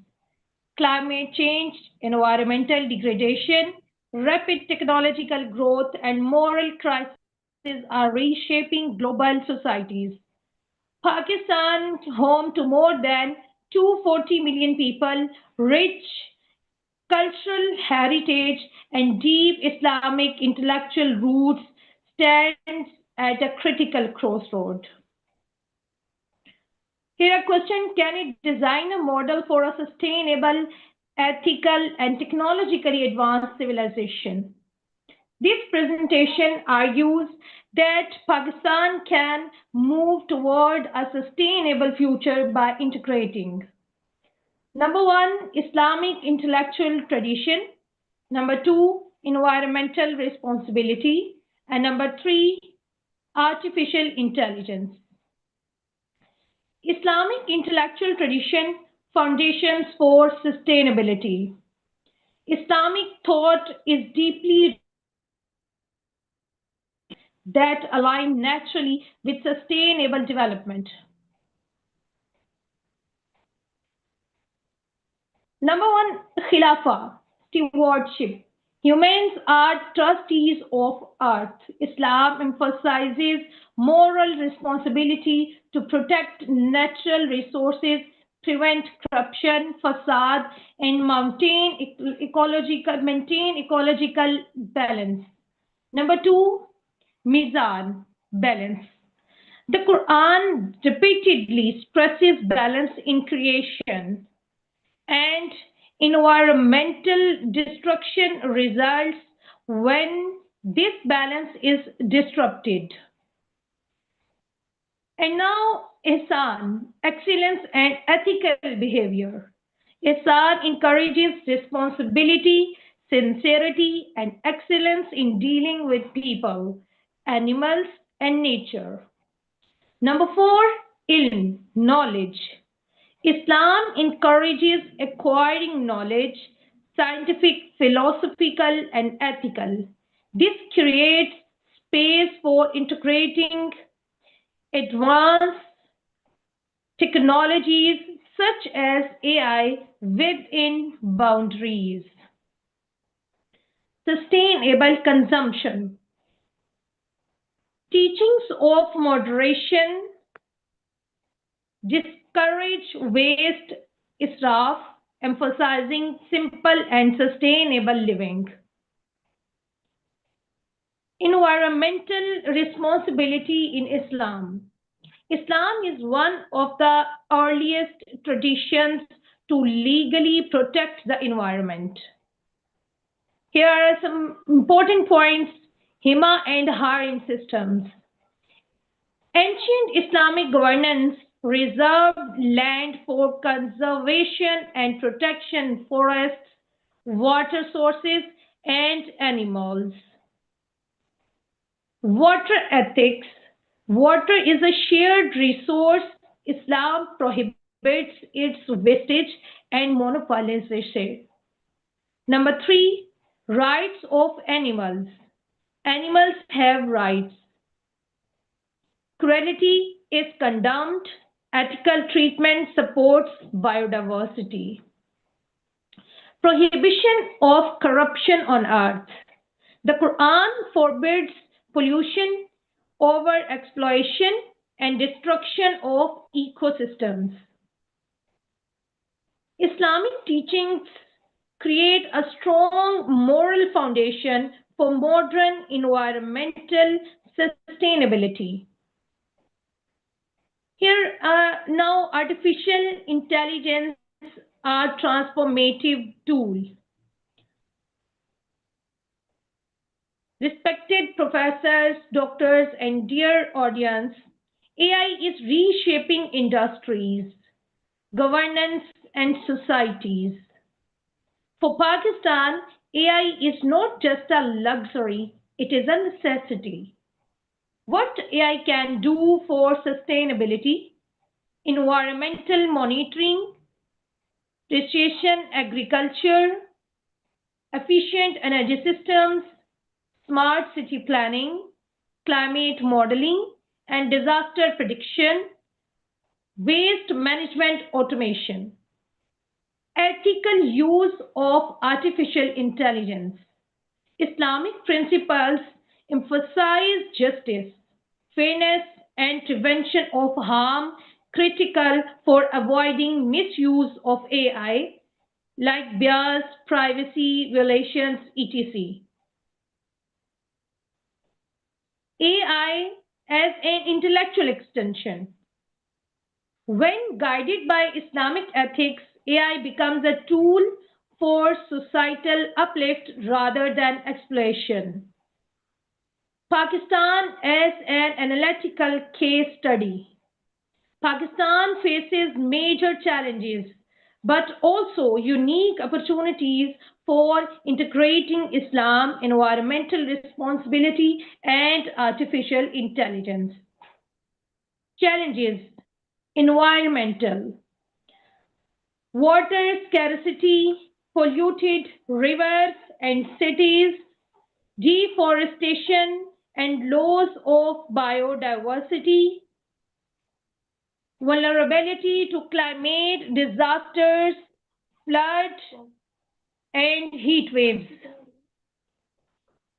Now, economic issues: limited resources, unemployment, energy crisis. The third, governance issues: lack of integrated environmental policies, weak technological infrastructure. Now, opportunities: young population. With over 60% under 30, Pakistan has human capital capable of learning AI and sustainable technologies.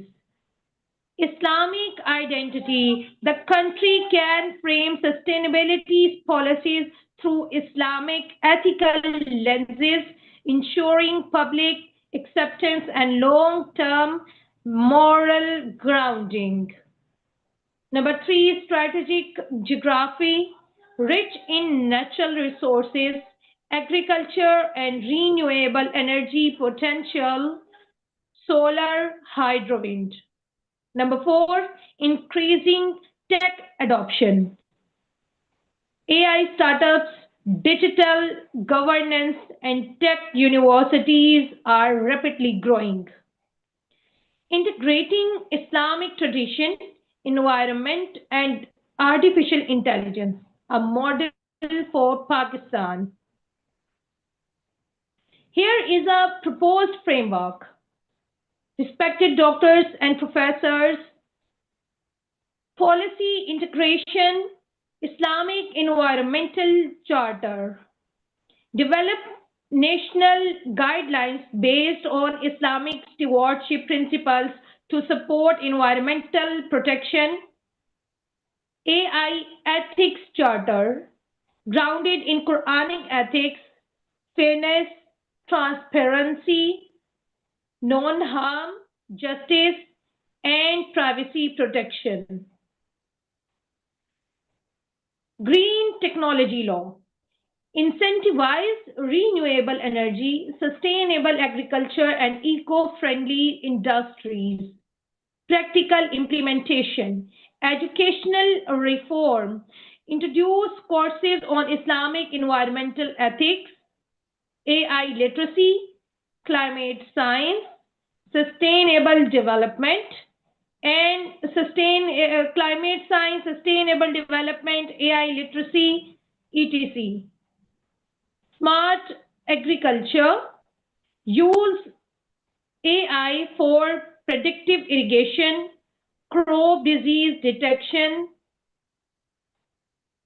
efficient fertilization, aligned with Islamic ethics for preventing waste.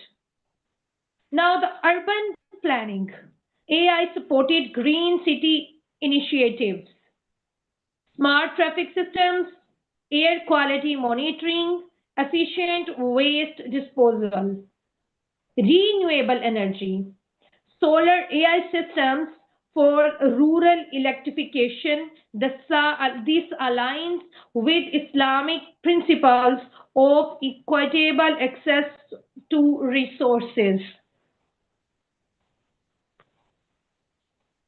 This disaster management, AI prediction tools for floods, droughts, and earthquakes, vision for a sustainable future civilization in Pakistan. Pakistan can design a new model for advanced civilization, combining faith, knowledge, and technology. Morally guided technology. AI used responsibly under Islamic ethical principles. Number 2, environmentally conscious society. A population educated in Islamic ecological ethics. Number 3, justice-centered governance. AI-based transparent systems to reduce corruption. Economic revival, green jobs, AI-powered industries, and sustainable farming. Number 5, global leadership. Pakistan can present a unique model to the Muslim world and beyond, a civilizational blueprint for ethical technological development.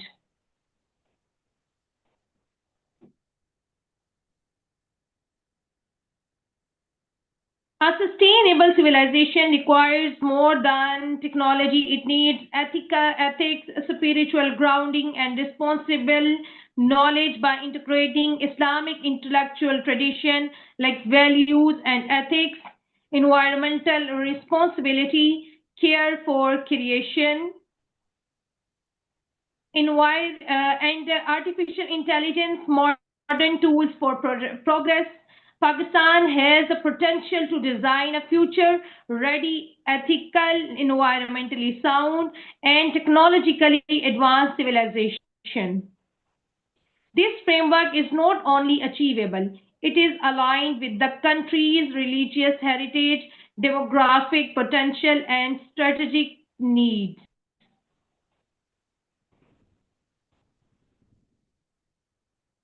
The final conclusion of this presentation, in conclusion, this research demonstrates that a sustainable future civilization cannot be achieved through technology alone, but through the integration of ethical values, intellectual wisdom, and responsible innovation. By drawing upon the Islamic intellectual tradition, this study emphasizes moral responsibility, environmental stewardship, and balance mizan as the foundational principles for sustainability.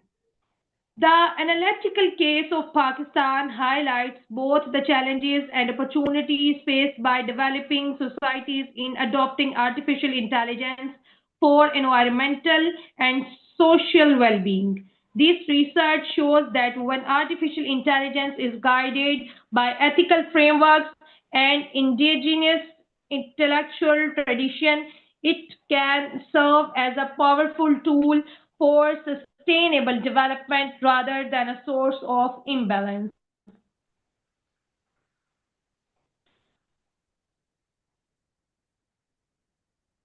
Before concluding, I would like to express my sincere gratitude to my respected supervisor, Dr. Syed Hassan Shakil for his invaluable guidance, continuous support, and academic mentorship throughout this research. I'm also thankful to the respected faculty and audience for their time and attention. Thank you. And also, I would like to express my sincere gratitude to conference organizers for providing such a valuable academic platform and to the respected faculty members for their insightful guidance and support. It has been an honor to be a part of this conference, and I look forward to participating in and contributing to similar conference in the future as well, inshallah. Thank you so much. Yeah, give a big applause for Saida. Thank you very much.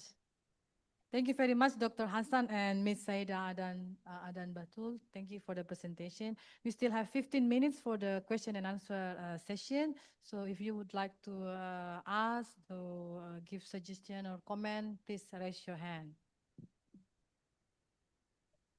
From Zoom, any? Or from this floor? Ada yang mau bertanya? Any questions? Yeah, from the Zoom ada?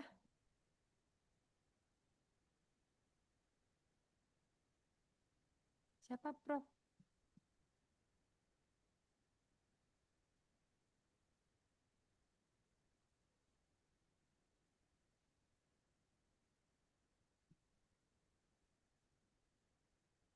Jody Firmansyah? Jody.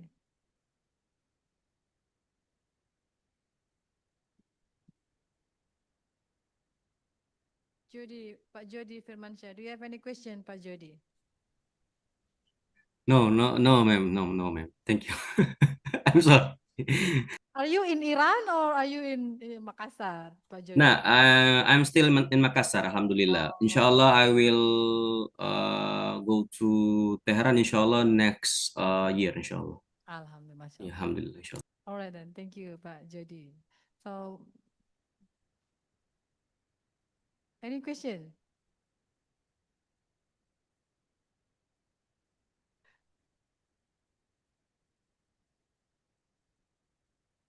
It seems like Saida, it seems like I will ask question then. Saida, are you there?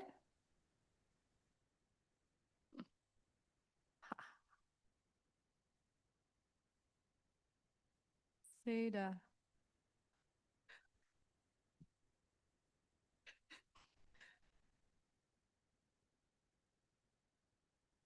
All right then. It seems like there is no question from the floor.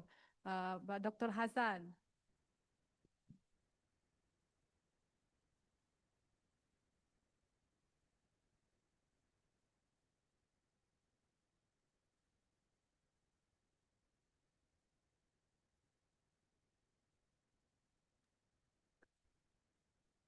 Madam Saida.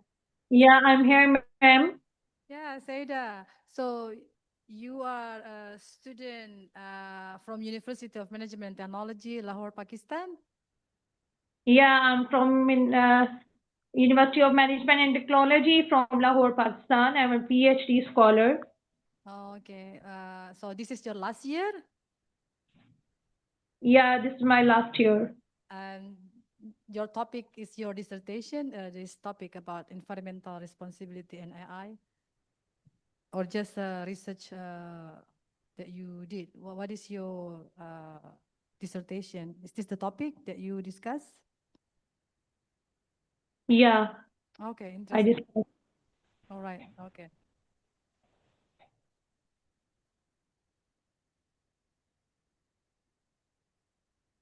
So what is the challenge of this environmental responsibility?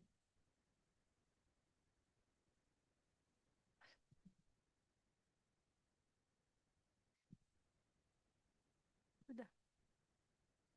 Ya, nggak usah ya.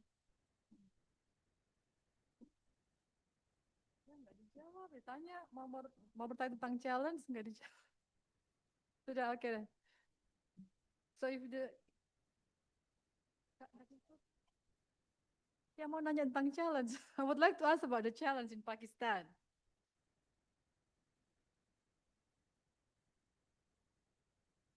Okay, Saida, are you still there? Okay, it seems like maybe the internet connection is not good. So there is also no question from the floor. We are going to have another session after this. So it's better if I give closing remarks. Yeah? Okay. Distinguished speakers, ladies and gentlemen, as we conclude this plenary session, I would like to express our sincere appreciation to our esteemed presenters, Dr. Nizam for his important presentation. It is interesting, yeah, about nicotine and the vape epidemic, leveraging AI and Islamic ethic for prevention and control.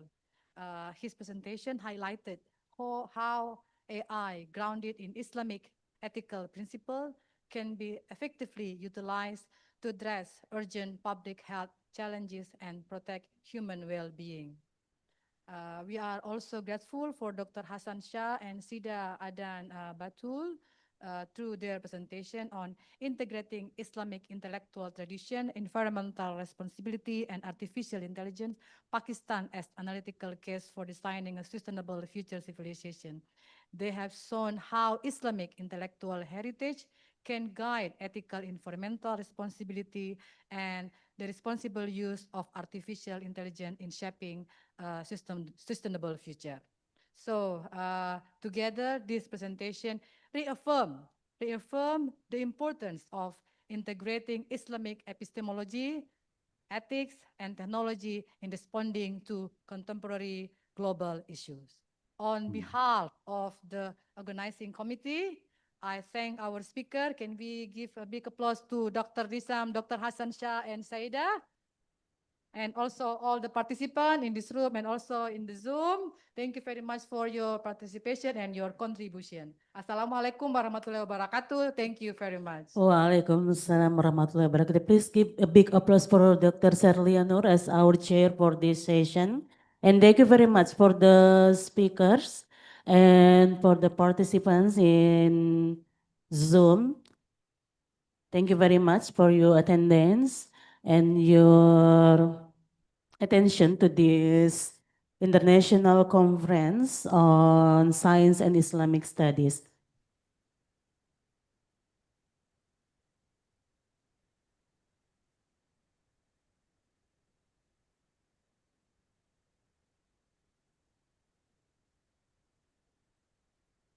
Baik, habis ini adalah oral presentation dan nanti akan dibagi peruangan ya.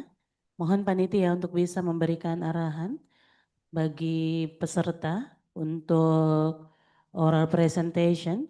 Kami persilahkan. Yang offline satu tempat ya, di mana? Baik, silakan yang offline boleh ke ruangan belakang. Tapi panitia bisa diarahkan para peserta ya. Dan yang untuk Zoom,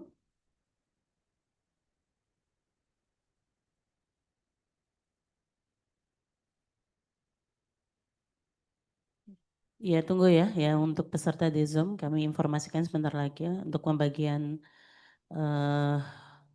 ruangannya untuk oral presentation.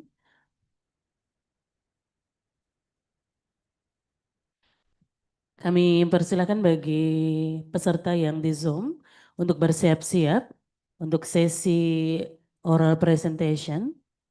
Bentar lagi kami infokan bagaimana pembagiannya atau tata tertibnya. Kita menunggu dari arahan panitia.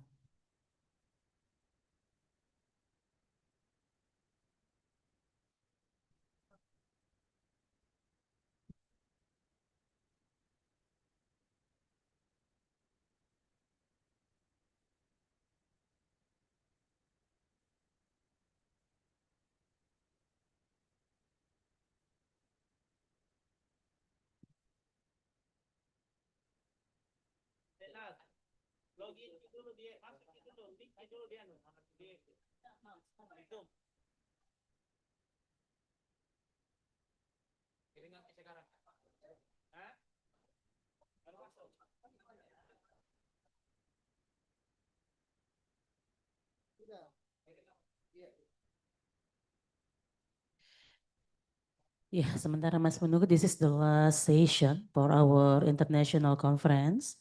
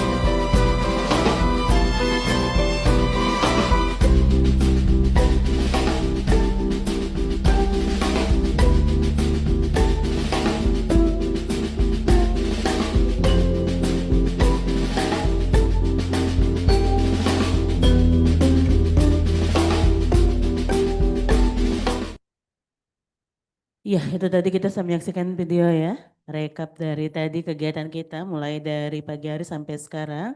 Dan untuk pembagian room,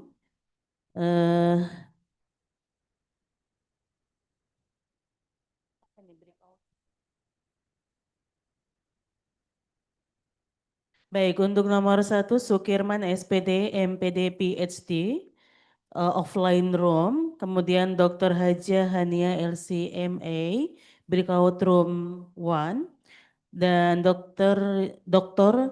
Nurse Risna Escape MKes breakout room 2, Nur Ilmi Mardatila SKM MKM breakout room 3, Dr. Muhammad Irham MTHI breakout room 4, Dr. Sudirman SAMSI breakout room 5, Dr. Andi Tenri Padang SHMH breakout room 6, Dr. Ramsia Tasrudin MSI breakout room 7, Syahrul Basri SKM MKes breakout room 8, dan Dr. Zainal Abidin SSMHI breakout room 9.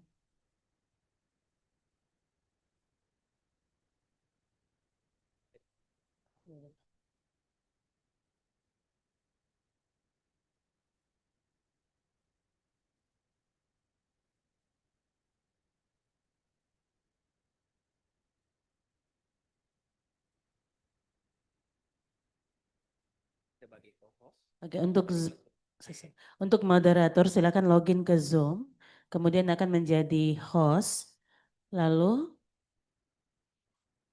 setelah jadi host masuk ke breakoutnya masing-masing.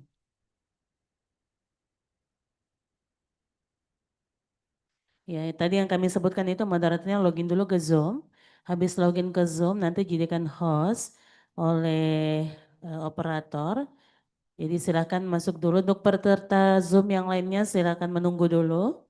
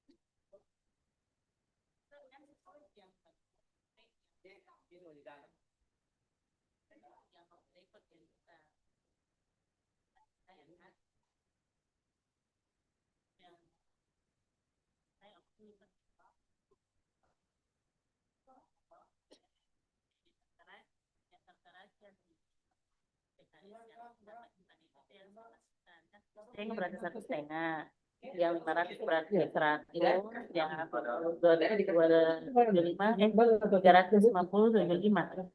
Untuk saintifik kan mungkin. Terus gimana ini? Saya ke Ada bagi di breakout tak? breakout. Ada meeting di room tak? Ada kayaknya masuk kayak Di room berapa kita ini? 5. Oh, Masuk di sini tapi. Sini. Iya, coba. Room masuk itu di room 9 ke itu. Keluar ke dulu. Iya, classroom. Jadi classroom. Sini. Iya. Sensor. Close all room. Oh, add room. Sini. Iya. Add room.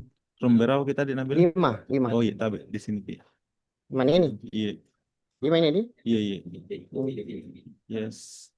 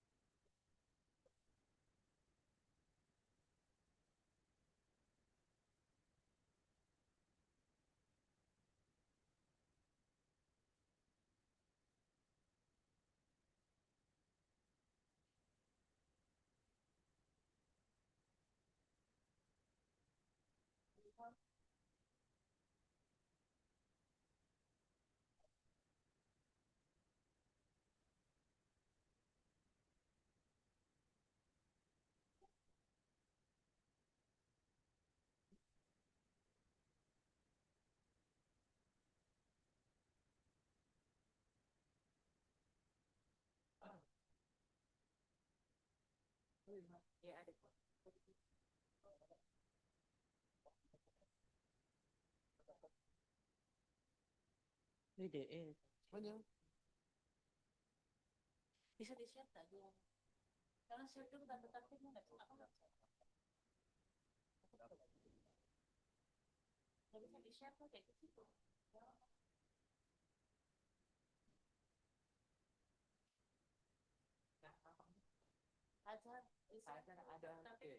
Tapi saya kirimkan sih di share yang itu sama buku